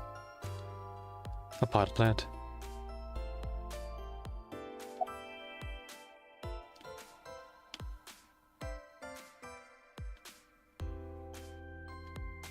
The company's logo. Lemniscate. A reception desk.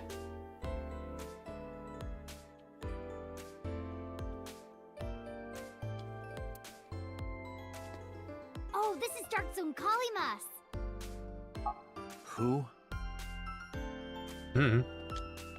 Apparently, this is Dark Sun Kalimas. A door. There's probably an office back there.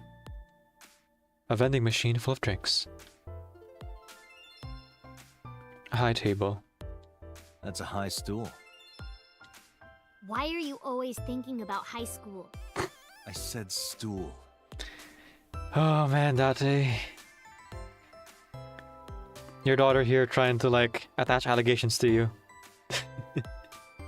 Be careful of that. High stools are placed around the table. Lots of magazines in that rack. Featured, how to draw cute anime girls. I think I'll give that a look.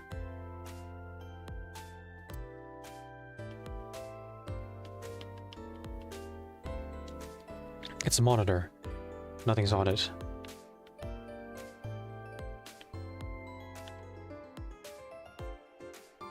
A sofa.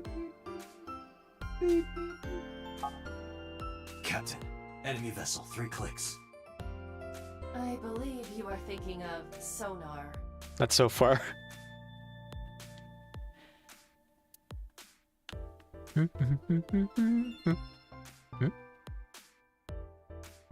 There's a low table in front of the sofa. Okay. That's everything.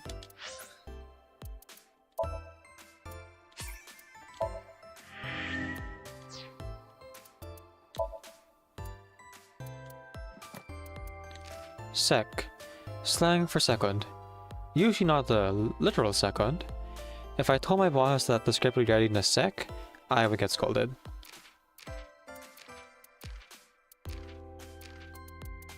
I cannot even. A slang phrase that intentionally excludes the verb. Usually used to express bewilderment or stress.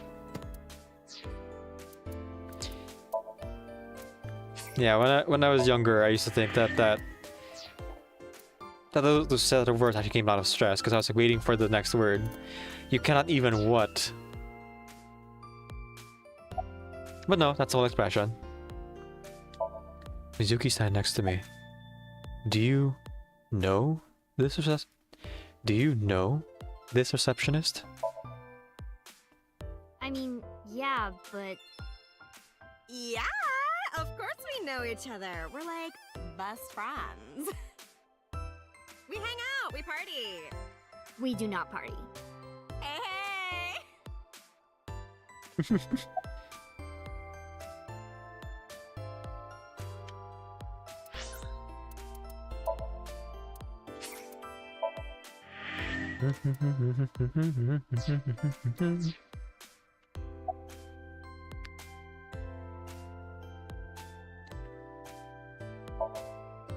There's a receptionist sitting behind the desk. Have you seen Iris? Iris? You mean Ace? Yeah. She's recording a podcast in the underground studio. Makes sense. Oh, that's why she didn't pick up the phone. If you need her right away, I can try contacting her. No, it's fine. This can wait until she's done. For sure. What? For sure?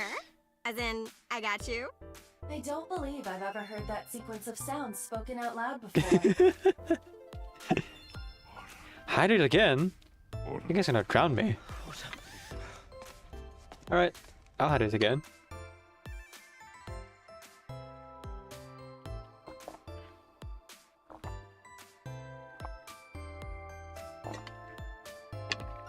What's gonna happen to the office?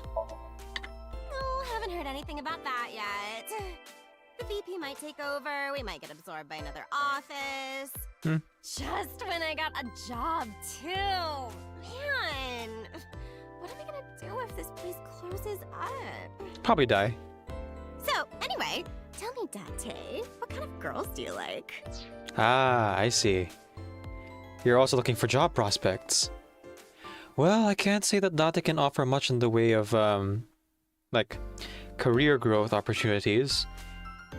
I'm not sure he even has an in the police academy, but hey, you know, do whatever you can to make it in the world, right?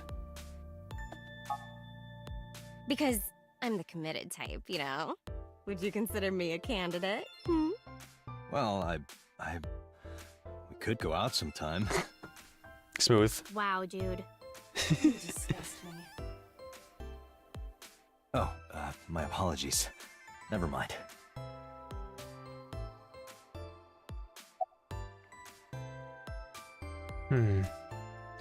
Things have been pretty serious around here lately. Yeah, totally. You never think about, like, my boss getting murdered, you know? Mm-hmm. Like, what are even the chances? That's like the odds of hitting the lotto. Wait. This isn't a good thing, you know? But I was kind of lucky, in a weird way. No? Some of my old friends hit me up asking about it, you know? Feels like we're old alumni or something. She certainly found the bright side of this situation. Oh well. Always look on the bright side of life. Who hired this woman? The most likely scenario is that the final decision was made by the head of the company. Ah. Renju.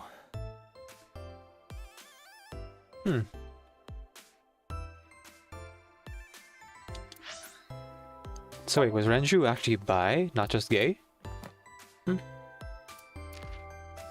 Fair enough. We party. In Japan, a youth subculture exists known as paripi, a portmanteau of party people, typically describing young women and men who frequent dance clubs and parties. The paripi subculture also features its own distinguishing slang. I'm getting so many appendix entries just from this one woman.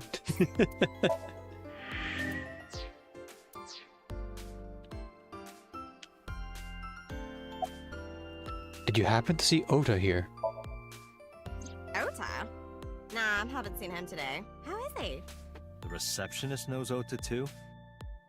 Ota happens to be the kind of otaku who actually has social skills. Oh, he's like me.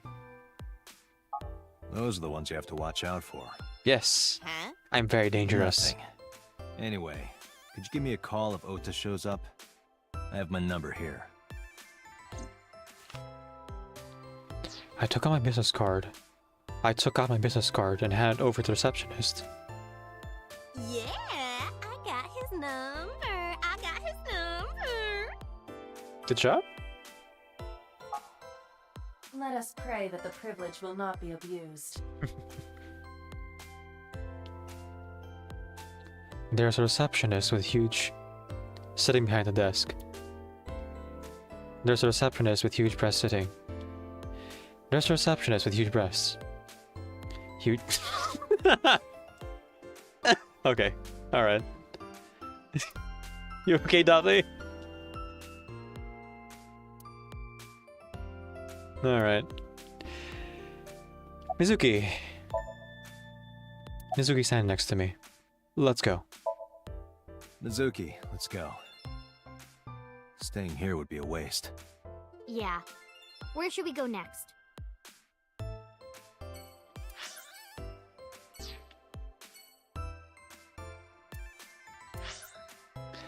Let's go to Golden Yokocho and see Mama.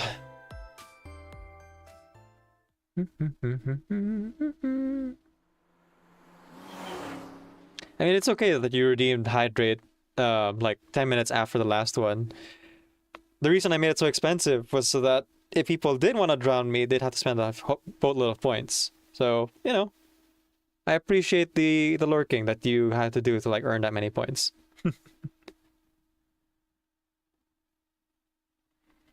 Golden Yokocho, Sunday. Oh, it's the morning. Is this it? Yeah. You know about this place? Yeah. This is where I met Renju for the first time. Interesting. Didn't think this was your kind of spot. This place is special. Mhm. You can find all sorts of shady characters here. It's the best place for gathering information about a case. So that's why. That is only a partial truth. Shut up. It's good for drinks, I guess. Let's head inside.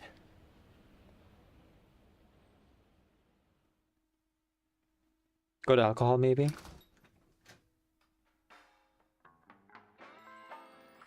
Where is everyone? It's been like this for a while. Not many people come here anymore. Also, is it at the middle of the morning? So, like, I'd imagine it'd be more busy at night. Mama should be here soon, though. Okay.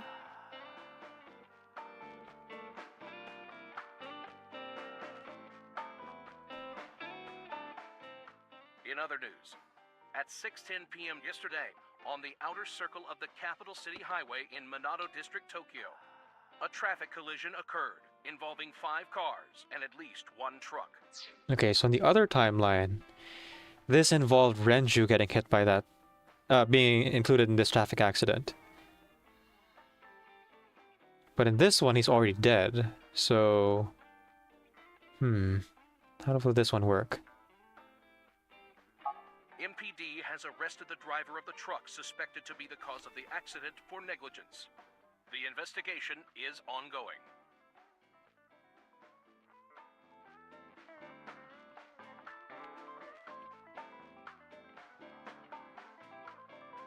It's a menu. It has writing on the back. I swear, the amount of deja vu I'm feeling, and yet we're still getting new information each time is pretty damn incredible. Instead of being here with Iris, we're in Marble with Mizuki here. And I guess in the other version, we were also like by ourselves for the first time. There's a table in front of the sofa. That's how we learned about the watch being owned by Pewter, being gifted to Renju by his lover, and then later learned that it's actually Pewter who gifted it to him. So point 2 and 2 together. The specials are written on the chalkboard. Slippers in tomato soup. Huh? I'm interested.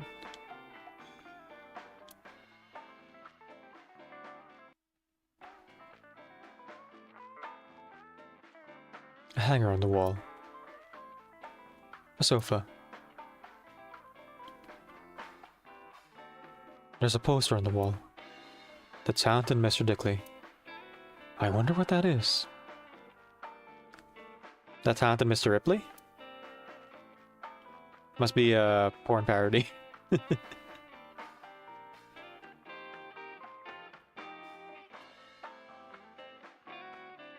You know how there's like a sex toy story and things like that. The bar counter. A picture on the wall. It's a little odd. There are bottles lined up on the counter. Let's count them. 9. 9 bottles. There are 9 bottles on the counter. Just kidding. There's 18. That's how many there are. Let's count carefully. There are 18 bottles lined up on the counter. Oh, because 9 over here and then 9 over here. And they essentially just like copy-pasted it, but with a different angle. You know that's in the same, what do you call this, arrangement. A refrigerator. Hey, Mizuki. You mind cleaning some of your stuff out of the fridge at home? Not gonna happen. She has stuff in the fridge? Dang. Refrigerator. Which reminds me, after the stream ends today, I should go eat something. Man, I could use a drink. No, you're driving. Mm-hmm. With a child on board. Indeed I can. But I refuse. Ah, okay. Cool. Why? Nothing good comes of you being drunk.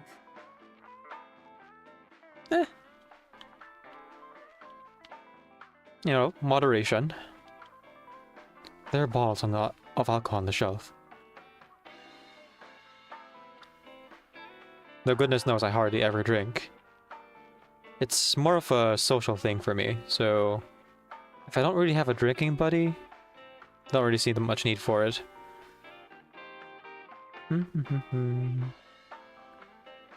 Plus, you know, alcohol is expensive. A beer tap. I don't want to get drunk. I just want to be sobriety impaired. Allow me to ruin your stupid joke before you say it. Okay. It's not stupid. Alright. I was gonna say it kind of sounded like she was making an impression of Date. Yep, it was. A beer tap.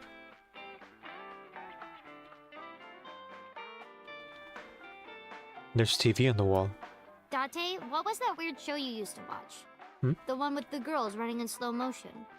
Oh. What was so good about it? Everything. What was it? Jersey Shore, I think? No, it's Baywatch. Baywatch. That's the reference. There's a TV on the wall. Although a couple years later I learned that Baywatch wasn't just that. Apparently Baywatch is like a whole procedural crime drama. But in the soap opera style, so not a lot of crimes get solved all that effectively. And yes, there is a lot of slow motion running on the beach in swimsuits.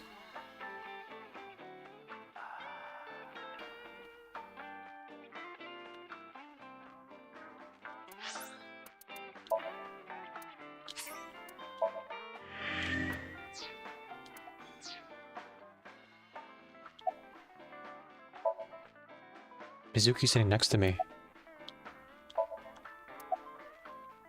It's been a long time since we did. It's been a long time since we did this. Did what? Sat at a table together like this. We haven't eaten dinner together in a while. After I finish working on this case, we should do it again. Why? Because of what happened to my mom and daddy? I don't need that. Sure you don't. Date, this is where you need to take a stronger role as her guardian.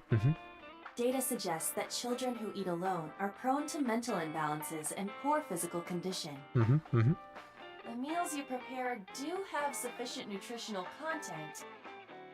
However, you need to make sure that Mizuki is eating all of it. Otherwise, your effort is wasted. Good advice, Aiba. Good advice. Mizuki, we should at least have one meal together. I told you I don't want to. Why not? Because... I don't like how you hold chopsticks. It makes me sick. Looking for excuses. Really now. People have always told me that I have good technique. Some even say it's beautiful. It's disgusting. Too clean. Clean? Besides, there's no point in eating together. Why is that? Because you don't talk when you're eating. I don't like sitting in silence. That's the reason. Oh, we don't have to be quiet. It's fine, I don't like hearing you talk either. Okay. I believe she has entered her teenage rebellion phase a year early. Oh boy. This is gonna be rough. Well,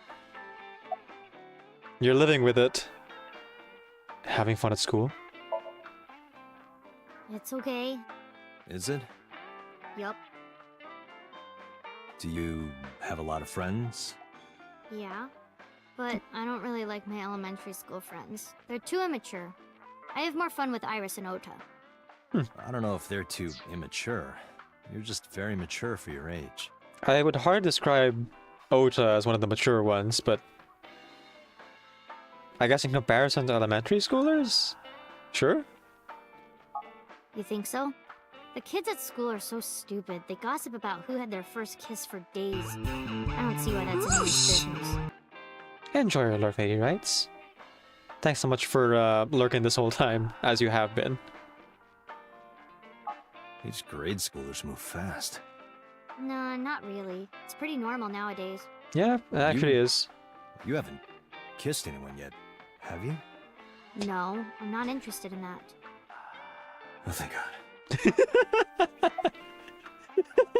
The relief. Sure, Date. You're just taking care of her as your roommate, and not as a child. Mm-hmm. Are you tired? No. And what do you mean by that? Nothing. Just let me know when you're tired. You can go home anytime you want. You aren't really worried about me, you just think I'm annoying, right? Don't beat around the bush, just say it. But you know what? It wouldn't matter anyway, because I'm not going home. About Renju. Hey, Date. What did you and Daddy used to talk about when you were here? I don't remember a lot of it. I was usually drinking pretty hard. That makes sense. Don't worry, I have everything recorded. Oh, of course she does. In fact, the conversation about you taking care of Mizuki took place here, at Marble. Really? The topic was brought up several times afterward, but the first time was here. I've actually been kind of wondering about that. Well, we know that Mizuki's mom Shoko was pretty abusive. Renju, from what we've seen of him, seems to be on the... Well, not the greatest parent, but not the worst one either. He reaches out and like takes care of Hitomi and Iris. And he did like have Date take care of Mizuki. He does seem to have a complicated past though of you know, being formerly part of a gang that did some questionable things. Is it because of his trauma that he feels he can't take care of his own daughter, or was he also like Shoko, unfit to be a parent? Well, let's find out maybe.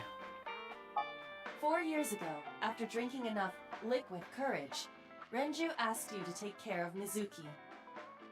At the time, Renju was recently divorced, buried in work at Lemniscate, and mentally unstable. Okay, there it is. It was a display of excellent judgment. It was a good thing that he managed to swallow his pride. You think so?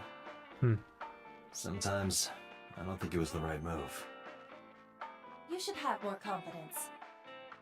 I guarantee you that it was the best decision. Let's hope so.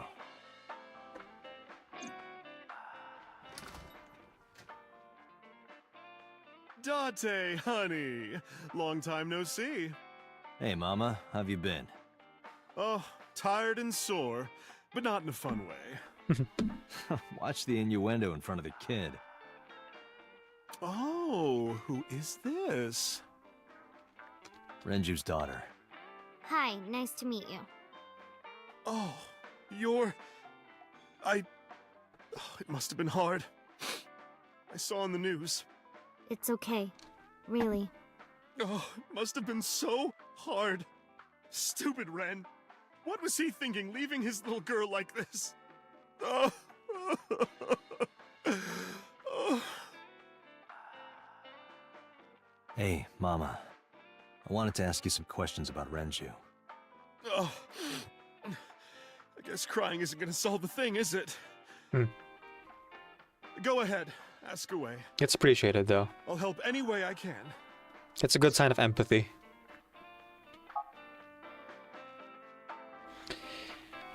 Alright. Oh, look at that.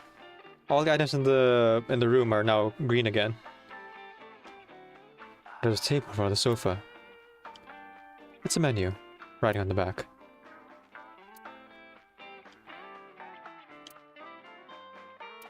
Fried slipper with herbs.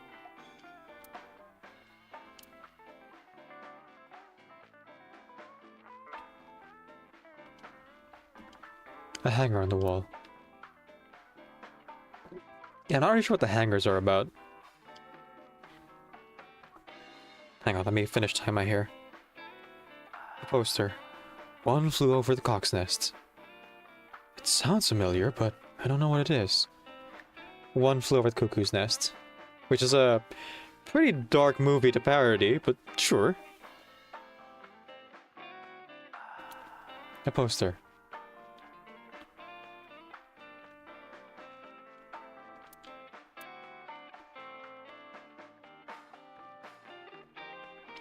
There are balls set up on the counter.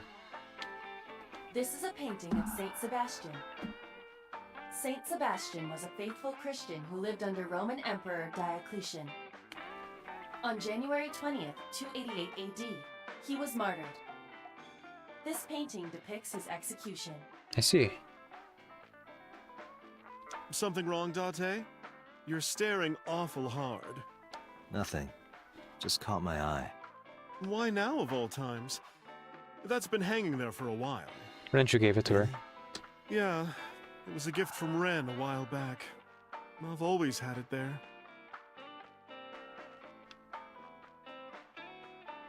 A painting of Saint Sebastian. Apparently, it was a gift from Renju. Oh, Mama. What are you doing back there?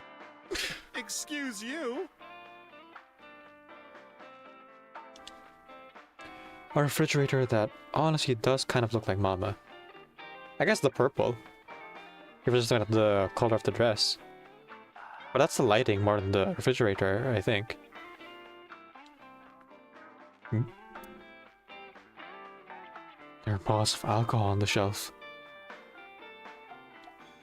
It's a menu. It has writing on the back. The bar counter.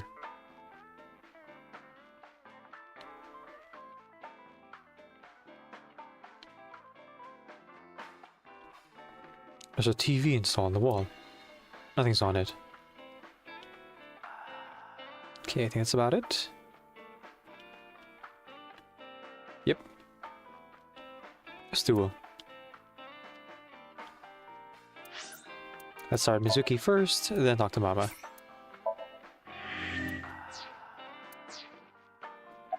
Hey Mizuki. Is this... Oh. Mizuki's curling up a little. Maybe she's intimidated by Mama. Are you scared of Mama? Not really. Oh, don't worry, honey. I don't bite. I'm only aggressive when it comes to men 20 through 65. Huh? That's Good range. A pretty wide range. Gotta widen my net for a catch like you, Date, honey. Aww. I think I'll ignore that one. I think I'll ignore it as well. Yeah, she's giving you a compliment. Oh, flyer. Where was the flyer? There's a flyer on the wall. Is this your first time at a place like this? Yeah, I mean, at some fish pocket they served alcohol, but I've never been to a bar like this. Well, I would hope not. You're in elementary school. Mm-hmm. Well, Daddy invited me along sometimes, but I was too shy to go. Good call. Sounds about right. I was planning on going one day, when I was old enough to drink. I wanted to go to a bar with Daddy. Oh. Whip. About Mama. I heard that shady characters hang out here. So who are you and how do you fit in?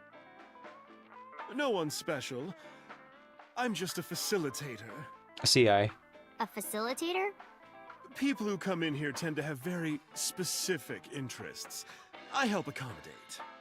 Oh, okay. Mama's like, an informant. That's right. And I won't charge you this time. Just promise to get the bastards who did this to Ren for me. Right. This is for Renju. I promise.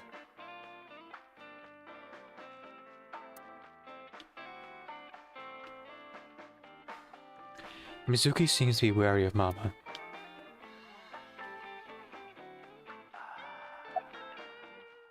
How's business? Not bad. Hey, that's good. I want you to keep this place open as long as you can. It makes me feel sad and old when a place I used to visit closes down. Mm-hmm. Well, then you should visit more often. I could hook you up in more ways than one. Just the one way is fine, thanks. Food instead of alcohol would be nice. Or both. Yeah, both is good. Was Renju regular here? I haven't seen him for a while. I thought I was going to shrivel up and die of boredom without you boys around. Shrivel up? You look like a purple water balloon. That's right. Care to give me a poke? I'll pass, thanks. Mama's polishing an old dried bonito. Mama's polishing a dried bonito fish. It's part of her daily routine. Come to think of it, I have no idea why. I think I'll ask her one day, when the time is right.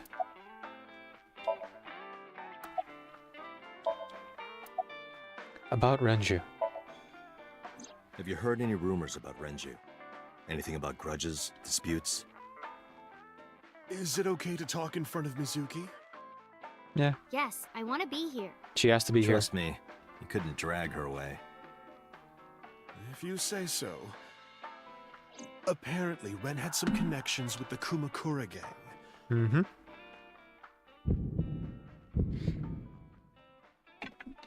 A gang? Ooh. Yeah, real rough customers. This is their turf. There's the headaches again. Okay, so something about the Kumakuras and the brother who used to be the head of the Kumakuras like triggers our headaches, and whatever medicine we're taking that Aiba has us on is related to those headaches. So Daddy was involved with gangsters. Mizuki, that company Shoko was running, were they also tied to the Kumakuras? I don't know. Probably.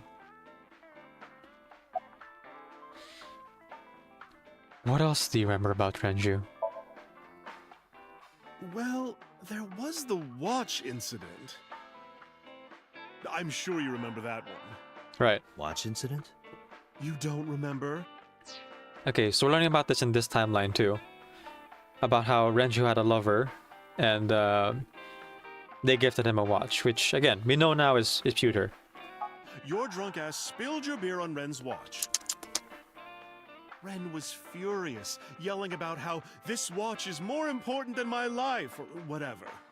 He blew up on you. That was the only time I've ever seen Ren that mad. That's why I remember it so well. Was it this watch? Evidence. I pulled out the watch I had in my pocket. It was the one I found in the oil drum at Sunfish Pocket. Yeah, that's it. Why do you have it? Was it at the scene? Ren was given that watch by his lover. It was an anniversary gift, I think. Lover?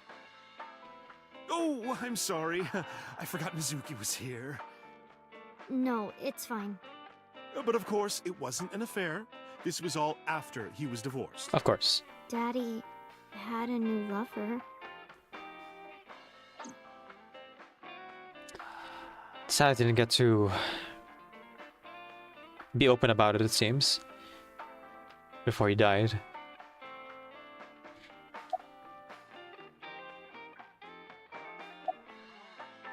Mizuki, I'm going to the bathroom.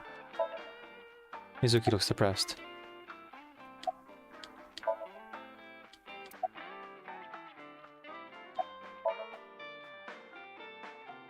The bathroom? Yeah. This place is small. The bathrooms are outside. Take care. I gave her a nod and a wave and left.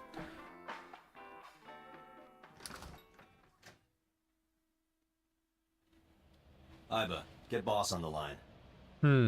Got it. Following up on the lead, are we? What's up? Mizuki is at a bar called Marble down in Golden Yokocho. Send someone over to pick her up. She's not at the hospital? Yeah, she snuck out. Yeah. I took her along while I was doing some work, but I can't take her any further. Understood. I'll send someone. Counting on you, boss. Are you going to leave Mizuki here? Yes. I can't take her into a Yakuza den. Oh, you're right. The Kamakuras. Yeah, no, that makes sense. Kamakura office, Sunday, 3:22 p.m.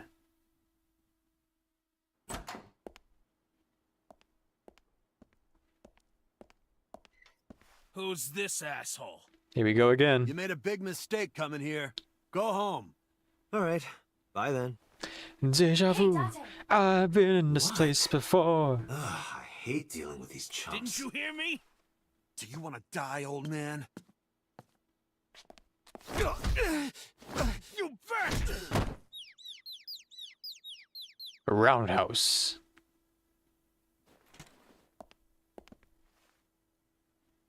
Sorry for the late introduction. I'm with the MPD. A cop, huh? So, you want to explain what the fuck a cop is doing in my office? I think we should exchange names before exchanging expletives. Oh, it's a Roadhouse. Name's Moma, the warhorse. Don't give a fuck what your name is. All right, Moma. I have a few things I want to ask you. What do you know about the new Cyclops serial killings? Shoko Nadami and Renju Okiura had their left eye pulled out and were murdered. And I think you know something about it. Saw it on the news. But we had nothing to do with it. Even if we did, we wouldn't spill to no cops. Alrighty then. Just gonna take a look around, don't mind me. Hey, Iva, look. A flying squirrel taking a nap. It is clearly a tiger. That's like a rug. There's a locker near the window. Some kind of permit. The company philosophy on the wall. If you accidentally enter a bar instead of a restaurant, don't feel obligated to order a drink. Even if the bartender gives you that order a damn drink look. That's quite the motto. The company philosophy on the wall. A company philosophy is like a summary of the ideals and goals of that company. So where are we in the time chart now? The flow chart. Dang, we're still here? Okay. I guess Heat Bicycle were just like mini parts of one whole, so that's why I didn't feel like it moved along all that much.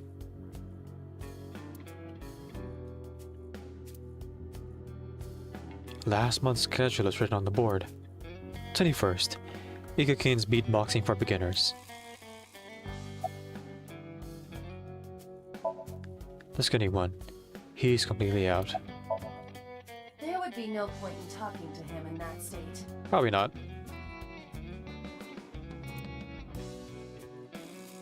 The entrance.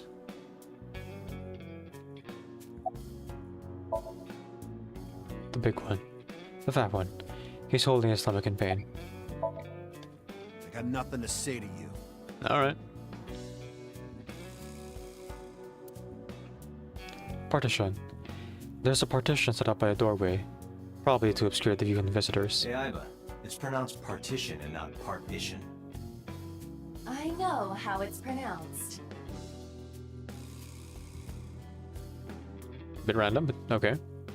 There's a partition set up by a doorway. It's a desk. It probably belongs to someone in the gang. There are a ton of things on top. A chair.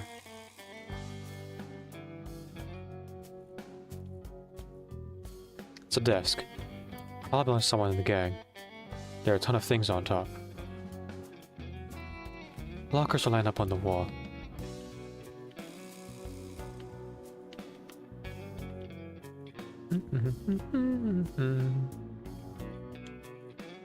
The door to the next room.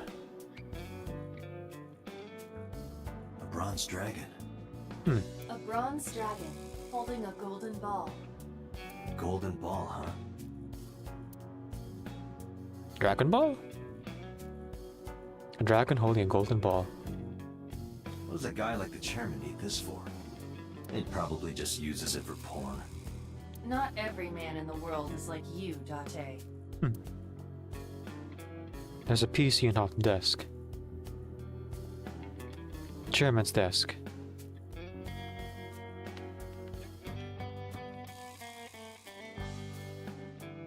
There's a telephone on the desk. It's kind of frightening seeing all these lanterns lined up. Scary lanterns. Scary lanterns. You don't have to repeat it. These are lanterns with Kumakura written on them. A Shinto shrine. The Kumakura crest.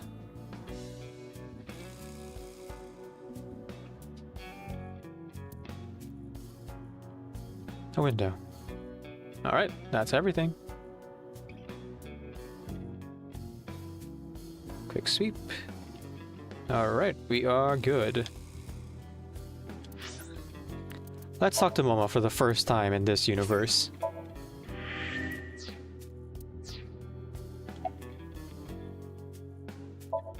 The man sitting in the chairman's seat is named Moma.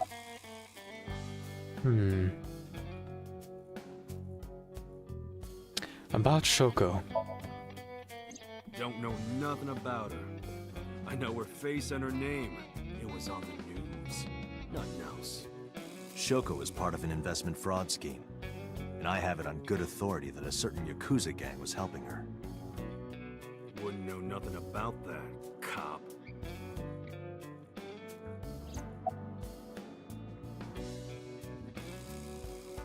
About Renju. I told you, I got nothing to say. You deaf or something? Where's the chairman? What?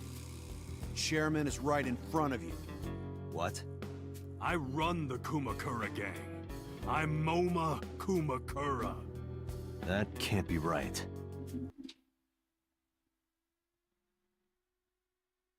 The chairman of the Kumakuras is Rohan. You aren't the chairman. Yo, asshole! You need a lesson in manners? Yep, there it is again. Date, wait. Rohan.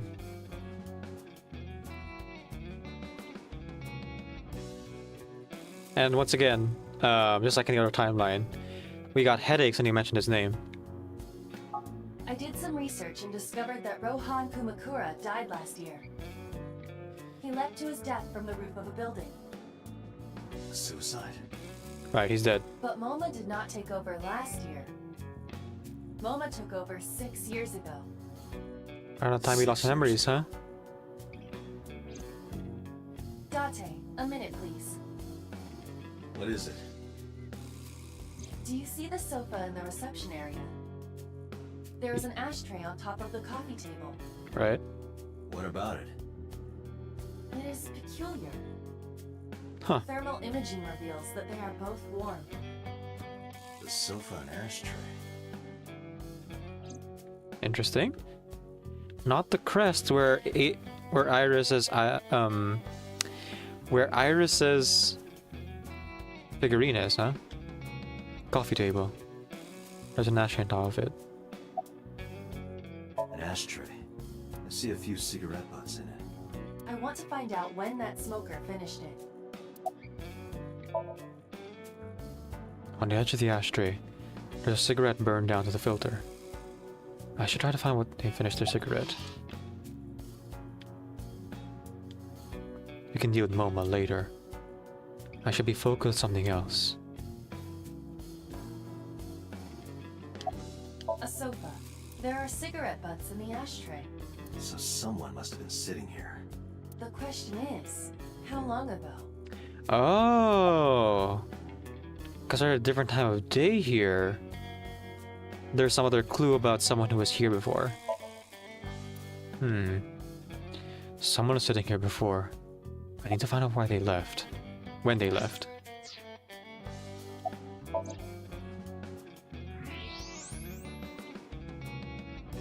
Part of the cushion is still red. Just as I thought.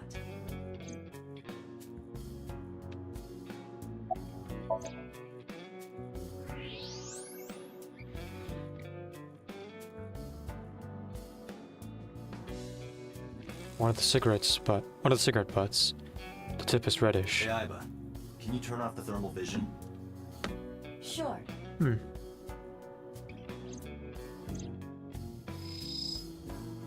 I see. The cigarette brand is Klein. Okay. Why is that relevant? Small details will come in useful later. Trust me. Taking note. Maybe their benefactor Sosajima? I don't see why he'd be here directly. Alright, let's interrogate Moma then.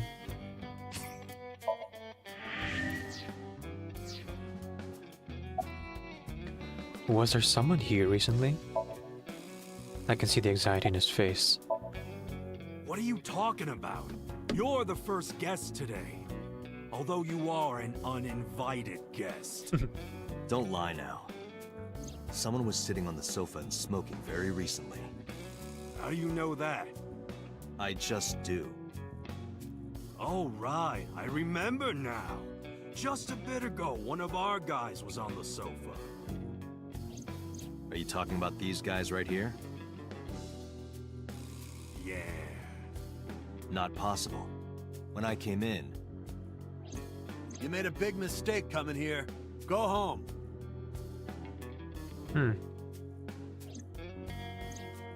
Who's this asshole? Oh, he remembers where they were sitting. Okay. Neither of them was on the sofa. And neither of them was smoking. They left. Who left? An insurance salesman. Right before you came in. I don't think so. I didn't pass by anyone on my way here. And I happen to know this office only has one entrance and one exit. Which means, whoever it is, they're still in this office somewhere. Ho ho ho. Let me check the back. Why you want to do that? I just wanted to say hello to our guest. I'm telling you, you're the only one here. Oh, then you won't mind me checking. Just get out of here, cop.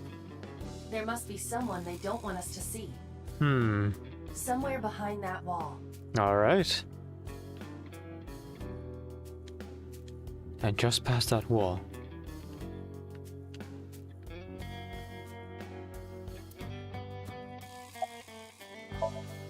The door in the next room.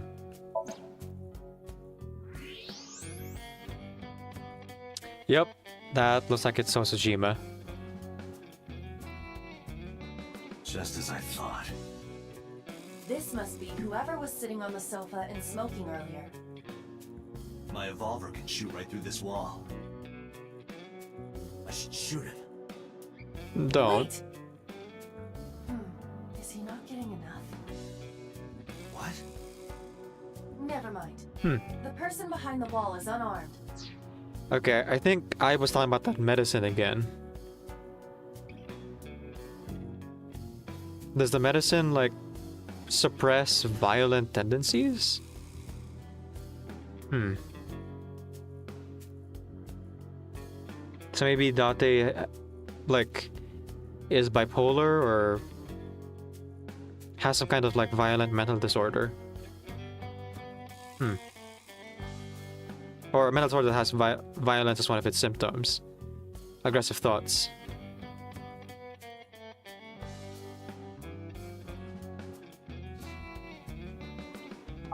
I cannot approve the use of evolver in this situation. Damn it.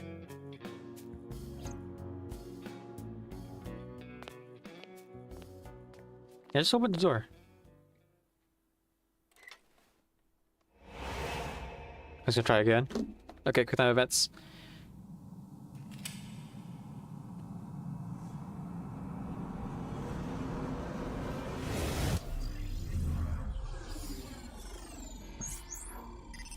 Here we go.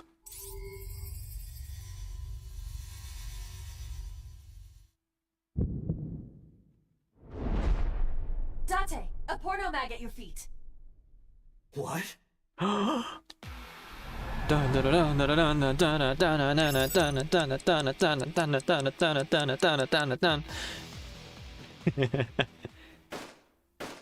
Dead.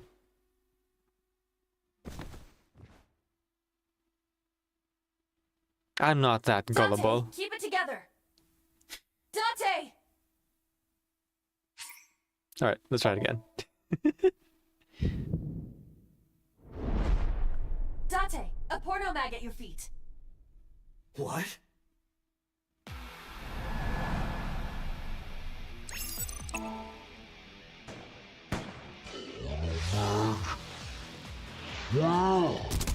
Jeez.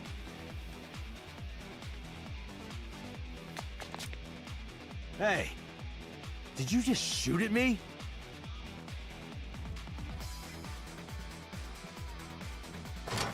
And they're both up. Oh, that's a minigun. Hey, whoa, wait a minute. Oh boy.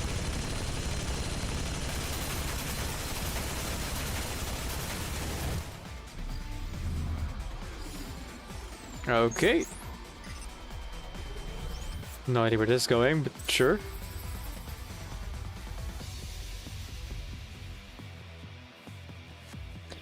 Yeah, I guess the chemical cores aren't so clean, huh?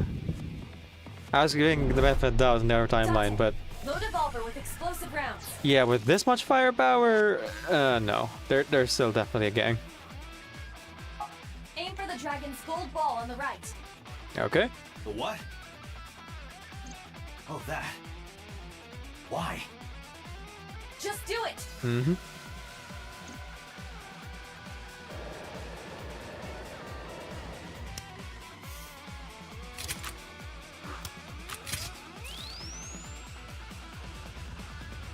I just wanted to smiley face in the gun. And fire!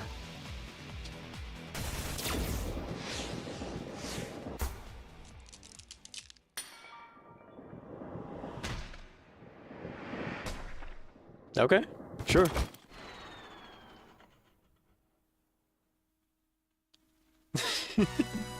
Iva, you saved me. Everything happened as I simulated it. So, where's this porno mag?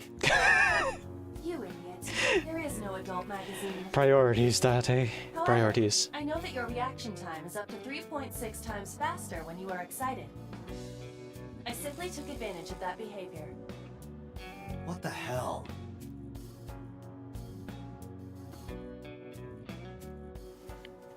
You're a grown man. Aren't you too old to be playing with toys? Shit. Hey, coward. I see you. Show your face.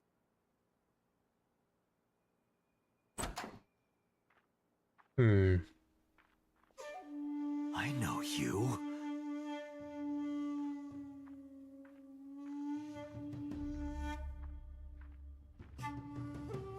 I guess he's the boss.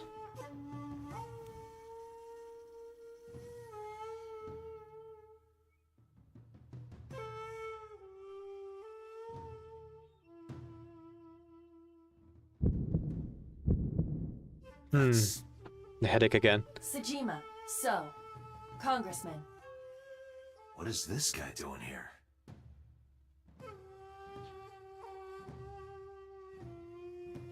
Well, before I talk to him, let's make sure there's not more green things in the room. Mom was giving me a glare. About Renju. I've been looking after that guy since high school. It was the usual stuff. I had him help me with a lot of work. Oh. Now, it's kind of the opposite, you know? We're getting work from him. Well, we were. Now that he's dead, though. What work did he have you do? So you're the gang who was having him melt down bodies. I see. The usual. If Talon at his office was causing trouble or something. You ever get into any disputes with Renju doing this work? No way, he paid good money. I've never even gotten into an argument with the guy. About Shoko. Well, actually, I should talk to Sejima first. Can I? Oh. Okay, let's get on to Moma then. About Shoko. Well, I guess there's no point hiding it now. Nope. I lied earlier when I said I didn't know her. I thought so. Mm-hmm. You and the Kumakuras were a part of the fraud scheme Shoko was organizing. Yep. Whenever any wise-ass investors gave her trouble, we handled it. Ah, there it is. Exactly as I suspected. Shoko was affiliated with the Kumakuras. About... Hang on. The fact that the same choices are there in both makes me think that this particular question is important. Do you have an alibi for yesterday and the day before? Us Kumakuras are a branch of the Ujisaki family. The Ujisaki family runs a yearly golf tournament. Mandatory attendance. This much we know. We were all at the tournament those days. Mm-hmm. We only got back this morning. You can ask the hotel. They'll tell you. Date, I did some research. The hotel's record of guests does list the Kumakura members. Alright. They were also seen on several surveillance cameras. Okay, so they have alibis. It is not possible that any of the Kumakuras could have killed Shoko. That clears up a lot of people, so... Good. Including Moma.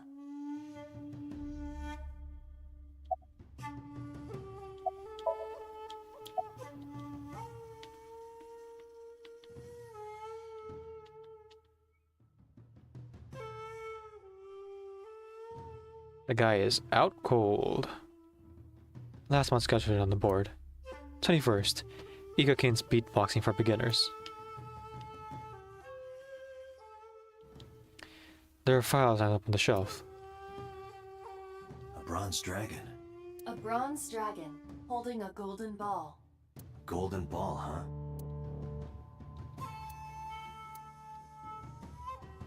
Okay. That's all the inanimate objects in the room.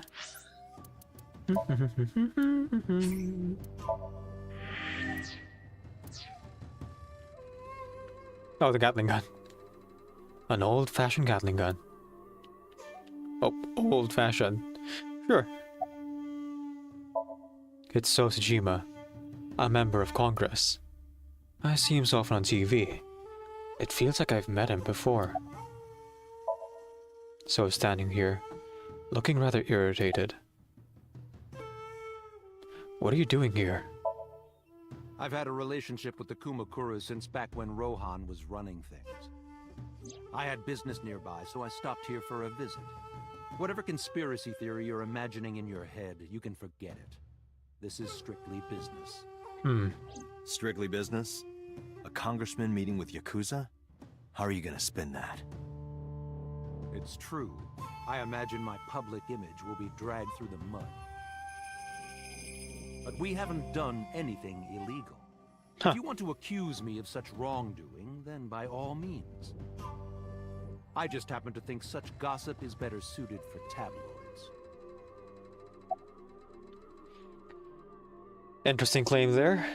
Nothing illegal. So I guess the most of what they've done is just intimidation? I mean, still pretty bad.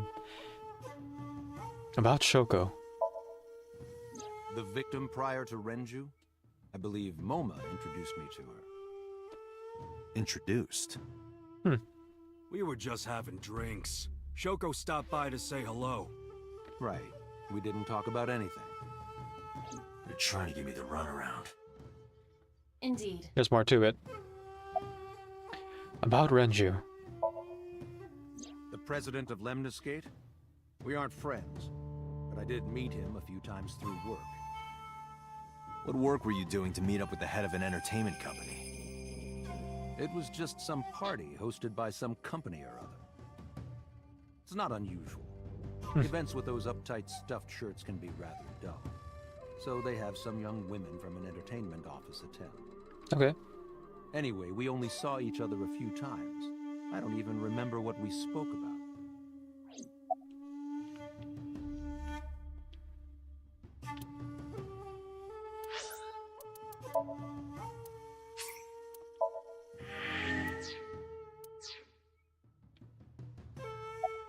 About Rohan Kumakura.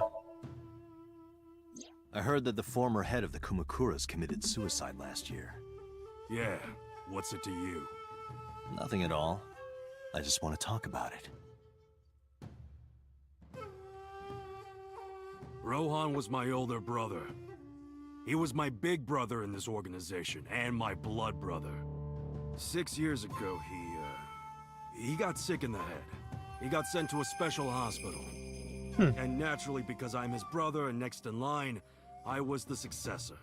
Okay, some new info there. He got sick in the head.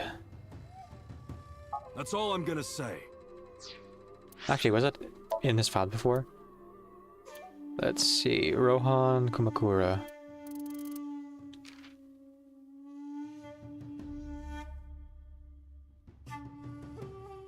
No, I don't think so. There was mention of his brutal techniques of torture, but sickness in the head. That might be new. Or I just forgot when he mentioned before in the other timeline. You want to know more? Hire a private eye.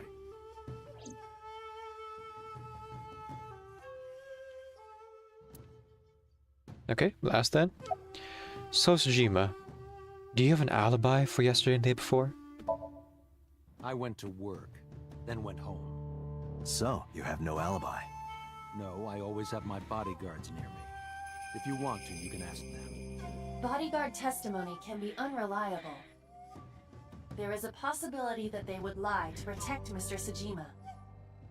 I agree. I can't trust that. Date, I have determined that these individuals have nothing further to add. Same. Even if they are involved, they will not volunteer any more information. We need solid evidence to move forward with the investigation. You're right. Oh, you got a call? Date, a call from Lemniscate. The receptionist? Connected. Date, it's me. You remember, like, how you said to call you if Ota came? Well, he's here now, so I guess I'm calling you. Okay. Got it. I'm on my way. Where are you going? That's none of your concern. I mean, no more info here. Might as well move on. See you around.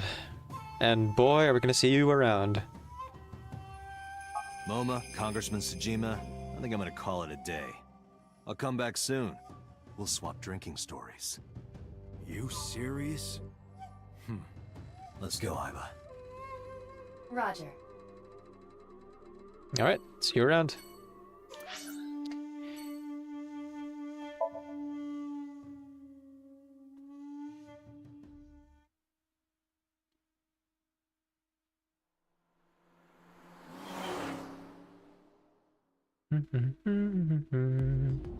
This is all really suspicious. What is? Timing. Congressman Sejima and the Kumakuras. There's definitely something going on there. I agree. But I am not sure it is linked to the new Cyclops serial killings.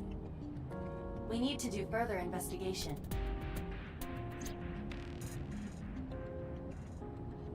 Nope. Iba has appeared as her hologram form. The steering wheel. Dashboard.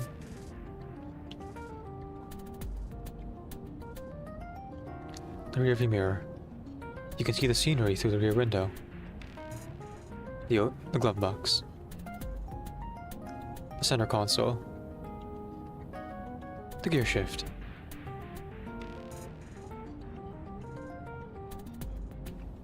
Okay. Oh, passenger seat. The passenger seat.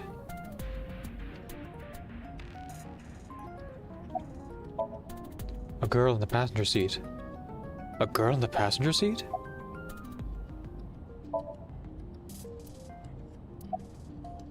Scream like a little girl. Impossible. How did a jellyfish get in here? So shiny, too. You utter idiot. It's me. Renju? Do I look like Renju? Mizuki?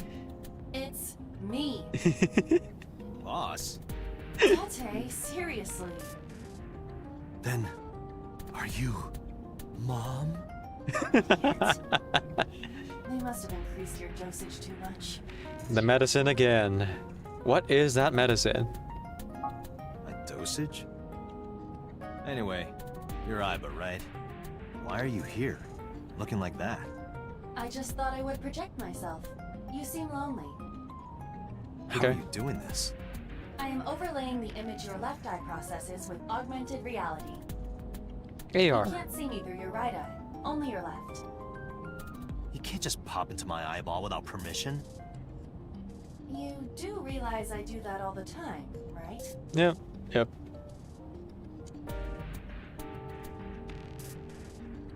Dashboard. A country in Southeast Asia that speaks mostly Bengali. That's Bangladesh. Oh, okay. That's not like place the country. Yep, there you go. The steering wheel. The gear shift. The glove box. That is where the passenger vomits if they are feeling carsick. They shouldn't, though. It most certainly is not. The window's right there. It might not look like it. It might look like it, but it's definitely not a hammer. The gear shift. The passenger seat. The rear view mirror. You tried to pick up that woman's skirt, didn't you? Whose? No, how would I even do that from this angle? You can only see the scenery through the rear window. The center console. Yeah, I think I'm slowly starting to get used to hearing my voice through using your earphones. It's still very strange, but well, hope I get used to it sooner rather than later.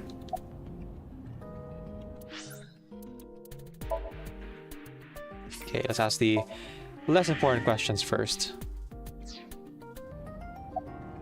About your appearance. Come to think of it, you look kind of like you do when you're insomniac. What's that about? What do you mean? Well, you don't usually look like that.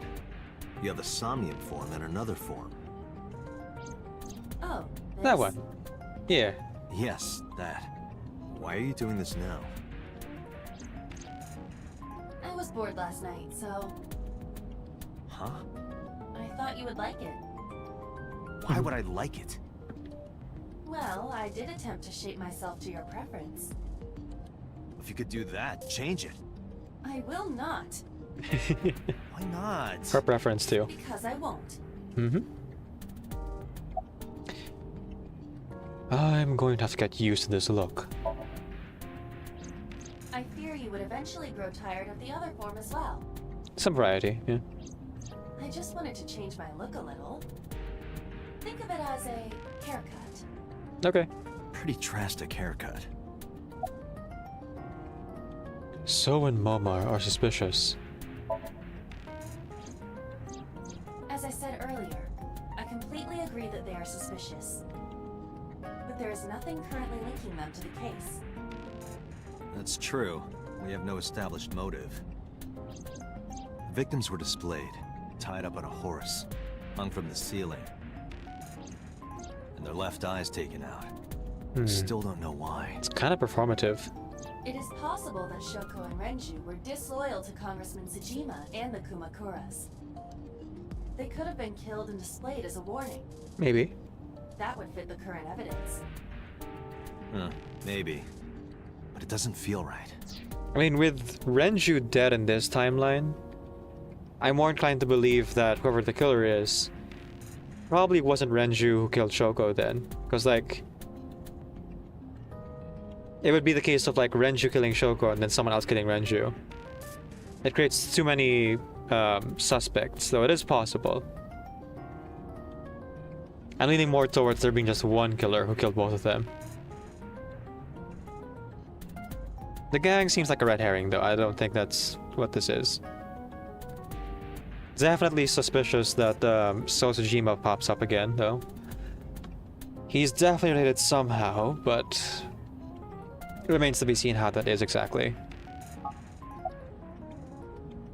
So how is So related to the Kumakuras? I looked into that.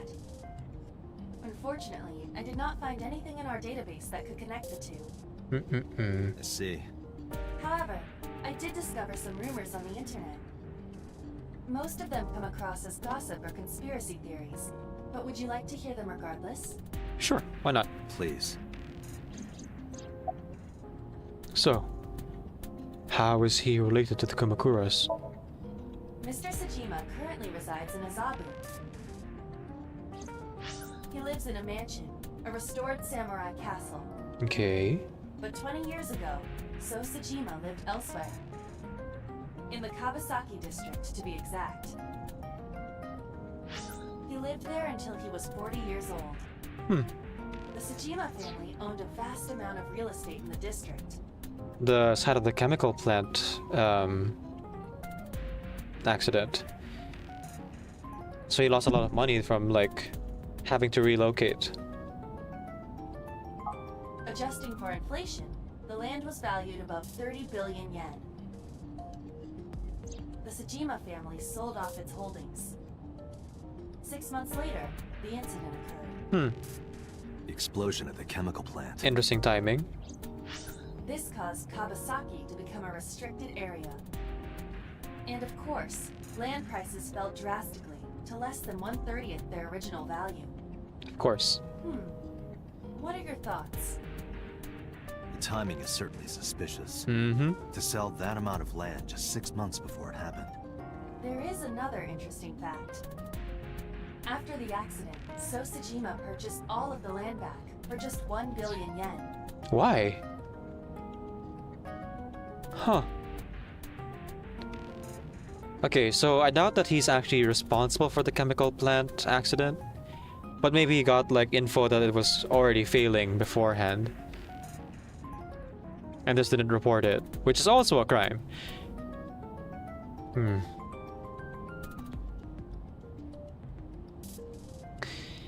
No matter how you slice it, definitely a bad guy.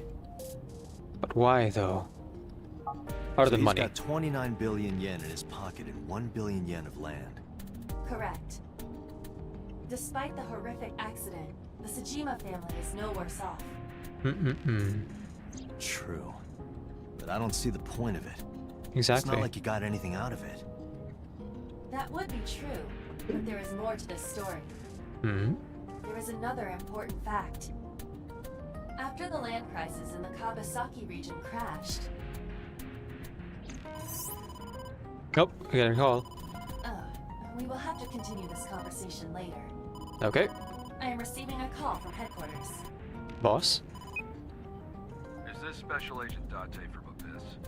My name is Akaska from HQ. I'm investigating the Shoko Nadami case. There's something that you need to hear. Okay. What is it? We got a phone call earlier. Oh, number 89. Right. This will be around the time it was happening in the other timeline, too. From a prisoner at Fuchu Prison. A prisoner? We saved the call. I think you should give it a listen. Who is this? In here, I'm known as number 89. What is this call concerning? I know who killed Shoko Nadami. And if you let me out of here, I will tell you who it is. I suppose you might say I'm looking for a plea bargain. He will kill again, you know. And he'll take their eye while they're still alive. There will be more bodies. If you want to stop this serial killer, I suggest you take my offer. I'll be seeing you. This has to be a prank. That's what I thought too. However, we got the call yesterday afternoon, before Renju was killed. In other words... You're saying he predicted the second crime? Yeah, I think he did. That's why I thought I should contact you. Good idea. Thanks, Detective. Good luck. Do you think there's anything to this? I don't know. Okay.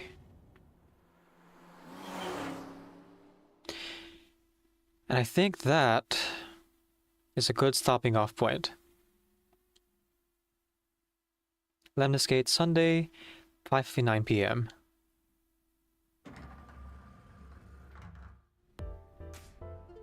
Oh, Date. What's wrong? You look like you have a lot on your mind.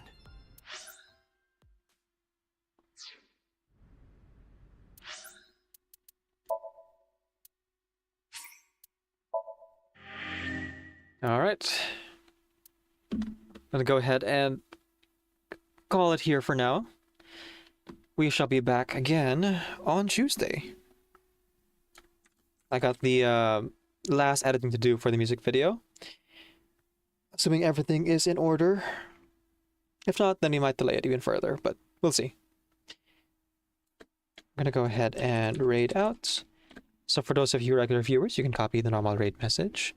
For those of you who are subbed, you can copy the sub-raid message instead. And the next time I play AI The Somnium Files will be next Sunday. In case folks are interested in the story, you can either, check in when we're live, or go watch the video series I'm editing on YouTube for the offline VODs in more digestible parts.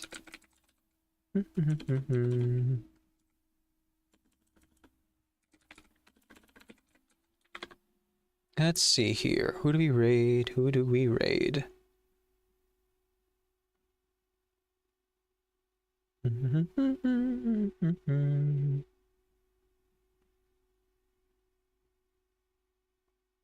Ah, perfect. Haunted Atarla is going today. Oh, face cam. Cool. Plain date everything. So we're gonna go ahead and raid over there. Thank you everyone so much for joining me today. It has been a ton of fun. The mystery seems to get a bit deeper, and we're getting new information, even with the repeating events or echoes of events, And hopefully we're getting deeper and deeper into solving this mystery. So we're looking forward to seeing where it all leads, and hope you guys will join me for that answer.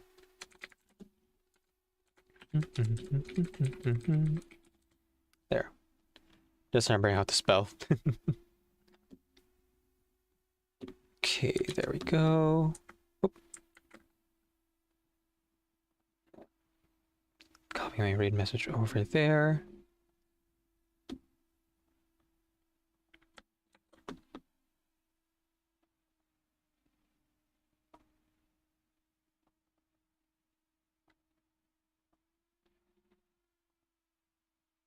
Okay. And there. All right. So I'm going to go ahead and end things here. Please do say hi to Haunted Atarla when you get over there. Wait. That's already... Oh, that's an I. Oh, okay. Well. I always thought that was an L for some reason. Or maybe it is Atarla and, the name was taken. That's when I get there.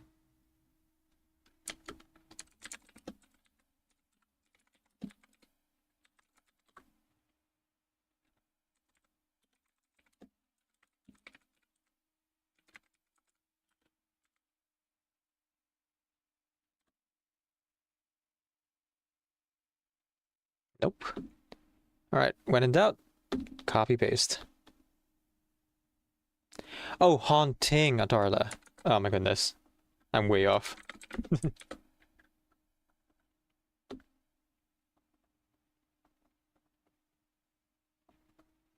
gonna go ahead and call it early today. I got a lot of editing that I want to do before the 24-hour stream on Thursday, so I want to stockpile a bunch of videos so I don't have to worry about, editing anything last minute. So, as I send you... Oh, sorry. Again, please say hi to Atarla when you get there. Consider giving a follow if you enjoy the Date Everything content. Not the same visual novel as a murder mystery, but still a visual novel nonetheless. It's a dating sim. Thank you so much for the follows from Boo Links, Type Final Magic, and Dreamy Gray. hope to see you in a future stream. And please do check out Boo Links, Lady Rights, and GC Nation. Thank you so much for the rates. They're all wonderful content creators who do wonderful things. And as I send you off, keep in mind, remember that Decaf Media is a Creative Commons Attribution, non-commercial share alike, 4.0 international license. Off you get. She makes a play of scanning over the words once, twice, then tosses it back onto the table. Suppose you had a good reason. Still, I hadn't expected you to hire someone to dig into my past. My apologies. Fair is fair, Mr. Longan. I am a tenant. Fleming is speechless, half stammering as if he had still hoped she would deny it.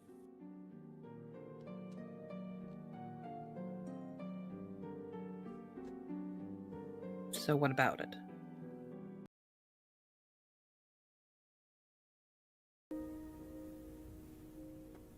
Her calm expression reveals nothing. Your daughter Matilda is in the Foundation. As her mother, it would be easy for you to ask her to retrieve a few materials from the Arcanum Containment Department. What is it that you're hesitating over? My daughter and I have not spoken for quite some time. Making contact may not be wise. Then, allow me to give you a reminder. You can't sit on the fence forever. In the end, you'll choose a side. I am afraid not. Both Manus Vindictae and the Foundation are my collaborators. It is not so complicated as you imagine. Impatience never leads to successful business, Mr. Forget-Me-Not.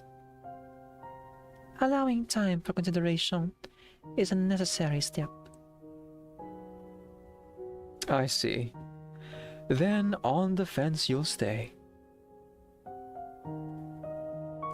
Realizing there is no use in continuing, he stands and shakes his head.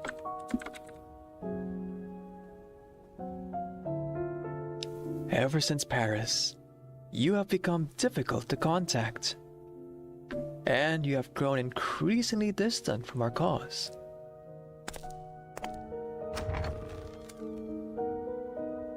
At the door, he turns back to look at her.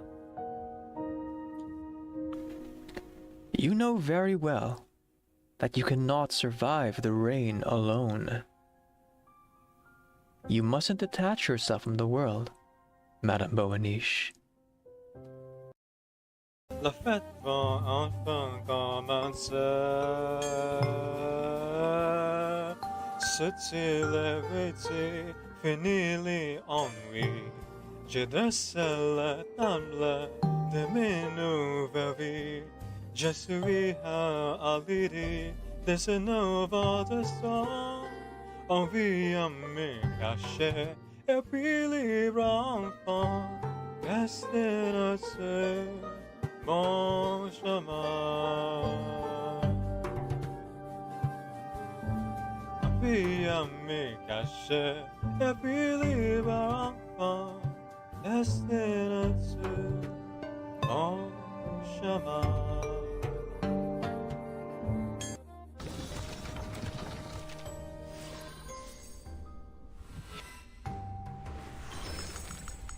Je vous salue, Timekeeper.